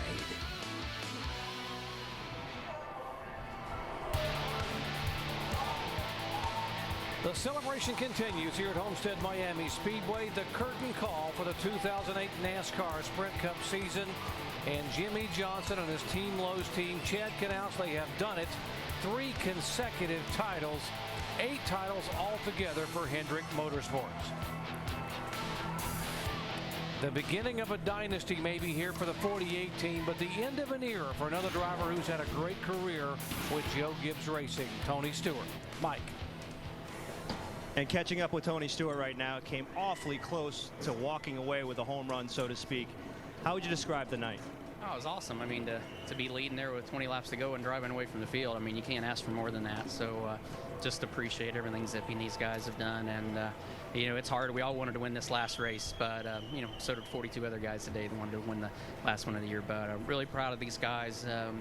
You know, the biggest thing to me is that we went out on a night that I mean, we were competitive tonight, and everybody knew we were here. They knew we were one of the fastest cars all day. You know, we did what we needed to do. And now you turn the page. Has it sunk in? Not yet. I mean, I want to congratulate Jimmy Johnson and, you know, just spend time with these guys right now. And tomorrow's tomorrow. We'll worry about that tomorrow. You certainly know how difficult it is to win a championship. Can you put it in perspective, what it's like to see a guy win 3 in a row? Pretty impressive. I mean, it's they've done something that it's not likely anybody will do this again for another 20 or 30 years. Thank you, Tony. The Joe Gibbs era is over for Tony Stewart. Now the start of a whole new future. Stewart-Haas Racing, Chevrolet, his teammate Ryan Newman looking ahead to 2009. And here is a Chevrolet that's been almost unbeatable the last 3 years. You saw the point fund checker, heard about it a moment ago. Do the calculations. In the last 3 years, Jimmy Johnson has pocketed over $45 million in earnings to win those 3 consecutive titles. Let's go down to Alan. Well, Doc, most people who get involved in automobile racing get started because their dad had a passion for motorsports. Such was the case for Jimmy Johnson here with his dad, Gary. Now, you just look so happy. Tell me what's going through your mind at watching what your son has achieved tonight. Oh, man. To tie Cale's record and to be in the record books and to just to be here. I mean, we used to sit on the couch in El Cajon and watch this, and for him to make it and his roller coaster ride to get here, we're still pinching ourselves. This is a dream come true. When you watch how hard Jimmy works at his craft, what goes through your mind? Man, he's so dedicated to it, and the testing and all the other stuff they put out and going to the gym and working out and the appearances and stuff. I'll call him, and I had to learn how to text message because he won't call me. He don't have time to call me. He can only text me, so I had to learn how to text message. So that's fun. Now, I assume at some point when all the public celebrations are through, you'll get a chance to celebrate privately as a family. Yeah, maybe we can get together Thanksgiving or something, you know. One of the few weekends off in a year? Yes. Congratulations. Thanks. Hey, now how about that Carl Edwards? That guy a class act or what? I mean, that man's going to win him a bunch of championships also. Absolutely, Gary. Thanks. Cool. Proud dad down here in the middle of the celebration. As well he should be. And take a look now at the final point standings for 2008. The margin was 69 points. Carl Edwards behind Jimmy Johnson. 8 positions changed here in this final race. And you see there's Edwards, Biffle in 3rd. The big gainer, Tony Stewart, all the way up to 9th position. Also, Kevin Harvick and Clint Boyer both moving up a spot to 4th and 5th. How about our 3rd place finisher, Greg Biffle, with Dave? Greg Biffle finishing 18th tonight, but obviously finishing 3rd in the chase is not what you wanted. It started out so strong, Greg. Can you sum up your chase this year? Well, I mean, I tell you what, these guys did a great job. Robbie Reiser, all the guys at the shop, the engine shop, you know, we just didn't have any failures. Our car was just sound every week we showed up. And the guys just did a great job on pit road. You know, great pit stops. Great call tonight. You know, even though it finished, we finished 18th, we had to come for fuel. We just need to work on it this winter and be a little bit better next year, be like our teammates on fuel mileage. But to come home third with the 3 and Ford Fusion and Dish Network and everybody that's been on board this year, Red Cross, it's just really exciting for us. You were chasing your teammate and also Jimmy Johnson. I need to ask you about our champion now. For the 3rd time, what's it like trying to beat him, and what do you think of his accomplishment 3 in a row? Well, I don't know where he finished tonight, but, you know, we were in front of him there for a little bit, you know, so we were able to run with him tonight. And the guys they've just been really good, the right place, the right time, a lot of luck, just all those things to add up to being consistent every week. And that's what those guys have done. They've figured it out. And once you figure it out, you know, as long as you keep polishing on it, you'll keep doing well. So congratulations to those guys. And I think Greg Biffle and the 16 team are closer to figuring it out now, guys. Indeed, it is a time to congratulate Jimmy Johnson on what they've accomplished. You guys each have won. You've won 2 titles. You won 1 as a driver. Your thoughts on what Jimmy Johnson and his team has done? 3 consecutive championships. In spite of how easy Jimmy Johnson and Chad Canals make it look, this stuff's hard, and what they've done 3 years in a row is really incredible. Yeah, and I know there's been tried to make a lot of comparisons about different times, and, you know, was this equal to what Cale Yarborough did? It doesn't make any difference, you know, when you compare that. What they've done is just amazing. They've kept a team together. They've been there each and every year and done their job. Jimmy Johnson has never finished out of the top 5 in the points since he came into this sport. So it's just amazing. Truly incredible job by Jimmy Johnson. Chad Canals, I know you're a crew chief. They deserve a lot of credit for everything that they go through, but I'm going to give that driver a lot of credit in being able to handle all the pressures that it takes, not only week in and week out, but here 3 consecutive years. Just simply amazing to watch. And 5 times they finished in the top 2 in the points. So what a phenomenal year of consistency for Jimmy Johnson. Why don't we visit with Kevin Harvick? Here's Jamie Little. Kevin Harvick ties his best finish of the year. 2nd, ends up 4th in points. Kevin, how close were you guys there at the end? We were about a lap short after we came in and pitted and topped off, but Shell Pennzoil guys made a great call on pit road to come in and top the thing off, and we were here to try to win the race and get 4th in the points. We got half of that accomplished. I didn't think we were even racing the 99. I was just going as fast as I had to keep the 26 back there, but 99 made it. Kevin, you've been racing Jimmy Johnson as long as he's been in the series. Put in perspective, from your point of view, what he's accomplished tonight. Well, Jimmy, you know, he and I kind of grew up at the Hornaday household there as we moved our career to the East Coast, and caused a little bit of trouble and had a lot of fun, and came up through some of the similar ranks. But to see what he's accomplished, he's a great person, great organization that he's with, and just really proud of him to see everything that he's accomplished. Thanks, Kevin Harvick tying his best finish of the year, 2nd here in the season finale at Homestead-Miami Speedway. While Alan Bestwick makes his way back to the pit studio and the celebration is ongoing down trackside, why don't we check in with those guys, Rusty, Brad, and Ray, and guys' perspective on what we have seen here in this final race and what this 48 team has accomplished. Doc, I'll tell you what, down here in the studio, we've been talking about it. I mean, I've never seen so much dominance, guys, like I've seen all year long. You take a look at Jimmy Johnson, 7 wins, Kyle Busch 8 wins, and Carl Edwards 9. You know, any 2 of those other guys could have won this championship. That's how tight everything was this year. And Brad, I got to tell you, it's been a heck of a year. Yeah, I can't wait to next year. I mean, it's been incredible to watch what Jimmy Johnson has done. And when you talk about dynasty and you talk about great sports teams, obviously now they are part of that scenario. But my question is to you 2 guys. You both have competed in this sport at the highest level. What's your observations of what they've accomplished, Ray? That's unbelievable. We saw 3 great things tonight. We saw Carl Edwards do what he had to do, lead the most laps, win the race. We saw Jimmy Johnson do what he had to do, stay in position and win the championship. And we saw that my fuel mileage strategy is just not, doesn't work. Can't do it anymore. But what you saw tonight was just amazing. Those guys went punch for punch. They won the last 3 races of the year, and they really are the class of the field. Yeah. Well, Doc, we saw a lot of domination. We saw a lot of leading. We saw a lot of dynasty stuff going on. To me, it was a heck of a year. A history-making night for Jimmy Johnson, Chad Canals, and the whole team. How about our 5th place finisher who also moved up in the final point standings? Clint Boyer standing by with Dave.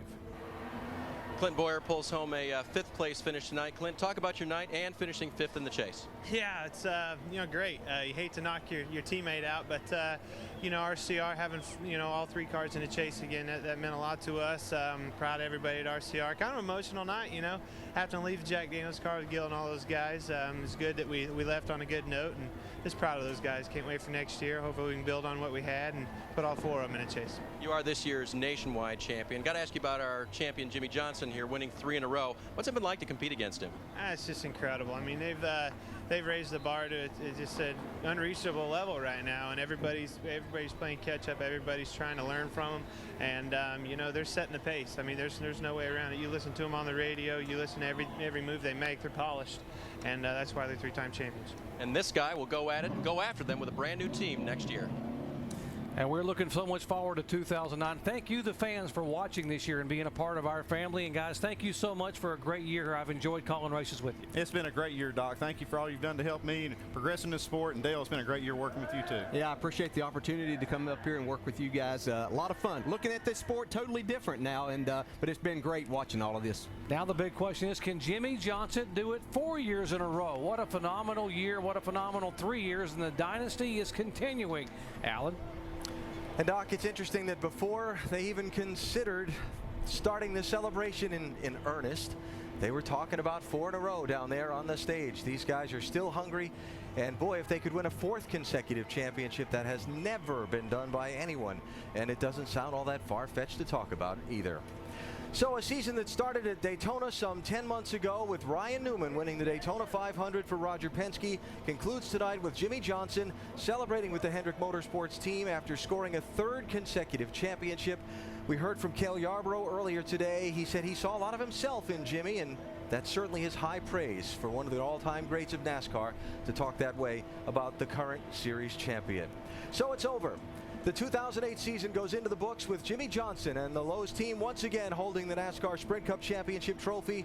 And now, just a couple of months, brief time before it starts all over again at Daytona in February. We'll see you for 2009 then. Thanks for watching.